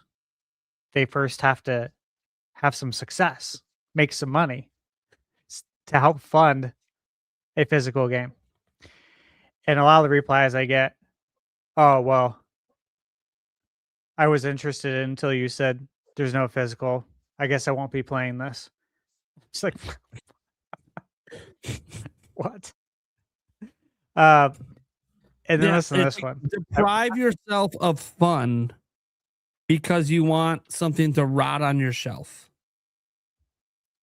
All right, I got one more. I pulled this comment up so I could read it to you guys. Okay. So this was on my Final Fantasy VII Remake review. Someone commented, "Don't buy it. It's only available as a game key card on Nintendo Switch 2." He said, "Buy it on another device." I replied, "Yes, it is a game key card. That said, most Switch 2 games are being handled this way. And in this case, Final Fantasy VII Remake Intergrade is a very large game, so a full cartridge isn't even possible. Digital or keycard both get you the same great experience on Switch 2. Here's the rebuttal. Yes, the game runs well, but since both the digital version and the game keycard require a full download, I would recommend going digital if you really want to play it. Imagine traveling and forgetting the empty card. You wouldn't be able to even play." That's like the same true with physical. Yeah. You literally can't play if you and like, also, yeah. and also that's your problem, bro. If you, imagine you forgot your home, or imagine you forgot your phone at the house. His original argument: don't buy it here because it's not a true physical copy. Then his excuse is the downfall of the physical copies is you have to remember to bring it with you. I know. I was just like, imagine you leave anything at your house and you forget it. If I leave my iPhone at my house, is it Apple's fault? Is they didn't make a phone that's literally connected to your hip? He made a really good anti-physical media argument. Without even realizing it. Like, I don't think he even realized what he just did. He just advocated for the ultimate future. We went back and forth a little bit, just obviously politely, and he ended it with, "I'll always choose physical as long as it's real physical, not an empty key card." I said, "Hey, no arguments, man. To each their own. Whatever makes you happy, man." Here's my question: Are these? I love this. Are these people? And I mean this sincerely. Are these people boycotting shows that are coming to streaming, like streaming shows? Because they're not. Yeah, that's it. That's a great question. Because if you're not, are you not watching the new Fallout season because you have to watch? Because it's digital. You can't just go and buy the show. Yeah. What if you forgot your internet connection at home? Yeah. Yeah. Or you could. What if you forgot your password? Yeah. Yeah. Whose fault is it now? It's funny because it's so. You're gonna blame Todd Howard because you forgot your password? Like, if anyone wants to get upset about the death of physical media, there's no one ending it faster than these streaming services. I mean, look at Netflix. They just made a winning bid to purchase WB, one of the best grossing for movie theaters, a company that's keeping movie theaters relevant. Netflix has no interest in that. Netflix has no interest in putting their stuff in theaters. Yeah, they did a special quick thing for Stranger Things, but they have no interest in normal theatrical releases, theatrical times, physical media releases, owning DC, releasing comic books. You want to be upset with a company, be upset at the streaming services because they're killing it faster than anything.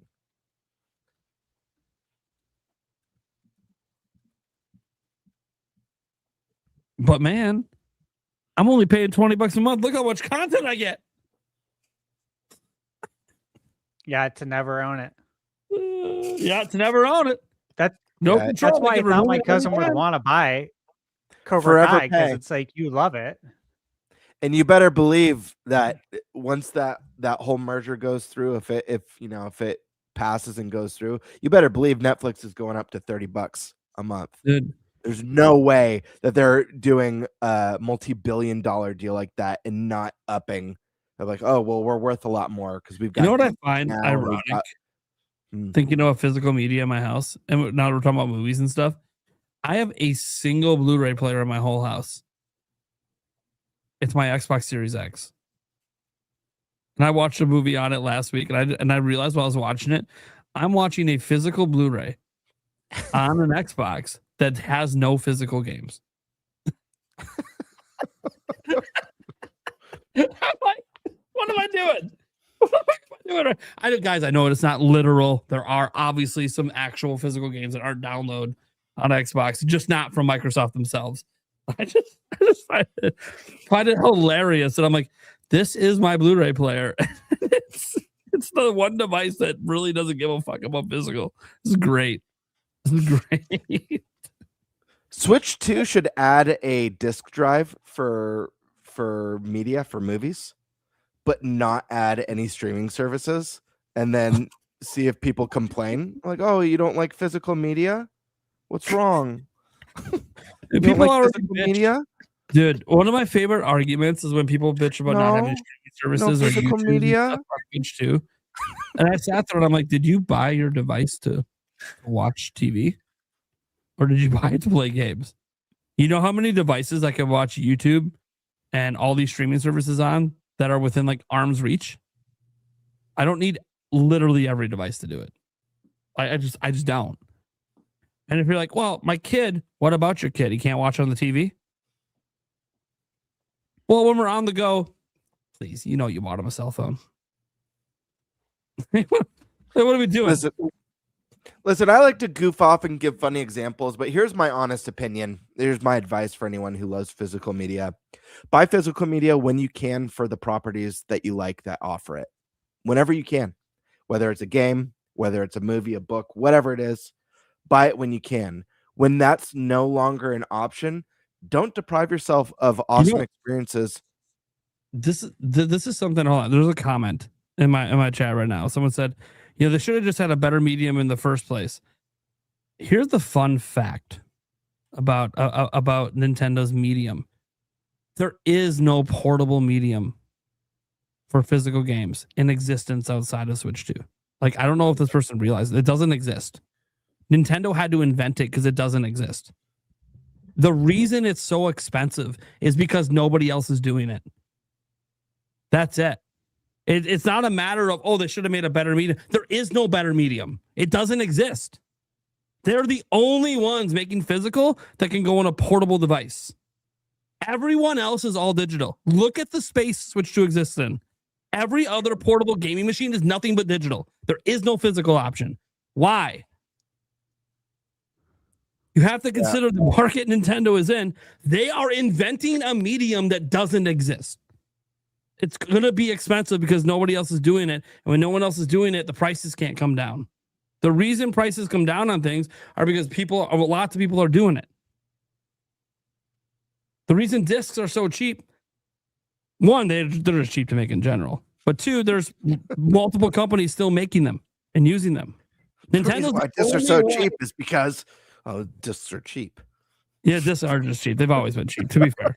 I thought there was going to be some very profound reasoning. This prices might have actually gone up a little bit last I checked, but it's not that much. It's still pennies to make discs. But that's my point. Like, you can't, like, whenever I see people get mad at Nintendo for how expensive the cartridges are, I'm like, and what the fuck were they supposed to do? It's this or there is no physical. Like, do you understand they're inventing a way to have physical on a device that shouldn't have it? Because nobody else is doing it. Because it's too expensive. They should just make digital cheaper, man. We've all thought that for a while. But. Yeah, that would just solve a lot of the discourse. Well, that'll never happen. I really don't think it's about the physical thing for again, we're a small population of people. We're a dying breed. And you see a lot of discourse. People who hate game key cards also really love Steam Deck for some reason. So I think the solution is just make digital games cheaper, and people won't give a shit I love anymore. what Cult of Blue just put out there. They're storing data in living mushrooms now. We should use that for physical games. That is true. It's true. They actually are doing that, but yeah, imagine you gotta walk around with a plate of mushrooms growing. Call it the Mushroom Kingdom for nothing. Yeah, right. We're making the Mushroom Kingdom real, except this is how you store your games. Micro SD Express, take a seat. It's mushroom time. Oh man. All right. A weird thought. Sorry. Yeah, I know. It's cool. We all thought digital games probably be cheaper, but we all know why that's just not what happens. And it doesn't happen with indie games either, usually. Outside of when there's like a Switch tax, which we all know. It's where the games are like $10 more expensive physically. Or was it? There was 3 recent indie games that are like $70, but are $50 digital. The Binding of Isaac. Yeah. Played Up, and one other game, all from I think Nicholas. Yep. Yeah. But they are true physical. Like, this is the test. Are you willing to pony up? Because this is the only way indie games are going to be full physicals, are going to be more expensive than digital. It is what it is. Yeah. There's no way to get around that. So, well, like, look at Mio, Memories in Orbit. You can get it on Switch 2, full cartridge, $29.99. Same price. Yeah. Or it's $10 more than the digital. But that game's worth $30 for sure. I feel like they're losing money. It's interesting. Yeah. Because there's retail cuts and shit too. So like, they're probably only making a few bucks off that physical sale. But to be fair though, it's a way to go because as we said, what are physical sales? 50-50 on Nintendo. Yeah. You want to get in there. You do. All right. Let's go ahead and get to the Q&A section because we have a bunch of super chats and stuff that came in. So let's obviously we talked about this earlier in predicting some stuff or wanting stuff to come back, but it's a tradition. Bring back NFL Blitz, NBA Jam, and NHL Hits. Demonic Brawler coming in hot. Hell yeah. Yes. You're going to see him quite a bit. He loves the podcast. I think it's his favorite night of the week. He gifted 5 members over to Thunderstash. Thank you again. And then are these tomatoes? Someone throwing tomatoes at us? It's Cody's Those are the tomatoes from Smash Bros. Oh yeah, the heel. I don't mind moving off stage with tomatoes. He not only bought the tomatoes, he bought the super chat to show him off. I find it highly offensive because it's like my most hated food is raw tomato. I also hate tomato. So really, I don't like tomato if it's not in the sauce. I like it in the sauce. Mm-hmm. I don't mind sun dried, but just dude, when people eat it like an apple, ugh. I see it happens. Lots of people do that. No, the fresh cut slices and not put it on the sandwich. Just eat the slice. I mean, I can do that with the onion. Dude, that scene. I mean, we were talking about Lord of the Rings earlier. That scene when he's just biting into the cherry tomatoes and all the juice is running down his chin. You know what I'm talking about? Yeah. Pippin is singing that song and stuff, and you just see cherries exploding in his mouth. Or not cherries, cherry tomatoes exploding in his mouth. Ugh. Demonic Brawler continued to make his rounds. Gifted a member. Hell yeah, brother. Thank you. Oh, we're not done though. Also gifted a member. Damn. Me. Triple wham. Now, technically, someday he might make the rounds 4-way once we get members and super chats working properly on the Clips channel. We don't have them working properly right now, but technically we're live on the Clips channel right now. All right. And Steak also wanted to give a member over to GameBird's community. Thank you, man. Dealer's Choice, we obviously went over it. Hopefully you guys enjoyed that Dealer's Choice. I don't know. Something kind of come up last minute. I thought it would be an interesting conversation. Hope you guys liked it. Not something we talk about that often. Demonic Brawler. It's to prevent controversy in Japan. They need to preserve that market, and different cultures have different opinions, especially from the parents. Probably has to do with the censorship topic.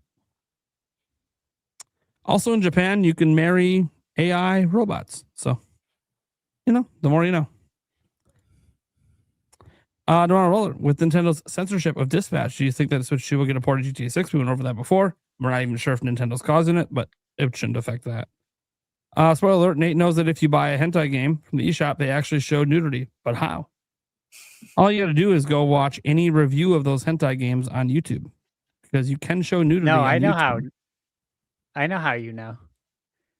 The way you know is that you own it, and if one of your friends, if someone on your friends list buys it, you'll get notified. It'll say, "This friend plays this game too," and that's how you know if someone buys it, because you already own it. I have a bunch of people on my friends list. Have you ever seen me boot up a hentai game?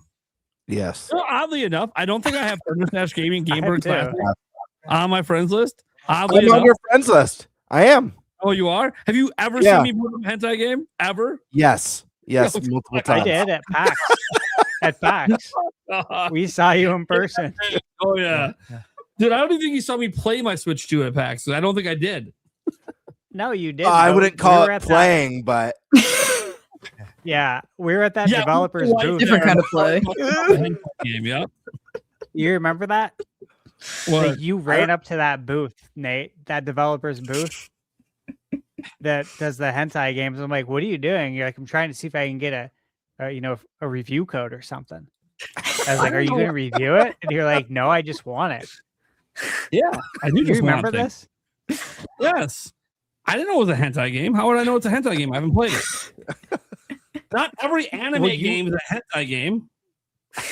The booth had the art. It had the promotional art for the game. It was a hentai was a game. big sign And that- we were like, Have oh, you we got to go played- to this booth. I'm like, are you for real?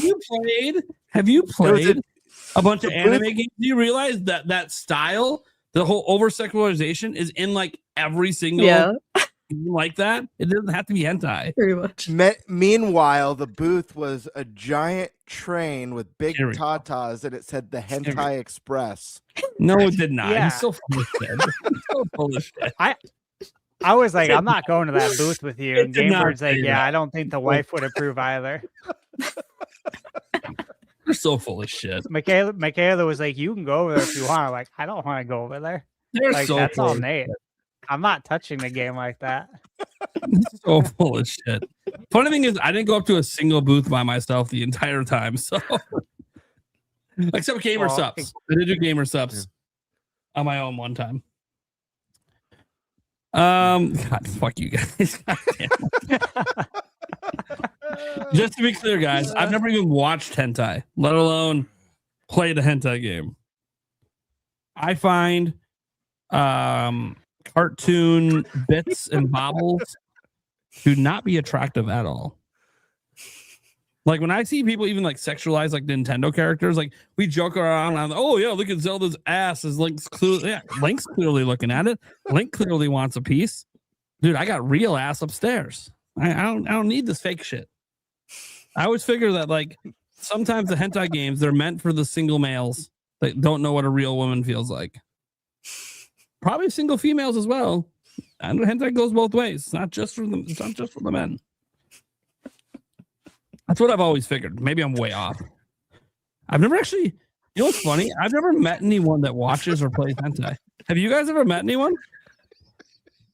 Legit question. No comment. No, I don't not. No one that I know has just like offered that information. Other than Yeah. Axe when you ran up to the Hentai Express Okay, booth. fuck off. Oh, shit. All right. Moving on. Cyberpunk was censored in Japan case by case. Was it censored in Japan? I have no idea. I don't live in Japan, That's the so I funny wasn't sure. thing. Wasn't sure. Like growing up with the JRPGs and stuff, we wouldn't know if they were censored or not. We wouldn't find out till like later in life when the internet's come about that, oh, there were differences in these games.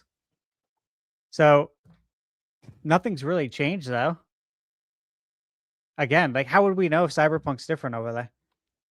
Unless someone's covering it. I'm so confused.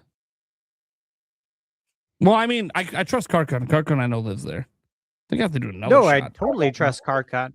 I'm saying, how would we know if it's not publicized? Like if a journalist isn't covering it, if there's not a YouTube video, if there's not an article, the journalists out here don't really unbeknownst to us. Yeah, the journalists out here don't tend Yeah. to cover the Japanese censorship stuff. I'm sure it's a thing. It's a thing probably in every country. You know, different types of censorship on different products.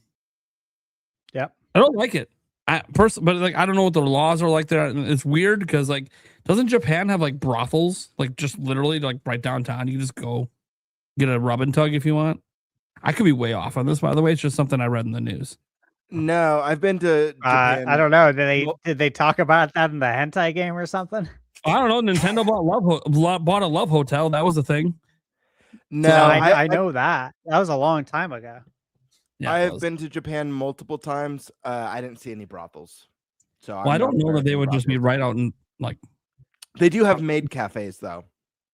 I'm asking Karkun if because Karkun's the one. It's still in the chat. If that's like a thing in Japan or not. I only heard about it and read about it, but you know I've never been to Japan. Let's see here. It was in the news, by the way. Karkun is calling you out. It was in the news. You just didn't see it. Well, Right. none of us did. Yeah, I literally had no idea that it got censored. I don't know what's censored. I'll have to look it up. But again, it's unbeknownst to us. It didn't change our experience with the game. We didn't even know. Karkun is saying, by the way, that what I said does exist in Japan. So Yeah, love hotels, but it's not like a brothel. what do you think And a I love was just hotel asking if you learned that from your hentai game. is? What do you think a love hotel is? I'm just curious. It's where you go and love. You have the heart-shaped beds. Well, but if that's the case, then every hotel I've been in the That last 15 years has become a love hotel because my wife with me. You see H1's comment? Is that where they serve broth? Like chicken broth? That was a Great. good All one. right. Wanted Brawler says, I don't think the Nintendo version is any more censored than the others. It's my understanding they just refused the uncensor version on their console. Yeah, well, that was the thing. Like the toggle is you can't change the toggle, you can't turn it off, which means it is forced censorship, regardless of who it is, because it's optional censorship everywhere else. The thing is, we know that the company who made the game is saying Nintendo made us do it. But then people are reporting that, oh, maybe it wasn't. Now, the one thing I did see since that topic came up was I saw a tweet. Someone had a screenshot from the Discord server, but I would say it's pretty weak evidence. And it was basically a Nintendo customer service rep who would, by the way, literally have no fucking clue, claiming that, well, you'd have to talk to the publisher about that. Well, they wouldn't have any idea. Like they're very low on the totem pole, and Nintendo outsources their customer service. So they literally wouldn't have any fucking clue. So like that's not very good evidence. That's probably the answer they're given. Yeah, that's the answer they probably have to give for any, it's a copy paste answer on censorship probably for any game. Talk to the publisher about it. So that to me wasn't very good evidence. If that's the evidence the Discord server's talking about, that's weak as shit. But there's probably better evidence than that. So I'm hoping so anyways, because that's what they're going off of. Okay, yeah, I'm leaning towards it. Nintendo made them do it. But it is weird though, because Nintendo hasn't censored a lot of shit. All right. Next up, we have Demonic Brawler again. What a shocker. If Nintendo didn't do it, that changes everything. Yeah, it does. But we don't know. Demonic Brawler, I wouldn't lie to them. Have they ever heard of the Nintendo Ninja? Real, by the way. The Nintendo Ninjas are very real. I may or may not have been contacted by them before in years past. They are very real. Now the question is are they as good as the Boeing ninjas? Probably better. I don't know. The Boeing ones are pretty good too. The Boeing ones, the people end up dead. They do end up dead. What about the Harlem Globetrotters? At least the Nintendo ninjas aren't killing anyone. That we're aware of. That's the thing. You wouldn't know. If you're really good at your job, you don't know what happened. That's true. But you'd think a family member would speak out. Well, maybe they make sure to not target people that would have family members to speak out. Well, they probably don't target people. What? People They're target targeting themselves specific people. with their Example, if actions. you're a nasty pirate, and Yeah, they do some people research like on that. you, and they find out, oh, you don't have any immediate family. No one will miss you. Yeah, I think they're targeting the people who speak out, like that guy who was like, The "Come, Bowser? like bring it on, Bowser? yeah, bring it on, Nintendo." Like, Dude, someone did that one kid guy was that so was funny. fucking cocky. You can't do shit to me. Are you fucking stupid? Do you still live in the was US? so Yeah, you're funny. fucked. Like, look, if you live in like China, you might be right. Are you in the US right now? You're fucked. You're fucked. They're gonna find out everything. You're done. Do you not understand? Like, distribution of ROMs is 1000% illegal in the US. The government will help them find you. Like, you're so done. So stupid. So wait, people, that's a whole generation where people just think they're above the fucking law, man. I do whatever the fuck I want. No one's gonna do anything. I'm like, dude, fuck. This is not how this works. From the ad hoc Discord, seems like NOA service rep is implying there was a decision by ad hoc. Yeah, that's the thing. We can't rely on customer service for this. They wouldn't have any idea how any of that worked. They just have cut, copy, and paste stuff. And then when you have like a real issue, like as an example, you need a refund on a game, which is not typical. Nintendo does often refund games. Actually, it happens quite a bit. They kind of escalate you up the chain a bit to get it done, but they will refund games. Like I say, my son, I forgot to lock down the eShop and he bought something with my credit card. They will actually refund that if you talk to the customer service rep. They'll initially say, "Oh, we normally can't do this." They do it all the time. And if you have like a system repair, again, gets escalated up the chain.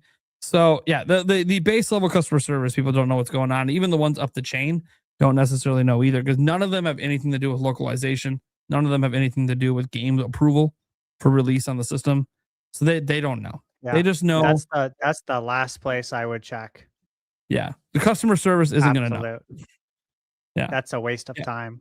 The only time I went to customer service for anything that was related to a report was like last year, when they were trying to, I can't remember what it was at this point, but someone was claiming customer service told them something from the UK. And then I went to the UK customer service and asked them the same question and got a completely different answer. And then I screenshotted the whole fucking thing and put it up on X. You're like, "Oh, you're so full of shit." I'm like, dude, this is literally the exact place that person claimed they heard it from, but they provided no proof. Yeah. I have the proof. So whatever they were talking about, they were full of shit. At least according to this customer service rep, they're full of shit. That's fine. I was fact checking a claim that customer service said. A little different than like customer service being like, "Oh, well, implying that it's," no, they're just telling you what they tell everyone. You have a problem with a specific game that's not Nintendo, go to the publisher of the game. That's what they're supposed to do. They're not supposed to be solving problems for third-party games. That's not what Nintendo's customer service exists for. All right. Steak, streak and feature parody. Yeah, I already did the beer, but thank you so much, man. The feature parody, sure. I look, I don't care about achievements, but it would be really neat if we had achievements on Switch 2. I think a lot of people would be really excited about it. I know that there's been some reports and some like what is it? Not trademarks. Oh my god, why am I'm drawing a blank on what they're called? Patents. There were some patents that suggested they were working on an achievement system at some point. Whether it ever comes out, who knows? True, dude. Luigi's Mansion 4. I think we all want that. Yeah. If you don't want that, you just don't like Mario and Luigi. It's fine. You don't have to. Dodie Coos says Mario Galaxy 3, fight me. Dude, you're not the only person that wants. A lot of people want a Galaxy 3. And, if there's ever going to be one, the movie's coming. If you don't, it's now or never. They better reveal it next week. It's now or never. Take advantage of the movie hype. Dude, wouldn't that be insane? What if the new one was Galaxy 3? Yeah. That would be so fucking crazy. I don't think they'd use a number. I don't think they'd use a number. It'd be Mario Galaxy something, some sort of subtitle. I think because it would because that way you have the movie, you might think, "Oh, I got to play 1 and 2." No, you don't got to play 1 and 2. Play this one. Yeah. I don't think it's Galaxy. We get Galaxy 3. I don't think so either. But if it was to exist, I could see a Super Mario universe. Go bigger, go broader. I think universe. You and makes H1 are on the sense. same wavelength. He just said in the chat, Mario Universe. There you go. Or, And I you think know, Nintendo Land pushing the Mario Journey. Right. Puts that a lot of his thumbnails. I know Stash has mentioned before, like, kind of like, I don't know if you mentioned it as like multiverse, but like Multiverse, yeah. incorporating. Yeah. That works with the universe, you know, incorporate. It would the help entire sell history of the series. all these other Nintendo IP too. It would work in the same sense like how Mario Kart can be a driver for other IP. Now you could actually have Mario visit other IPs, and then people would be like, "What is this game? Let me look this up. I want to play this." It There you go. would be crazy cross promotion, but would actually work. There you go. Wink the Man coming out here says, I predict the direct will end with additional details about the Mario Galaxy movie, but then we have one more thing to show you. Click 3D Mario. Okay, that would be kind of sick. That would be an insane way to end. Oh, here's our next $1 billion movie. Also, click. We have something even bigger. Have a good day. What if they have a trailer for the next 3D Mario at the end of the credits? That's stay to the That'd end be of the pretty movie. cool.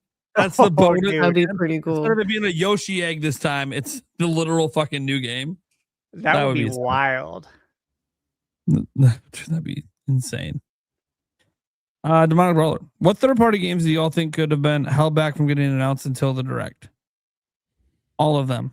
All of them. Yeah. A lot. Like even if it's not this Concord, direct, probably. direct. Concord would probably one. All the Microsoft ones, I think, will be held for directs at this point. At least I would say until 2027. Then I think Xbox Directs will finally start to have Switch 2 logos, but then they'll have the dev kits long enough. Like we heard the stories, guys, about how like like a lot of companies didn't get dev kits till like the system came out. So, Sonic 80. First off, it's an absolute joy listening to this podcast. Thank you. It's all Sky Sword Alyssa's doing. What? She made the whole show. Is what it is. Sorry for Blam. You don't count anymore. You're gone. Just kidding. He's going to give me hell for that comment next week. All right. I deserve it. Him and Rogers Base will make sure that I don't survive the episode, I'm sure. All I got to do is burp while Stash is talking and Rogers Base won't let me live it down. Anyways. So thankful to be here. I want to like and comment on everything, like Apple Music, but how? Not tech savvy in any way. Sorry to sound dumb. So I don't know how it works exactly on Apple Music. I know on Spotify, you can like each episode and leave a comment on it. I know that because I can read them. I don't know if you can leave a comment on the Apple one or like it. What you can do is leave a review, though. We always want more reviews because the more reviews we get, the higher up the list we start to go on the charts. And that gets us new viewership of the audio version. And the audio version does fine. It gets 300 to 500 views every episode. Sometimes more, but like the way the audio grows is by people going and reviewing it on their favorite platforms, be it Amazon, because we're on Amazon Podcast, we're on Google Podcast. Wait, no, Google doesn't have one anymore. Forgot they got rid of that fucking shit. Anyways, Amazon Podcast, Apple Podcast, we're on iHeartRadio. We're obviously on Spotify. So pretty much you can find us on most of the big podcast platforms. You just got to look up the show. And leave a review. The review is like the biggest way, even if it's just a star rating, but written reviews are wonderful. Again, the more of those we get, the higher up the charts we go. And that leads to us having new discovered viewership. Right now, it's actually been kind of interesting. Most of our new viewership comes from Spotify. Spotify has a very good discovery system with pushing podcasts to people that might be interested. Apple doesn't have as good of discovery, but again, it's all about just pushing the reviews. Like whenever you see a podcast advertised on social media, hey, we'd appreciate if you go over to Apple Podcasts and drop a review. It's because the reviews bring you up the ranks and then get you new viewership on Apple Podcasts specifically. So, well, we're on everything. So the reviews are the biggest way to help the audio version find a new audience. Oh yeah. Thank you for that. Yeah, it's always good to know. We don't talk about the audio version as much besides right at the end when I say, oh, you can find us on everywhere podcasts are heard. It's like, yeah, but actually, if you want to help the show grow, that is one thing that can, like, we get thousands, we get like anywhere from 7,000 to 10,000 views an episode on YouTube. It'd be great to start seeing 1,000+ views in audio. That'd be sick. So, or listens, I suppose, not views. Andrew Redwell, Yoshi's story on N64 was awesome. Yeah. Yeah, it was for 45 minutes. Yeah, and I beat it. One of the shortest games I think I've ever played. Like super short. Maybe okay, look. All right. I beat Solitaire once in like 5 minutes. All right. So I guess I played games that are shorter, but it was free. It came with my computer. Now it doesn't even come installed with Windows. So you can still get it for free, by the way. Wait, can you still get it for free? Is Solitaire still free on Windows? I don't know. I'm gonna type it in right now. I'm on a Windows computer. Hold on. Solitaire. Hold on. Blue asked how long was the hentai game, Nate? It is still free. Okay. Thank that God. question's for you, I think. Thank God it's still free. Oh my God. What one? Huh? What just happened? Cult of Blue in chat asked how long was, I think that was for you. Did you see it? No, I did not. It's only like 5 chats up. 5 chats up is Solidus. All right. Wait, hold on. Let me look at the other chat. Hold on. It might be someone else's chat. It's a question for only you can answer, obviously. Here's the thing. Are you sure that question's for me? Because that question's not on my that's not on my YouTube channel. It's not on mine. It is on my YouTube channel. I was like, it's yours. Well, because YouTube hides comments unless I'm on like a specific view of the chat. It's so stupid. Mm-hmm. How long was the hentai game? I wouldn't know. Eric? Did you borrow it from me? I was going through the only single male on the show, The game lasted all night. That's good. Steak gifted another one over to Thunderstash. Thank you. Mr. Plucky, how many replay games are okay? What do you mean, how many replay games are okay? Instead of new, Plucky was going off about only having games to replay instead of new games. There's no such thing as how many are okay. If you're someone that loves replaying games, enjoy it. Yeah, you're muted, Birdman. I know.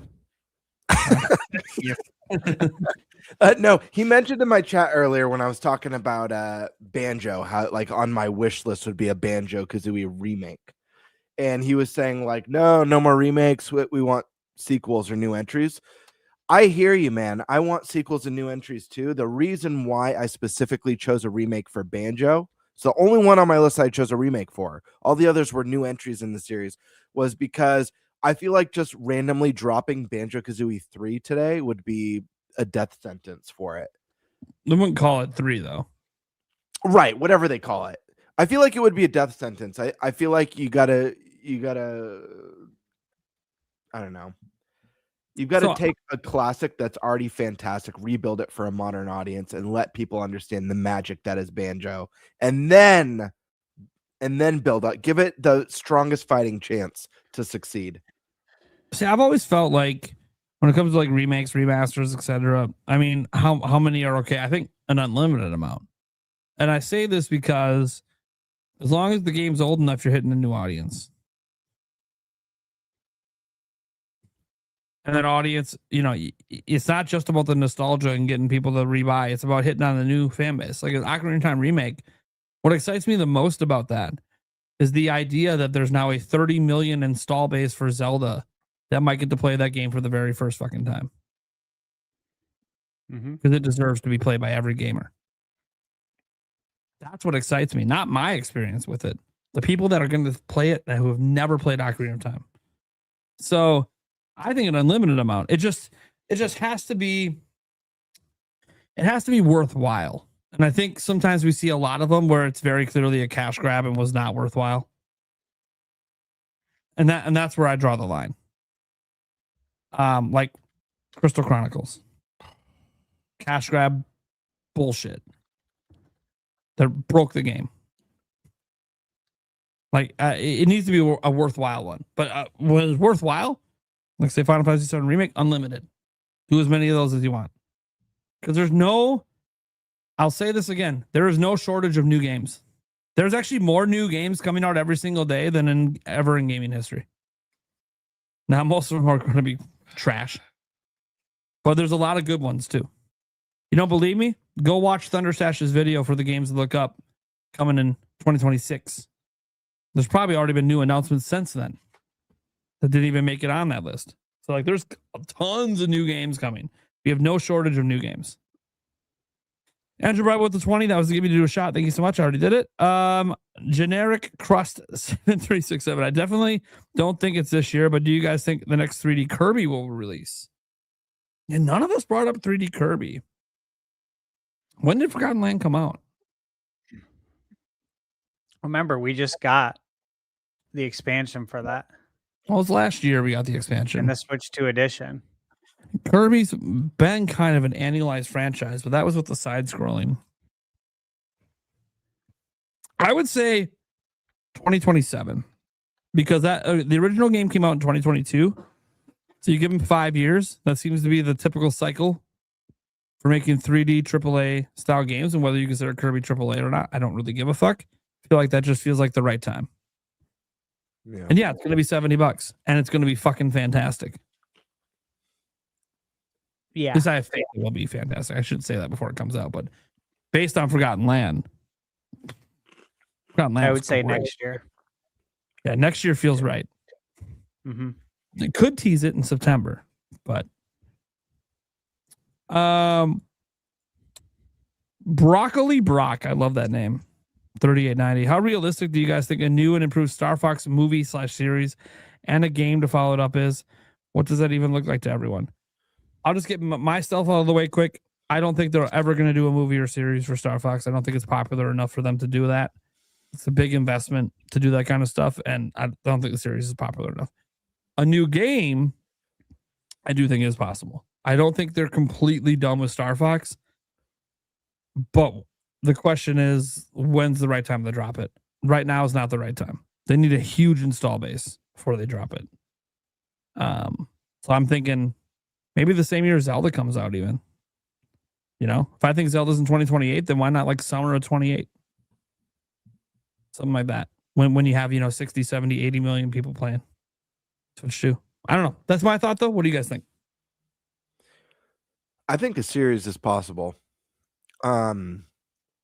I think it's going to be interesting to see how, like, we know that Nintendo has shifted from strictly being a video game company to an entertainment company with the theme parks and the movies. I imagine the shows to come. We already have Mario. We've already got Zelda. I'm sure we're going to be getting Donkey Kong, but there's so much more IP. And listen, if they do a season of Star Fox, like a 10-episode, 8-episode season, maybe that brings more attention to the game. We've seen this happen a million times. Look at how awful the reception of Cyberpunk was when that game came out. Then the anime Edgerunners dropped, and then sales exploded for the game. So we see this all the time. Huge increase in player population on the worst Fallout game, 76. That was like hated. That had a rip-off duffel bag that screwed everyone over. Exploded because of the Fallout show. So I wouldn't hold. I do agree with Nate. I don't think Star Fox is big enough to justify like a $100 million, $200 million movie, but I could see them doing an animated series and maybe drawing interest in that, just like this really cool space opera, action-packed space opera, space adventure, and maybe test to see how that pushes the games, creates new Star Fox fans outside of the games that we all grew up with and love, the small number of Star Fox fans. But yeah, I think a show's possible. Anyone else want to comment? I don't know A enough show- about Star Fox. I would say it's more possible to get one of the Nintendo shorts that they have recently done from like with the Nintendo puppets. pictures. Sure. Yeah, with the puppets. I mean, the show would be cool, but yeah, I also don't think it's popular enough, and I don't know that it would catch on with the younglings today. As far as a game, I don't know what the market looks like for an on rails shooter. Yeah, I think they're gonna have to expand on it if they want to bring back Star Fox. It can't be We on can't rails. keep doing the same thing. Needs to be Yeah, like we can't keep adventure. doing that. It's It got needs to be a full-on adventure. Yeah, I really do think that's what you need to do. That's what I'd like to see. Yeah, I'd like to So- see like a Star Fox Adventure style game that just has small on rail segments. Yeah, or maybe like you fly to go to other planets, and that serves as like another world in the game. Sure. You know, if there's 6, 7, 8 dungeons in the game, each one's on a different world, and you got to fly there, and that's your flying segment. I'd like that. Yeah. All right. A new Sam and Max.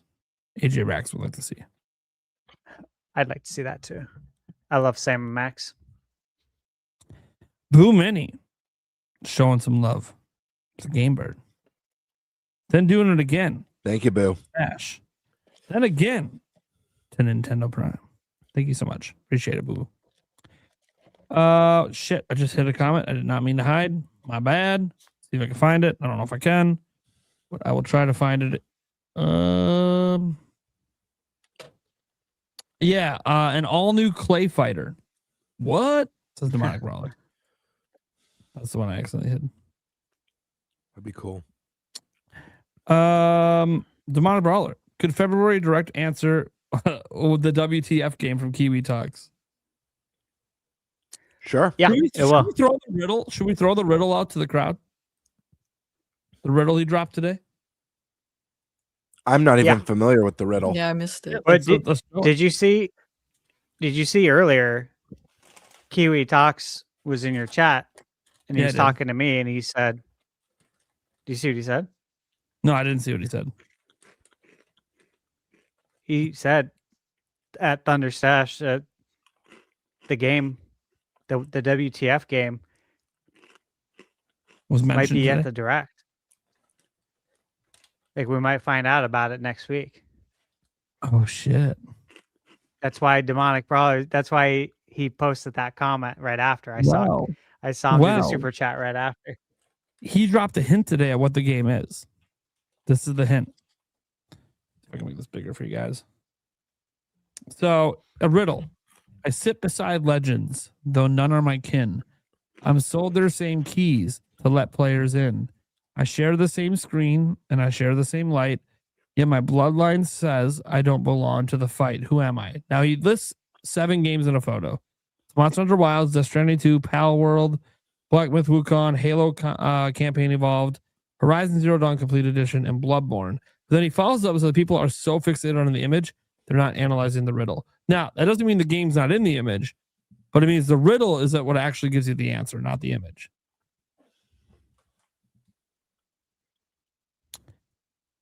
Now, I have no idea what this riddle is. Now, I see the word blood, it makes me go Bloodborne, but like that doesn't mean it's Bloodborne. That'd be too simple, because that's ignoring the rest of the riddle. And you guys all know when we had Kiwi Talks on a couple weeks back, I threw out Horizon Zero Dawn. And I don't know. You guys can go look at Kiwi Talks live reaction if you think I nailed it. Because I feel like I nailed it with Zero Dawn, but I don't know. And the funny thing is, I think, okay, by the way, guys, the WTF game is not Pal World. Can tell you this definitively because I brought it up on the show. And he's like, you fucking kidding me? He's like, I can't believe you even said that game. And it's like, oh, and then he put it here. I guarantee you fucking put Pal World there just because I said it on the podcast. Because it would be a WTF game. Nintendo's actively suing them. Now come to our platform and make us money. But So I think we can safely eliminate that one just based on the podcast reaction where he's like, dude, are you fucking stupid? That's what he basically acted like when I brought it up. To me, the riddle sounds like Horizon. Yeah, see? I feel like I kind of backs my Horizon guess when he was on. But I don't know. What's chat saying? Chat? Let's see here. In chat, we're seeing nobody really guessing, honestly. I don't see anyone guessing in any of our chats right now. Is it Panty Party 7? I don't know if that's a WTF. That would be a WTF. The Panty Party that would already be. out. That would not be. That would not be a WTF game when it's already on Nintendo. I mean, the 7th game isn't. I was gonna say, and how do you know? We talked about it on the prior show, and I googled it. It's on the eShop. Anyways. Ironically, it's like not a game that's sexualized. It's weird. It's Bloodborne 3. Yeah, watch it. It just skips 2. That's why it's WTF. Skip right over 2. It's 3. And the advertiser, we do what Valve doesn't. Yeah. Oh, you didn't have the second game. Shut up. Doesn't matter. Anyways, yeah, I think it's Horizon personally, but I made that guess a couple weeks back, and now if he's saying it might be there next week, that's awesome. Because that would be sick. Seeing a Sony published game pop up in a direct, that's sick. Especially if there's like Halo in the direct as well. It's gonna be like, dude. You know, it would be really crazy, but I gotta be honest. My hope for a WTF game would not be a port. It would be like something like just really unexpected, like a new Chrono Trigger remake or Mother 3 finally coming. Like it's something that, like, I don't know, just no one saw coming. Yeah. But and yet everyone would totally believe it's happening. See, for me, WTF is always going to be something that you until they said it, you wouldn't believe it. Sony publishing games on Nintendo is something that you just wouldn't believe it till it happens. Outside of MLB The Show, which we know they were forced to do that. Lego, okay, but Lego Company probably had a sway on that. An actual legit first party IP by Sony, a new Dylan game. Dylan Rolling Western, let's go. Hell yeah. Dylan's back, baby. Yeah, so like I'm going to stick with my Horizon prediction because that's what I had a couple weeks ago when he was on.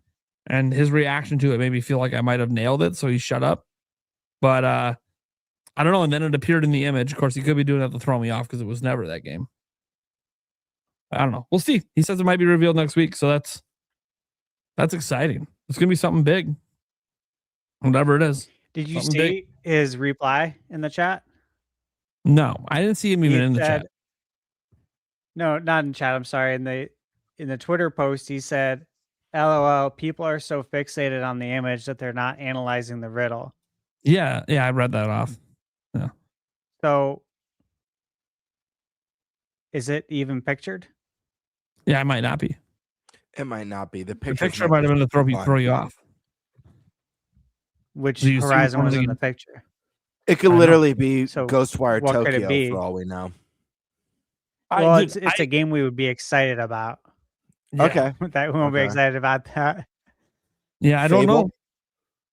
Fable would be a huge WTF, right? Grand Theft Auto obviously would be massive. Yeah, but we know it's not that because he's on record saying he doesn't think that game's even coming to Switch. Okay, that's right. I remember that now. Yeah. So we know it's not that. I don't know. I have no idea. We tried to figure this out weeks ago. We thought we might have got close, but we still don't know 100%. And he has not told me privately what it is. So whatever. More reason to be excited for next week's direct. That's all I'm thinking right now. And yes, it's not Nintendo first party because first party isn't WTF. It's something third party. So we'll see. So we got Jorge here saying, with titles that go beyond 64 gigabyte, do you think 2x 64 gigabyte cards would be feasible if 128 gigabyte appears too daunting? Feasible, sure. Realistic, no. because we know it's like, $12 to $15 a card. You're adding $30 to the cost of the game. It's just not going to work. They'll just go with a key card, as we've already seen. Yeah, I don't think it's would happen. Love to be wrong. Andrew Brightwell, that last shot I did was for that one. Thank you so much. Andrew Brightwell gifted 10 members as well to Thunderstash Gaming. Damn. And then did it again to Gamer. Hell yeah, brother. Thank you, Andrew. The membership's rolling in tonight. Love to see it. There's rumors and leaks of Smash 64 on NSO. Man, yeah, it was always going to get added eventually. I don't think they're worried about Super Smash Bros. 64 interrupting a new Smash game. Smash is on NSO. Is it? I don't play NSO games, so I don't have no idea. Is it already on there? Yeah, it has been for. Yeah. All right, cool. See, the more you know. I literally, if you guys want just further proof that I don't play NSO games, there you go. I had no idea. I probably reported on it at some point, but I just don't literally play NSO games. For the most part. I know guys you saw on live stream, I beat Ocarina of Time and Majora's Mask over NSO, but that was just for the stream. I don't actually play it normally. We know what type of games you play. Jesus. If you listen to my look, here's the thing. The Nintendo recap, right? We all have it for last year. I only played 201 hours worth of games on Switch and Switch 2. So you're just saying that was all hentai? Is that what you're trying to say? I'm not saying anything, man. Not saying anything. Slurp. It's not on NSO. Okay. Okay. I was like, man, that's kind of insulting to that person to suggest something that isn't there. And he's right. There you go. Yeah, it's Stash not had to fact check himself. That's right. You just own Stash. I always do. Stash is usually right. I just assumed he was. I got to stop making that assumption. I got to start fact But checking. it's coming Stash. soon, right? Was that one of the leaked ones? That was in that leaked image? Yeah. The only one I remember from that leaked image was Glover. Did that one already come out, though? DK was in there, too, and Forsaken. Yeah, DK was, yeah. Oh, the hentai talk's not going to go anywhere, Barhash. This is going to be like every episode. If you ever wonder why Nintendo doesn't work directly with me, you're just getting more and more evidence. It's because of his play. Yeah, Danny Glover's out. Danny Glover, 64. Yeah, yeah. TARDIS just tuned in. My 3D Mario or Animal Crossing predictions. Oh, any 3D Mario or Animal Crossing. I brought them up, both of those up as a possibility. How y'all doing? You're at Taco Truck chomping down on tacos? Fuck you. I'd like to go outside my house right now and have a taco truck just waiting out there. They'd fucking probably get $50 from me right now. I'd fucking plow some fucking tacos right now. Jesus, I want them. You're making me hungry. Is that the name of the next game you're playing? Plowing tacos?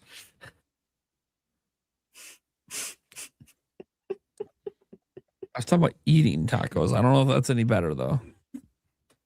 Plowing them as well. Not so sure that's good as a video game. Sometimes you guys take it way too far, man. This is my everyday. This is how my mind works every fucking day. It's supposed to be a balancing act. No, there's no balancing that with me. It's just a raw dog style. I like the Dude, wave. you met me in person. You saw what we talked about going down the street. There was no censor. I like no to wave at the balancing line as I go running past I am who I am, and you either like it or you don't. I know. I got to do uncensored for like members or something like Members that. only, dude. Yeah, they only. would fucking lose their shit if they heard the whole conversation. It was pretty fucking wild, and your wife was definitely enjoying it. You should. I know that, dude. That's the best part. She knew. What do you think? He And then wasn't just liking it. awkward stare. Yeah. She knew he wasn't liking it and had to make sure you fixated on him. He wanted zero part of the conversation. You should put on your members. You should release your Backstreet Boys karaoke because it's so good. Like that's the shitty thing is obviously I didn't put the audio there for obvious reasons. Copyright. Yeah, but it's so great. And Nate actually kills it. That's the best part. He puts on I only show like 15 seconds, but you put on a killer show. I've always been a performer. Probably why I have a following on YouTube. I'm great at putting on performances. I was in school musicals and karaoke contests back in the day when I used to actually sing. I love putting on a show, and it's only going to look better as my weight goes down and I get rid of the hernia. Just wait till potentially this PAX West if I try to do a 2.0. We'll see. Don't know if we're going to hit a karaoke place this time, but if we do, we'll see. We have to do a makeup because I fell under the weather. Yeah, Gamebird wasn't there, and it would be good to get to the karaoke bar sooner, so there's more chances to sing and do more songs.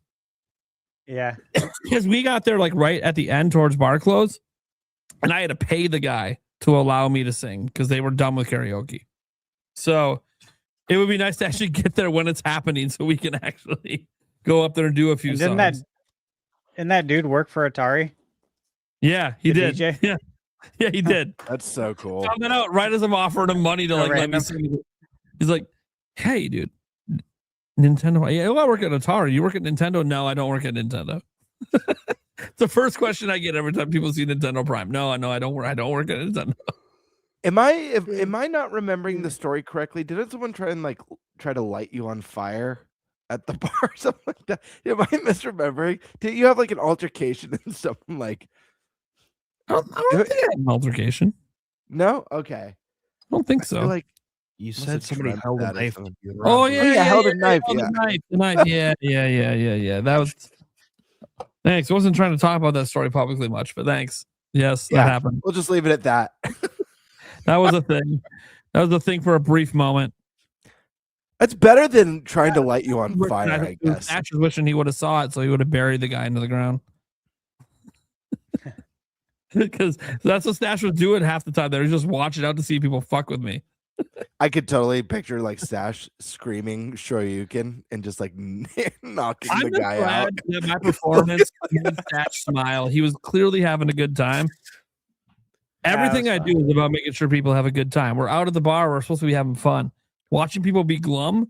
Dude, all those tables I walked up to and started thrusting, the entire point was because they looked like they were fucking bored. I'm like, dude, they weren't bored. after that.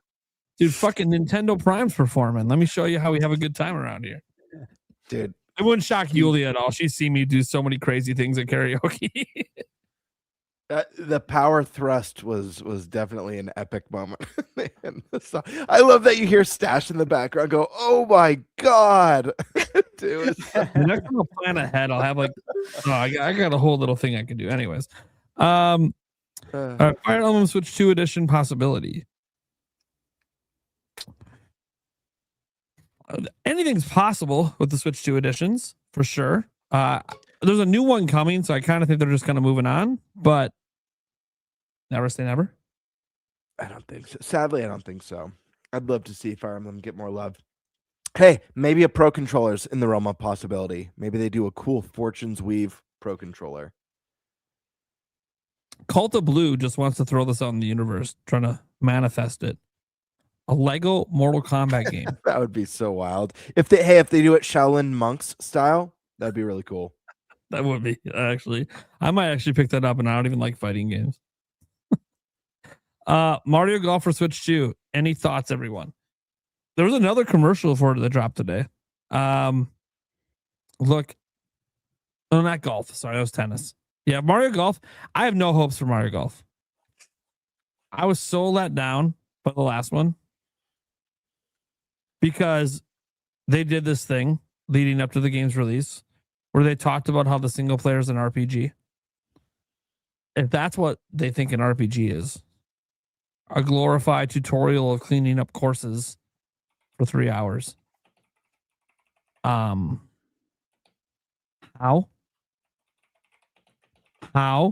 Like, so I have no hope. But right now, I'm focused on tennis because tennis is what's coming. And Fever, I don't know, guys. Every time they show it, it keeps looking better. I know I'm getting my hopes too high for that game. I know it. I know I am. God, it looks good. It looks good. I can't apologize for being excited because they're selling me based on the marketing. But I will say I'm going to hold off at least till the reviews. I'm not pre-ordering it. We'll see if the reviews hold up to the hype that I'm feeling. The reviews should be before the game comes out.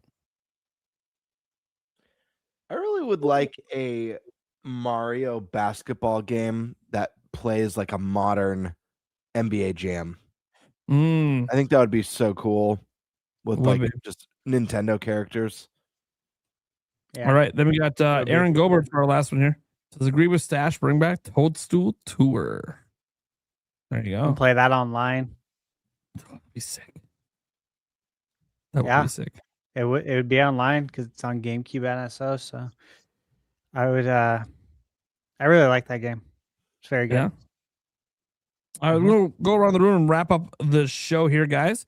Reminder: there is if you're listening live, we do have a direct tomorrow for Tomodachi Life. You guys should be checking out either whether it's my live stream or Nintendo's or whatever. I will be live about half hour, 45 minutes before the show starts. Can't go any sooner because I am solo parenting in the morning. So I got to get my kids to school. But that being said, let's go ahead and go around the room. First off, shout out to Flavlam. Sure to check him out. He's doing crazy content all the time, crazy live streams, lots of collabs. That guy is a beast. And then Sky Sword Alyssa. What do you got going on? Where can they find you? You can find me here on YouTube at Skyswords Alyssa. I stream games on Tuesdays and Thursdays, occasionally some bonus ones when I have the time. Right now I'm working through Skyrim, but I'm waiting to see what the direct holds, to see what else inspires me, because I'm going to do one day Skyrim and then one day the other game. But I've been in a Mario mood, and I never did get around to Bowser's Fury, so might be checking that one out soon. Very cool. It's really good. Yeah, I hear it's really good, and I have it, so I'm like, I don't know why I don't just play it. Eric, it's Mario with kaiju battles. Yeah, you can find me here, and you can find me on the Glips channel. And then also now doing the audio version too. Oh yeah, he's the one uploading the audio version now. Hell yeah. Yep. Which is all good. It just means it should go up more consistently. He's had a little more free time than me. I got 3 kids. It is what it is. Oh man, I wish I could go back. I don't even remember what it's like to not have kids anymore. It's been so long. When my daughter's 15. A long time. It's not a life without kids. I remember having a lot of free time.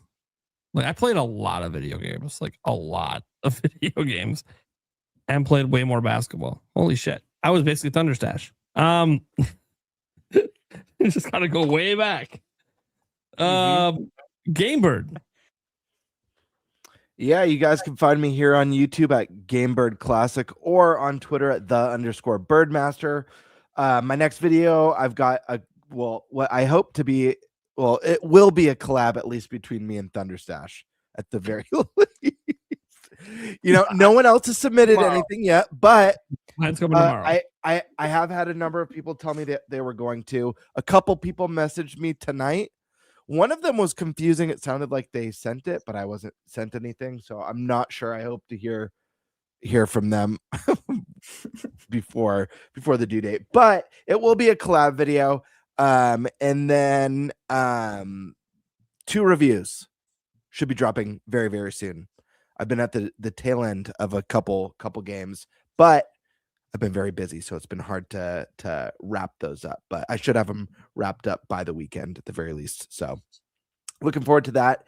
And yeah, I'm here every Wednesday. So get used to me. Get used to if you're not yet. If you're not creamy, watch more of his content. You might feel different after. Thunderstash. You guys know where to find me, Thunderstash Gaming here on YouTube. And as far as what I got coming and what I've done since I last saw you, I posted my review for Escape from Ever After. If you're a Paper Mario fan, you'll want to check that review out. Also posted my review for Code Vein 2 on PS5. And I should have my review out tomorrow or Friday morning at the latest for I Hate This Place on Twitch 2. And then things I got coming up between, well, let's see. Today's the 29th. So between now and next week, a lot of game reviews. I can't talk about most of these. There's going to That's be a okay. lot coming. Just keep. The only thing I want you to talk about is keep an why eye. did you drop Code Vein 2, buddy? Oh, I mean, you know why? I know why he I dropped reviewed it. the He game. dropped it because he was playing it and he was like, never mind. Yeah, I was playing the game. I reviewed it on my channel. I didn't recommend it. So obviously, I'm like, Is that your first I got review? Or you didn't recommend the game? no, I reviewed coincidentally Code Violet. I reviewed that earlier this month. I also didn't recommend that. So the two games that start off with Code, All right. neither of them got In the future, if you recommendations. start out with Code, Stash has no more expectations for the quality of Yeah, that game. I'm out of codes, man. Yeah. Yeah, I know. That's the one thing I was like, Stash kind of has a competitive advantage that he's playing the games before the reviews drop. Some of them, so he knows that, like, hey, I'm gonna drop this one. This is fucking bullshit. And by the way, good drop. It was a 74, so not a very good point. We do have limited drops though, so keep that in mind. Yeah, how many can you drop? So I think of games that are coming. I think of games that are coming out. I think it's 2, and then games that get delayed. I think it's 2. I forget. Yeah, that'd be good to clarify. I don't know how many games you can drop. I haven't dropped one yet, but there's 4 games total, but it's 2 of each condition. So, like, for example, if you wanted to drop another game that, I don't know, what's your next game that's coming out, Stash? Oh, it says it on there. Speaking of, create an account and follow our fantasy league. Fantasy Critic. Seriously, we're trying to get on the page 1. We're trying to get up there next to Kind of Funny Games if we can. Hmon said Code Violet was a Code Brown. Right. So the next game coming out is Dragon Quest 7 Reimagined. Okay, say yeah. If that All keeps in on its that, release baby. date, if that keeps its release date and you dropped it, I know you It won't. is. I'm playing it right now. Right, but let's just say you're like I'm not convinced this game is gonna do well, and you dropped it. That would be all of your games that are coming out like that have a release date that you could drop. You dropped your 2 for the year, but there's another 2. You made a good choice because that would have only got you 4 points if you would have kept it. Mm-hmm. So that was a good drop. Yeah, when I was playing it, I was talking with a couple other guys that were playing it too. And we're all kind of like having the same issues, and I'm like, I'm thinking this is gonna get somewhere around a 70 to 75. And I think Metacritic's lower, right? Which is it's 2 points lower. It's a 72 the last I checked on Meta, and that's very unusual. Usually Meta's a couple points higher than OpenCritic. Yeah, I thought that was interesting, and I thought that was the case. So yeah, that was dead on with 70 to 75. I'm like, I'm not. Yeah. We're really I didn't realize you dropped it till Eric told me the other day. I was all excited like the whole last day that I'm like, I was hoping you wouldn't know I dropped it. He's got a 74. I'm not going to say anything. And then all of a sudden Eric's like, you dropped Code Vein 2. I'm like, fuck. God damn it. I was hoping you would have falsely celebrated. That's why I didn't say anything to you guys. I was shocked, but not because it wasn't like, oh man.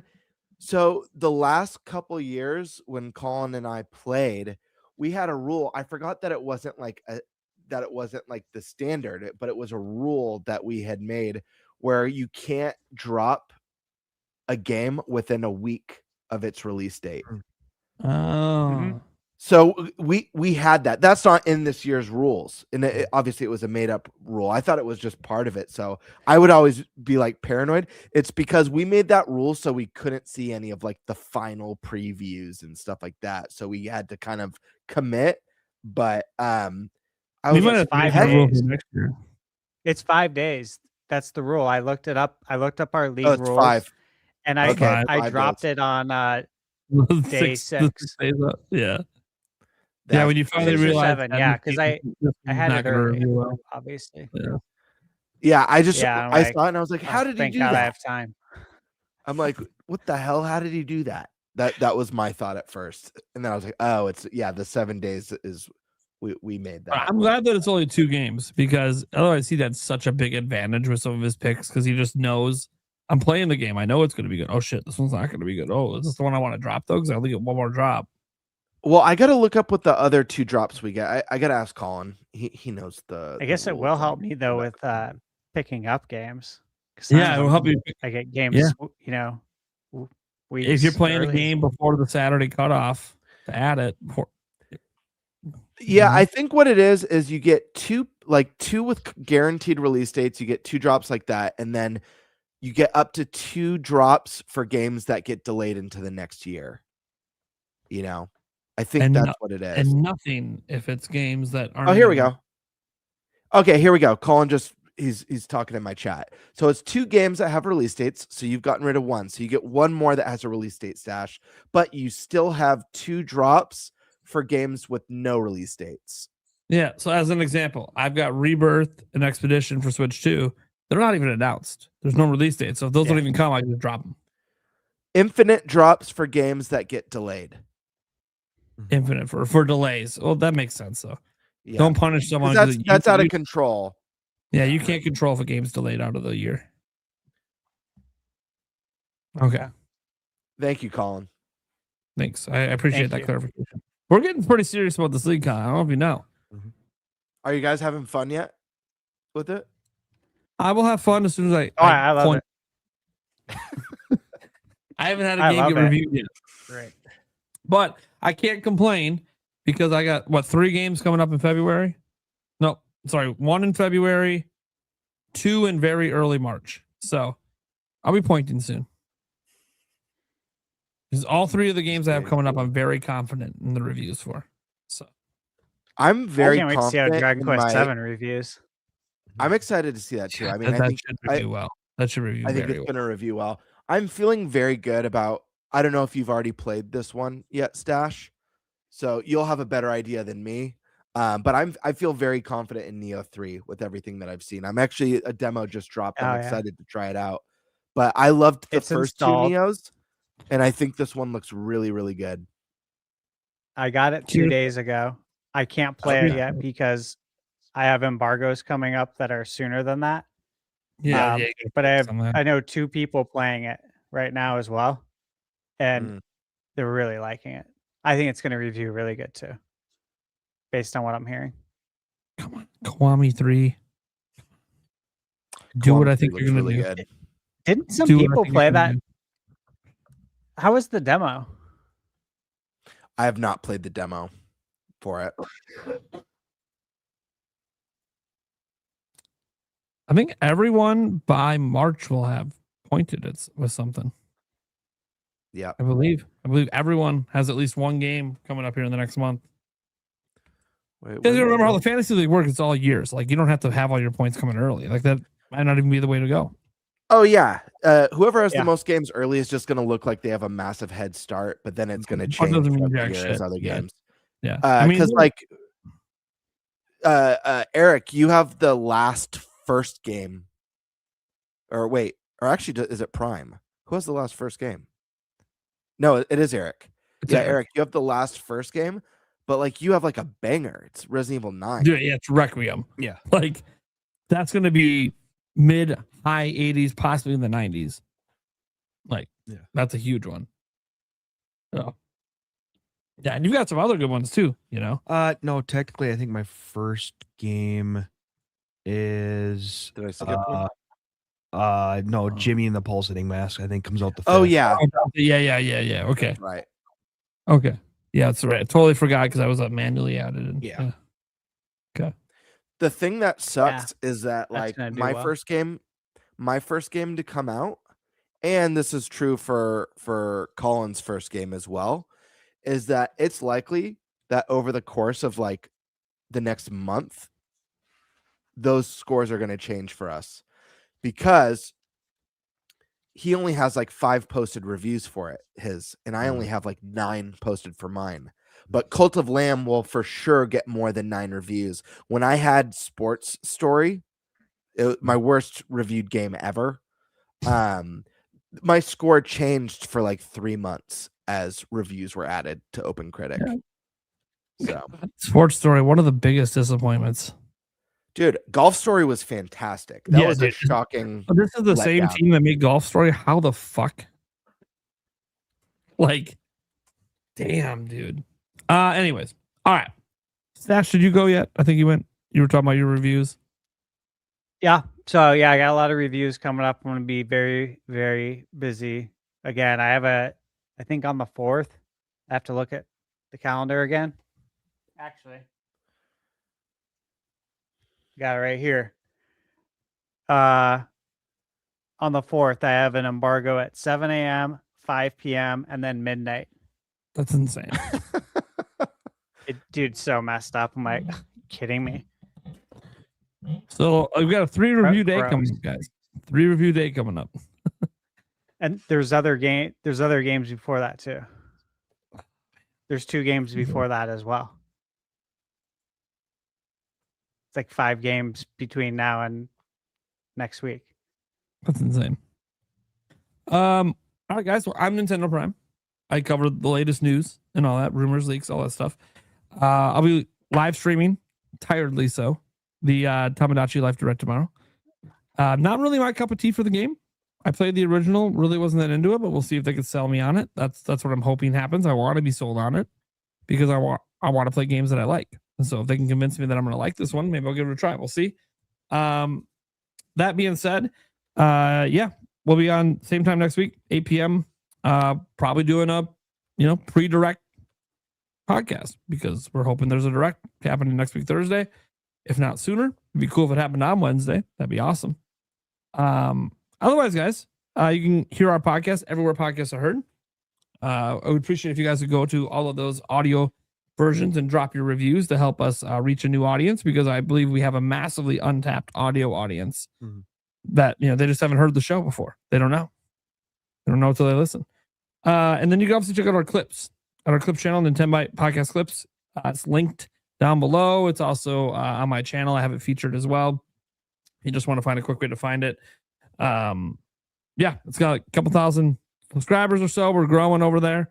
We're getting the clips actually, up. we're shrinking. Well, okay. Don't count. Okay. Eric's new to the YouTube game. He doesn't realize like daily fluctuations. You can lose 15 subs. It's not that big a deal. Like today, I'm probably going to be like -3 subscribers. Who cares? I'll get like 40 more tomorrow when I drop a video. It's whatever, right? That's just how YouTube goes. That said, go check out the Clips channel. It lets you enjoy this podcast in much shorter chunks. When I say much shorter chunks, what I mean is not 4 to 5 hours, but it might be 2 hours. It depends on the topic, but it does let you listen to it in smaller chunks. Yeah, so you guys can go check that out. We also do stream if you're interested. On that channel in particular, we only stream in the shorts format. I know Stash over there streams in both. Bird, are you streaming in both formats? Yes. Yeah. Yeah. And I was gonna say, I was looking at it the other day. You're getting pretty good views on both, so it's awesome. Yeah, not bad. I'm the only one not streaming in both, but hey, we have it. We have it if you want it over on the Clips channel. Otherwise, we got our standard format here every single week. All right, guys, that's gonna do it. Thank you so much for tuning in. What a blast! Stash has got to probably go play some games. Showing him. I say he's gonna go to bed, but I'm so tired, so I can start in the get an morning. early start. Yeah. To be fair, when I say he's gonna get an early start, he gets an early start every day. So, yeah. All right, guys. See you later. Catch you in the next episode. Good night.